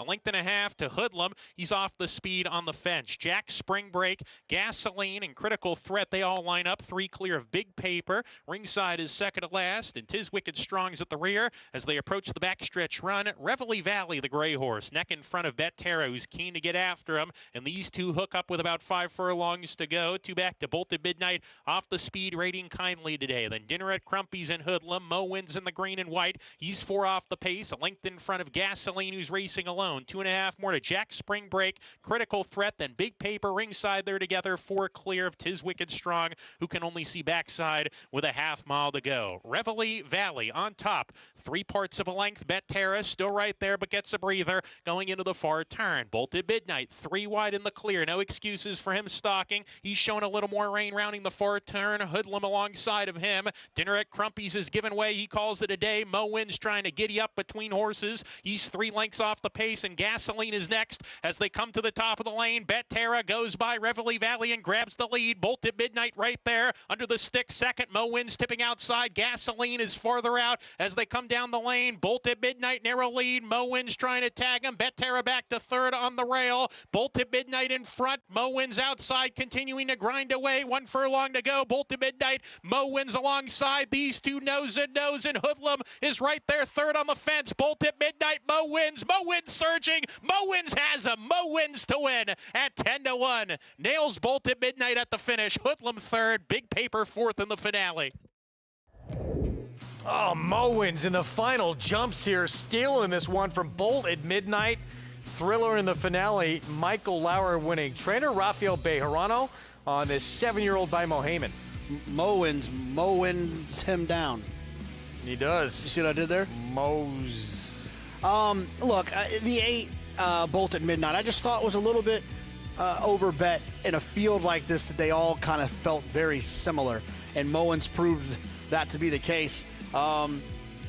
And look, he just kept coming. At the top of the stretch, it was the 8 looked like he was going to get loose, but he just kept grinding away at him there and eventually got up and passed him. Good for Rafael Bejarano. Get the win to close things out here. Fun Saturday show. Hope you enjoyed it. We're back tomorrow, Fox Sports 1. Our coverage starts at 1 Eastern on FS1. And now that the draw has taken place, and let's not forget that this, obviously a lot of excitement talking about the Derby and everything. That entire card is exciting with all the stars that are going to come out on Derby Day. Oh yeah, the Grade 1 races you'll get to see throughout the 2 days. The Kentucky Oaks on Friday, obviously. The races that'll take place there. It's Derby week, Oaks Day, Derby Day, Belmont Day, Breeders' Cup Day, Travers Day, Whitney Day. Some of the best days in racing. How you feel about your draft selection? You want to make a trade? Yeah. Not with you, though. I didn't think you would want to. Renegade, Further Ado, Commandment. Those are, the top 3, but the horse who's going to be likely your morning line favorite. Inside Post draws that dreaded 1 spot. See what happens with that one. There's going to be so much talk over the next week, including right here on the program. We will see you again tomorrow, Sunday, 1 Eastern start time for our coverage on Fox Sports 1 with more from Oaklawn and from Aqueduct. Feature on the Saturday card, the Dig a Diamond, it was an upset. Queen's Martini, Ron Moquette, David Cabrera holding off Pronghorn in a thriller down the stretch for the 4th win of her career. Successful here on the stretch out in the main event on the Saturday card. We'll see you tomorrow.